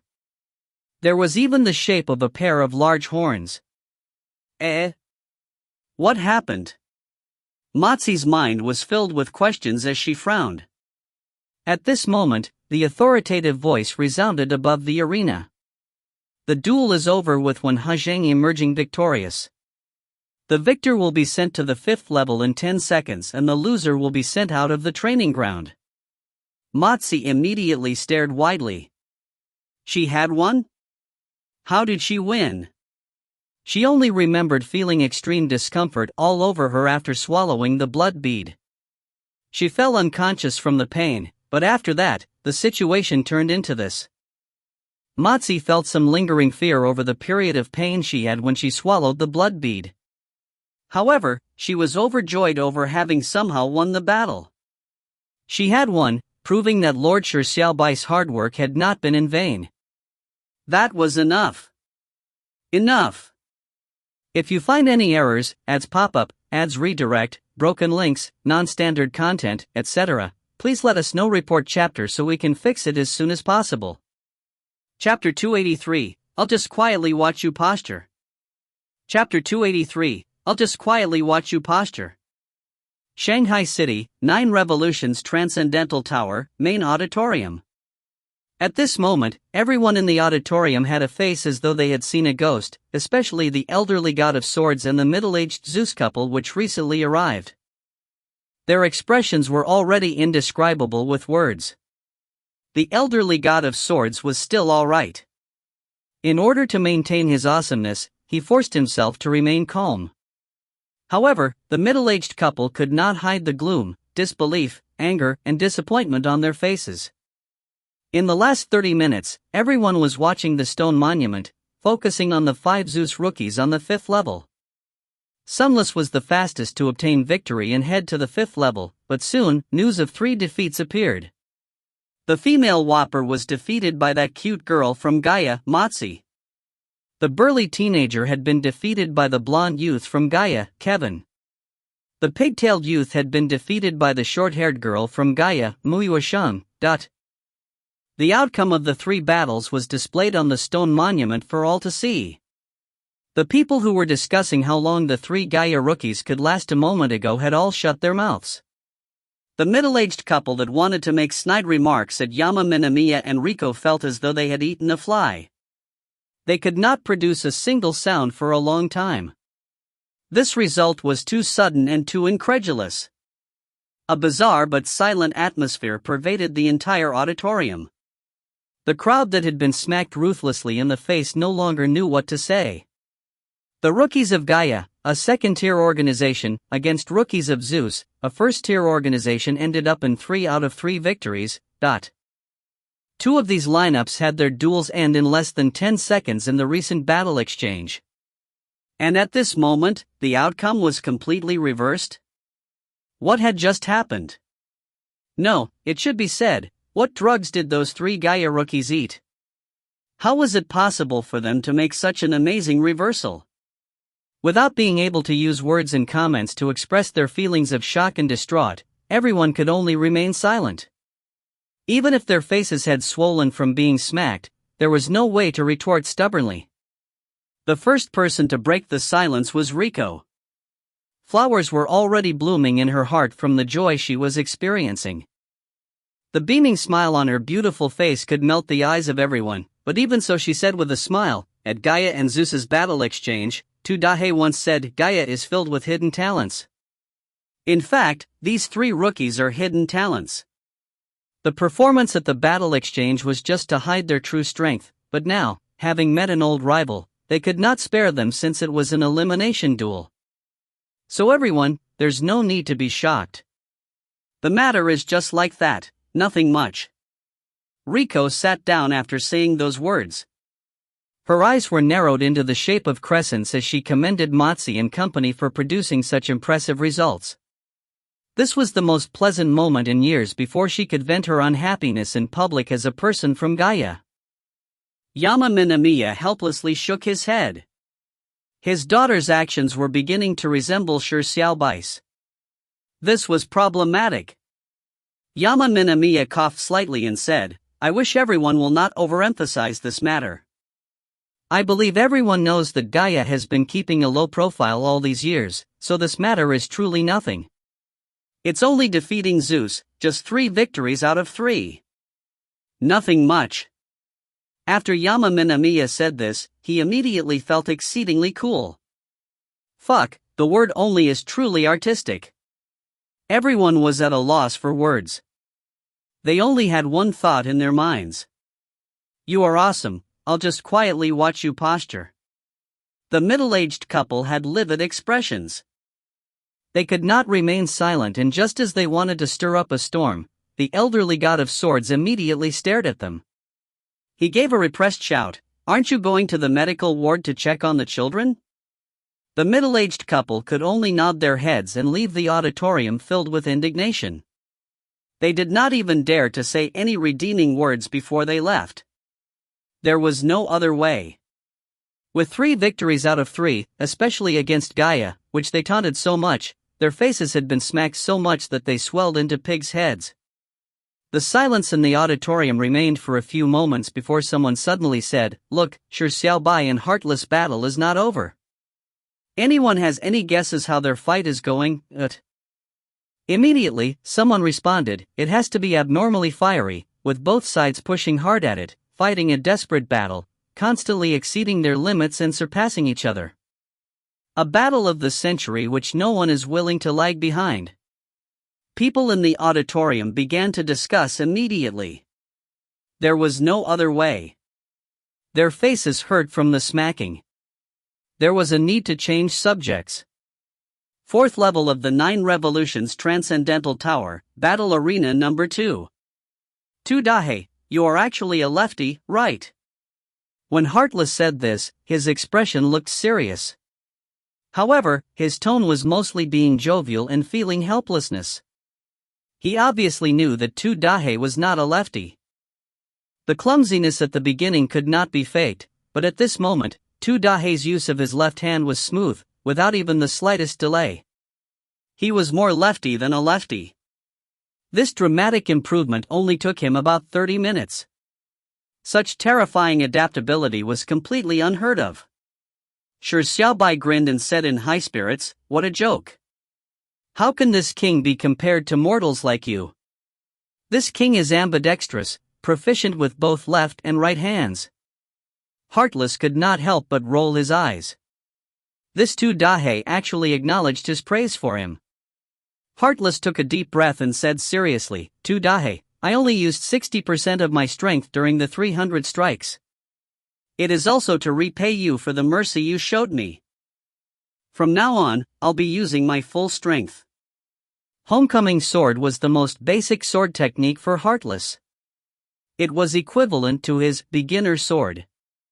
He only used Homecoming sword 300 times as a form of repaying Shi Xiaobai's mercy when he was defeated because of the Black Sword's rebellion. But in the 300 clashes, Shi Xiaobai had went from barely struggling to seizing the opportunity to counterattack. Such terrifying learning capacity made Heartless fear holding back. This was a monster that would surpass you if you were a little inattentive. "Come on."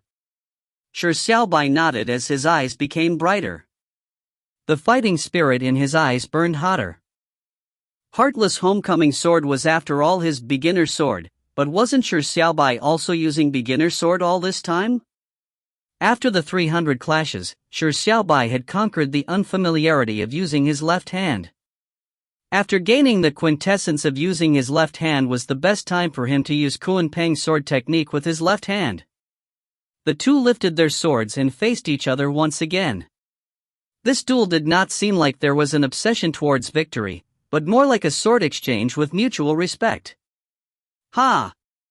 Heartless suddenly boomed with a low pitch. The white psionic sword in his hand was immediately enveloped by azure rings. The azure aura was like layers of condensate film, reflective and crystalline. When the sword moved, it would produce ripples, just like ripples that appeared on an azure water surface. A light azure glow suddenly enveloped Heartless' body.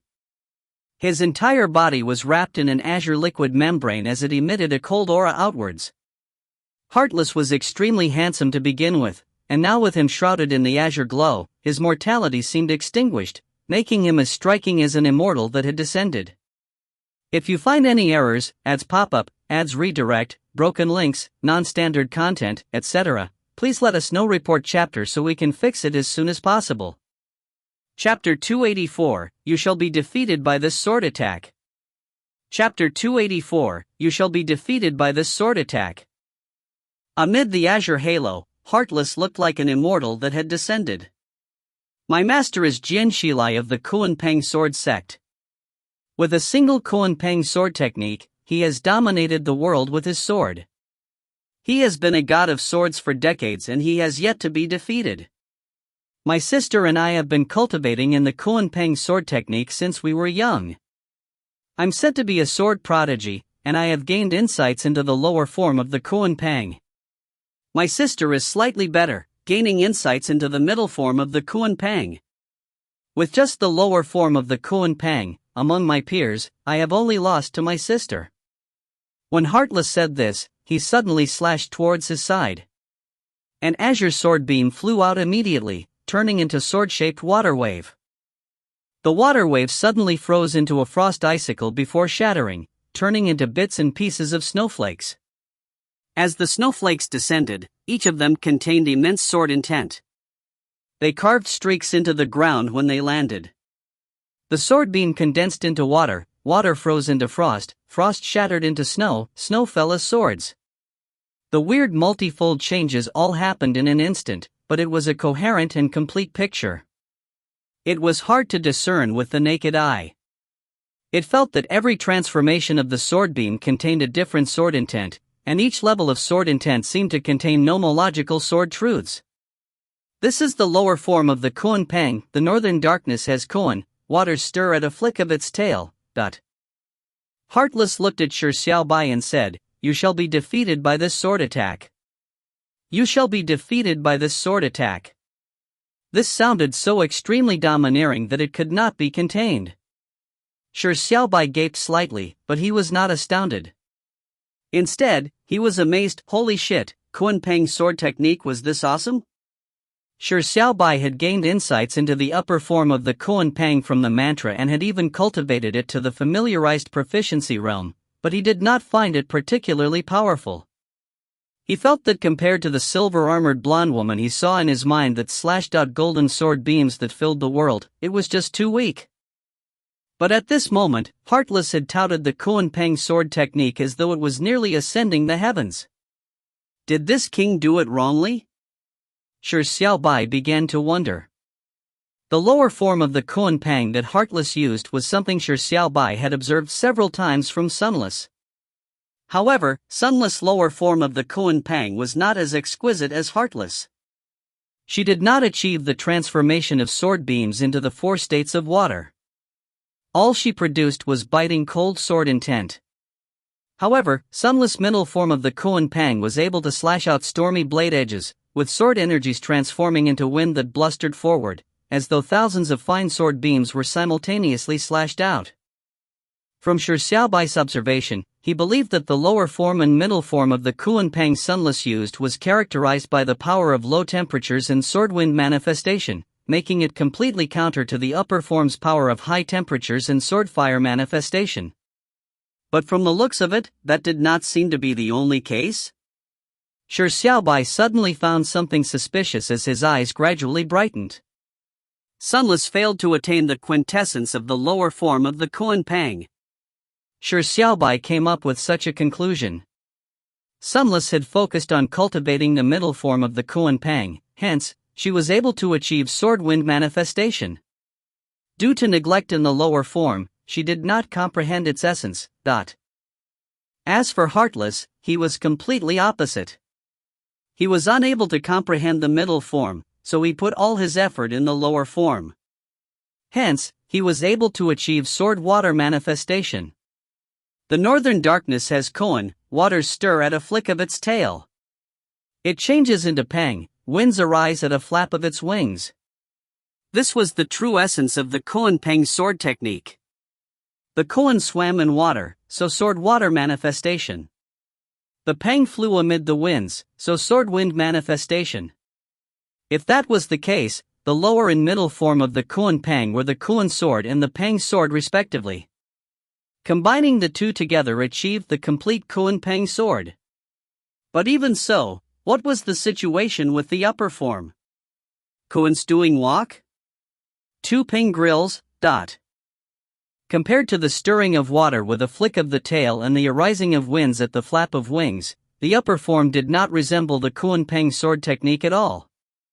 It appeared rather redundant, and seemed. Shi Xiaobai suddenly thought of something as his eyes lit up. he came to a possible realization. Shi Xiaobai pondered over it quickly, and with his great imagination and ability to fill in the blanks, he took a few seconds to go from a simple discovery and hypothesis to an amazing possibility. Shi Xiaobai raised his sword with his left hand. His eyes were like brilliant stars as a smile suffused across his lips. Upon seeing this, Heartless felt a sense of foreboding. However, he did not speak any further and instead ran towards Shi Xiaobai with sword raised. Watch it! Heartless slashed out. Vaporized water, gushing sword intent, freezing, shattering, falling. Snowflakes filled with sword beams began falling from above. Shi Xiaobai looked calm. He did not show any intention of dodging. Instead, with sword in his left hand, he slashed out at the sword snowflakes that filled the sky. This slash looked extremely casual, as though he had gently raised his sword to streak across the sky. However, after slashing out, the snowflakes that filled the sky instantly melted and evaporated, turning into boiling bubbles that rose towards the sky. Heartless immediately stared with widened eyes that were filled with incredulity. The snowflakes were no ordinary snowflakes but sword energies that were biting cold. How could they be melted and evaporated into water vapor? Shi Xiaobai's grin broadened. Heartless was alarmed as he immediately slashed out again. This time, it was not the falling of snowflakes but azure water waves. The Koan sword had three forms: water wave, ice front, and snowflakes. This strike was the water wave. But rather than calling it water wave, it might as well be called a tsunami in mid-air. The sword energies swept forward like a tsunami toward Shi Xiaobai, as though being inundated by the sword energies would cause one to be swallowed by the sword energies in the water wave. The sword waves churned at an astonishing speed toward Shi Xiaobai, who remained calm. Once again, he casually struck. With the slash, a transparent sword beam collided with the sword wave. The sound of water boiling immediately was heard as the azure sword tsunami immediately evaporated, turning into rising plumes of white mist. Heartless drew a gasp and said in surprise, "What sword attack is this? What sword technique could instantly obliterate the Koan Pang sword technique's sword intent, and evaporate all the sword beams?" Shi Xiaobai did not answer. This attack was of course, Koan's Stewing Wok. In the past, he would have said Koan Pang's sword technique, but at this moment, he no longer thought so. Be it the name Koan Stewing Wok or from its effects, it was clearly designed to counter the lower form sword of Koan Pang. Water waves? Ice front? Snowflakes? Who cares what waters you stir with a flick of your tail? They would all be evaporated as a result of high temperatures. Of course, this so-called evaporation was not evaporation as described in physics. The power of high temperatures was also not simply high temperatures, but they referred to the sword energy produced by Koan Stewing Wok being able to evaporate Koan Sword's sword energies. This was a very simple and crude counter. It was completely unreasonable. Shi Xiaobai did not respond, but neither did Heartless ask any further. Heartless slashed out Koan's sword in silence once again, but this strike was easily dissipated by Shi Xiaobai. However, Heartless did not stop. He continuously slashed Koan's sword. He was carefully watching Shi Xiaobai's sword techniques and sensing the sword intent in every strike so as to discover the secret of the attack. Shi Xiaobai seemed to read Heartless' mind. He matched his wishes by using Stewing Sword to extinguish Heartless' sword energy. After a long while, Heartless suddenly stared with widened eyes and said aghast, "This is Koan Pang sword technique. If you find any errors, ads pop-up, ads redirect, broken links, non-standard content, etc., please let us know. Report chapter so we can fix it as soon as possible." Chapter 285, Heavens, quickly take this bastard back. Chapter 285, Heavens, quickly take this bastard back. When Shi Xiaobai heard this, he was slightly astonished. Back at Ogre Forest, Sunless could tell that the sword move he was using was the Koan Pang sword technique after a few observations. Her sword talent was clearly much better than Heartless, who had to observe for such a long period of time. However, why were Heartless and Sunless able to tell that the Stewing Sword, which Shi Xiaobai theorized to be a mysterious sword technique that countered the Kunpeng sword technique, be part of the Kunpeng sword technique? Before Shi Xiaobai could even ask, Heartless had already loudly said, "Why does your sword technique possess the unique sword intent of the Kunpeng sword technique?" Shi Xiaobai's eyes lit up when he heard this. The sword intent of Kunpeng sword technique, ... If that was the case, the stewing sword may be a sword technique that countered the Kun sword, but it was also part of the Kunpeng sword technique. Could it be that the entire Kunpeng sword technique was a sword technique that reinforced and countered each other? The lower form was a sword of water, the middle form was the sword of wind, and the upper form was the sword of high temperatures and the sword of fire. High temperatures countered water. Wind countered high temperatures. Fire countered wind. Water countered fire. The four sword techniques restrained each other, turning into a cyclic system. This was the true nature of the Kunpeng sword technique? That's not right. High temperatures might not be the true essence of the stewing sword. Shi Xiaobai was slightly astonished. He thought of another possibility. Since the Kun sword Sunless used could only manifest the power of low temperatures, it was very likely that he had yet to grasp the quintessence of the stewing sword. Hence, all he could do was manifest the power of high temperatures. Wind, water, fire were natural elements in Chinese culture. Then, to combine them into one, the stewing sword would slash out a sword beam that was the manifestation of a natural element. What natural element could counter water waves, ice fronts, snowflakes, and even the Kun? Earth. Earth countered water, and also countered fish. But it was not ordinary earth, but burning grounds. Burning grounds were what countered water and fish the most. If that was the case, the true Kunpeng sword technique was earth, wind, water, fire. Earth countered water. Water countered fire. Fire countered wind. Wind countered earth. For sword moves, reinforcing or countering each other. No, it might not only be reinforcing or countering, there was perhaps a way for the four sword moves to combine. Earth, wind, water, fire were regarded in Buddhism as the four elements that made matter, and were also called cycle. This is the true mystery of the Kunpeng sword technique. Combining earth, wind, water, fire, four as one. Shi Xiaobai's eyes turned bright and hot as he could not help but feel a tinge of excitement in his heart. Heartless frowned. He had been asking incessantly, but Tu Dahei remained silent. He appeared deadpan before suddenly looking excited. Heartless could not help but wonder what Tu Dahei was getting high on. If Heartless knew Shi Xiaobai had figured out the hidden ancient secret of the Kunpeng sword technique through the use of these two sword moves, he would probably be astounded. What sort of different line of thought and ability to come up with such fanciful and reasonable thoughts did he have? Shi Xiaobai naturally would not waste time explaining to Heartless his complex reasoning. He only had one thought on his mind. This king has created a sword that combined earth, wind, fire, water. Because of this, he needed to first grasp the quintessence of each of the four sword moves. Sword of fire, he had grasped its quintessence for no good reason. Sword of earth, he had yet to grasp its quintessence. Sword of wind, he had observed it from Sunless for a period of time, but had never used it before. Sword of water, he had only truly seen it a couple of times up to now. Let's start by practicing the least familiar one. With this thought in mind, Shi Xiaobai looked at Heartless and loudly said, "Try taking on this king's strike." Heartless felt Shi Xiaobai was filled with oddness. He was in a completely passive state after using Kunpeng's sword technique that he prided himself with. After hearing Shi Xiaobai's declaration of attack, Heartless immediately perked his focus. "Come on." Heartless was waiting alert. Shi Xiaobai prepared slightly before slashing forward. This strike contained a tiny hint of sword intent he obtained from observing Sunless swordplay. It changes into pang, winds arise at a flap of its wings. Pooh!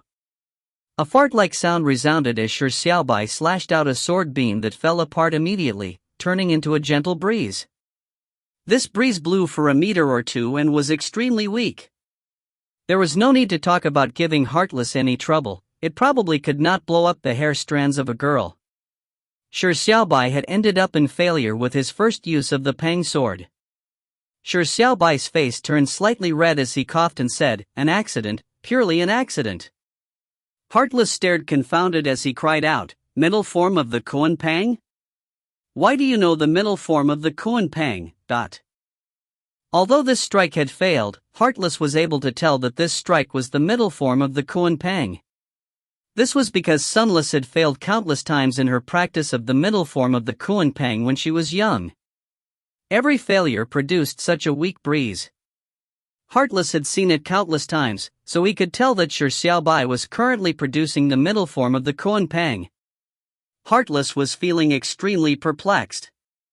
Why was Tu Dahei able to execute a Kuan Pang sword technique, which countered his Kuan sword, that he had never seen before? Also, why was he able to use the middle form of the Kuan Pang? Suddenly, Heartless thought of a possibility as he shouted, "My sister taught you." When Shi Xiaobai heard this, he was taken aback. Sunless was not good with words, so she did not know how to express her thoughts. She could only let him observe using her swordplay. It was not considered teaching. But in all seriousness, this was probably a method of imparting swordsmanship?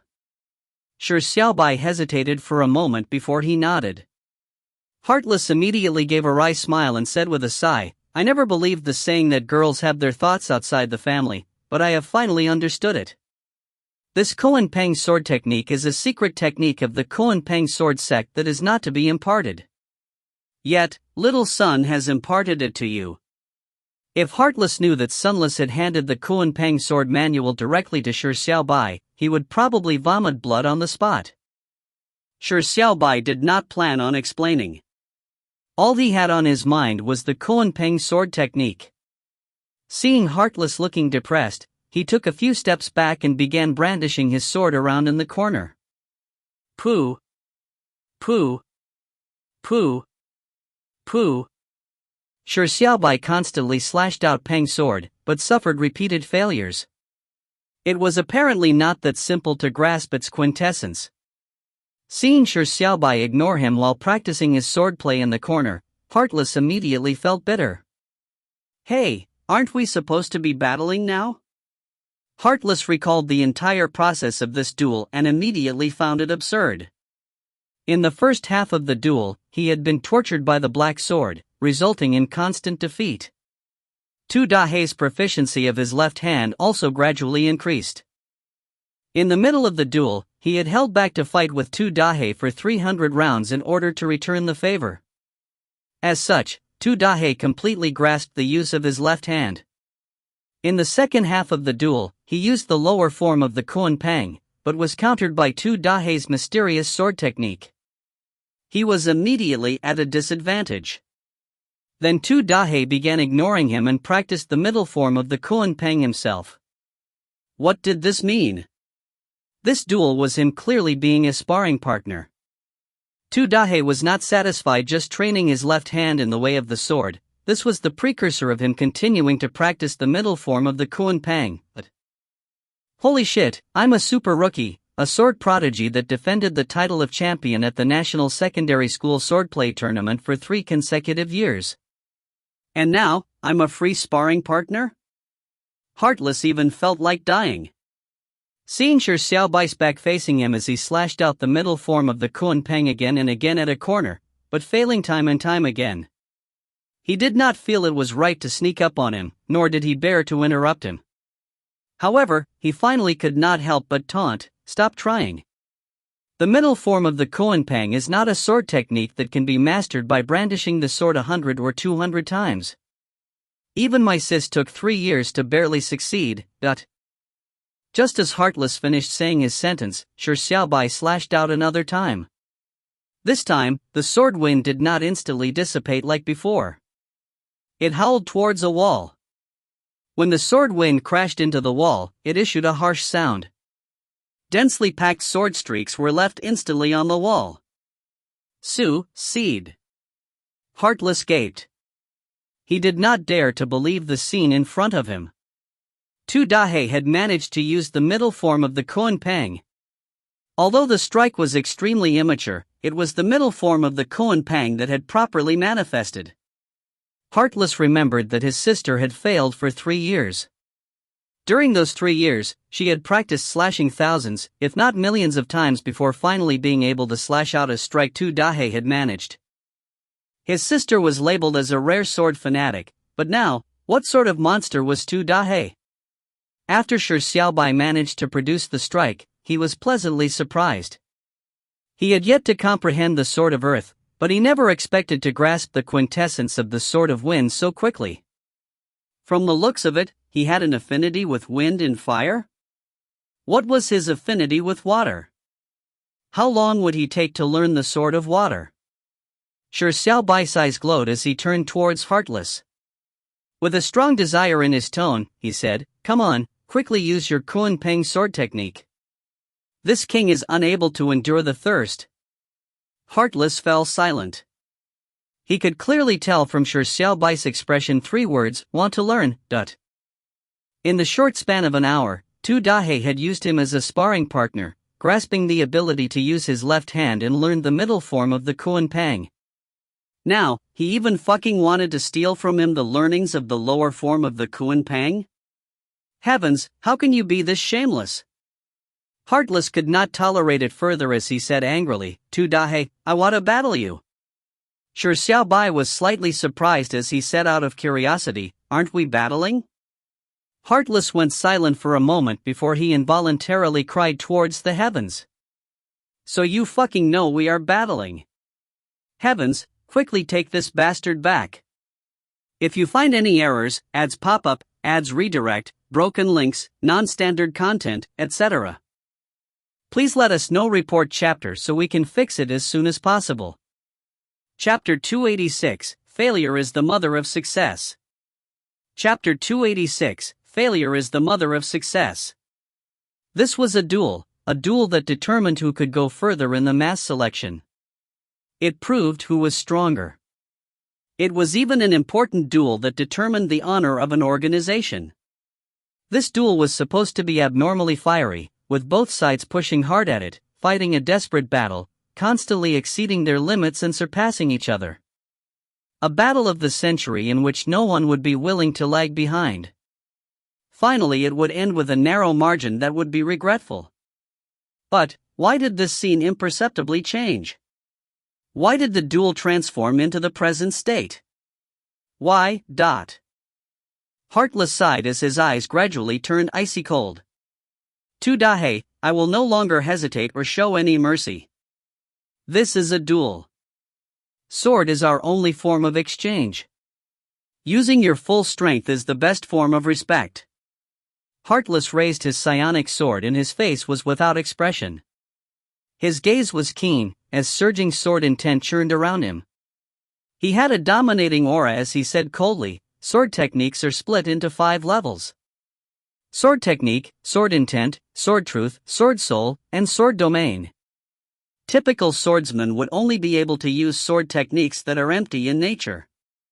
After practicing swords for several years, they would acquire sword intent through a honing process. But extremely few swordsmen are able to create their own sword truth. As for sword soul and sword domain, those are things only the top swordsmen in the world are able to comprehend. Tu Dahei, your sword already possesses sword intent, but that is all to it. Compared to an expert with sword truth, you are still a great distance away. I have practiced swords for more than 10 years. At the age of 14, I gained insight into the sword truth, and this sword truth of mine is known as Heartless. So I regret to tell you that you will be defeated by sword truth, Heartless." After Heartless said this, his eyes turned cold, as though he had abandoned all his emotions. Shi Xiaobai slowly wiped away the overwhelming excitement filled him when fully immersing himself in the study of the Kuan Pang sword technique. He could sense the cold aura exuded by Heartless.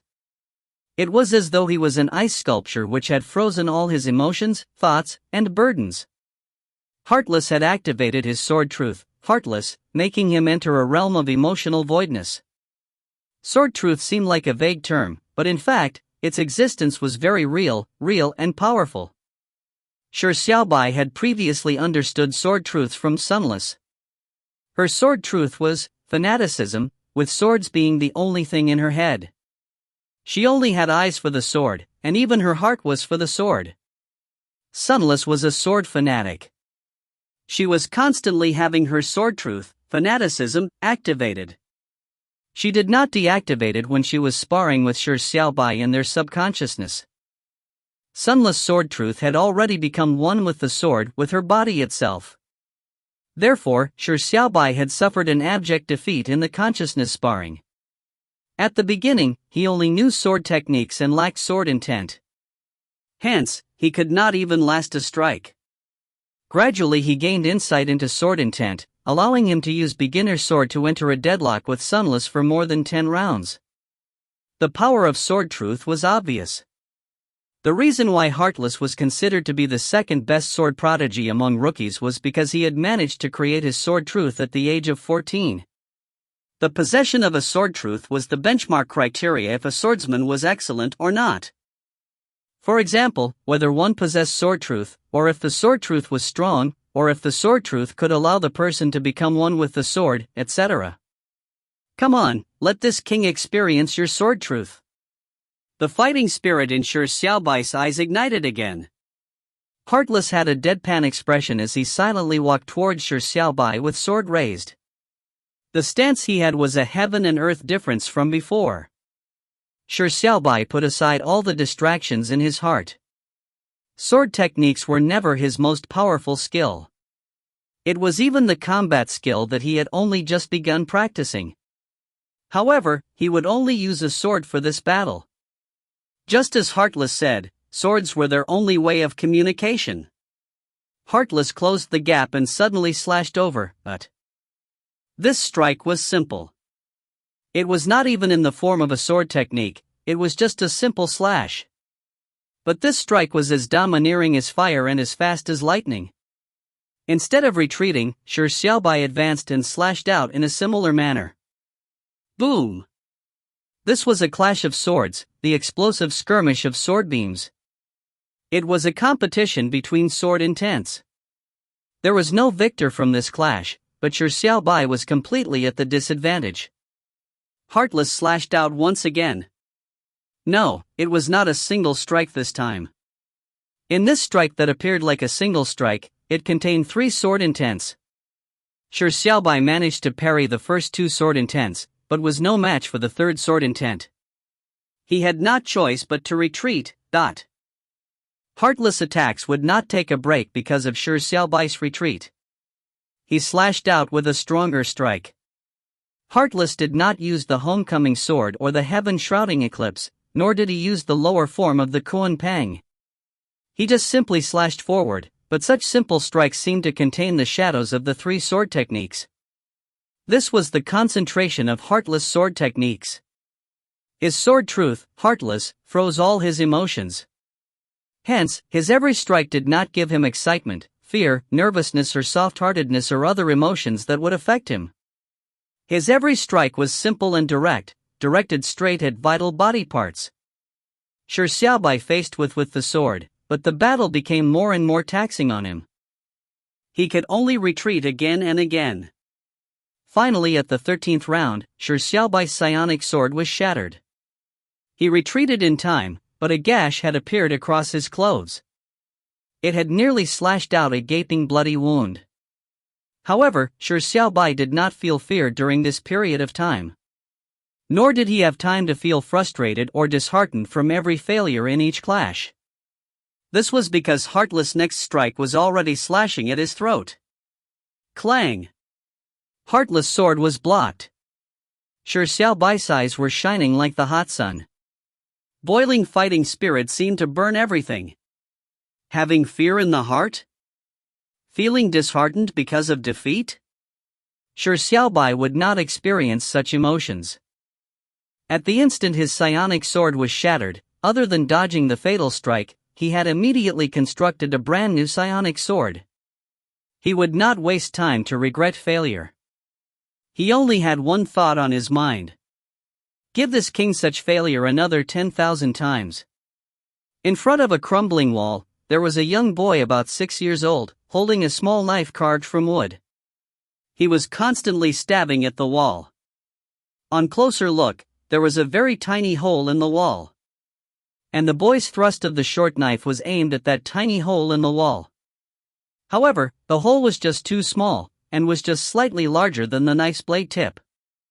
It had to be precisely aligned in order to thrust the knife into the hole. However, the boy's stabbing actions appeared to be deliberately magnified. Every thrust needed him to throw out half his body. This prevented him from being able to precisely stab the hole. The boy's knife would stab around the surroundings of the hole, but every strike was stabbed at an extremely fast speed and with great strength. This caused his hand to go numb from the recoil after each thrust. The boy frowned and, with a tear-stricken face, he repeated the thrusting at the hole. 10 times, 100 times, a few hundred times, more than 1,000 times. From noon to dusk, he had only managed to thrust the knife into the hole fewer than 10 times. The autumn's dusk was dark and cold. As the air seemed to turn into frost, the boy's hand turned slightly red from the cold, but he did not stop. "Xiaobai, it's time to eat." A gentle voice was heard as footsteps approached from the other side of the wall. The boy's eyes lit up and he immediately stopped. He jogged towards the other side of the wall and saw a black-haired teenager walking towards him slowly. "Brother!" The boy exhaled lightly before running towards the black-haired teenager's side. The black-haired teenager crouched down and stroked the boy's head. He held the boy's tiny right fist. "See?" The boy let out a tiny cry of pain.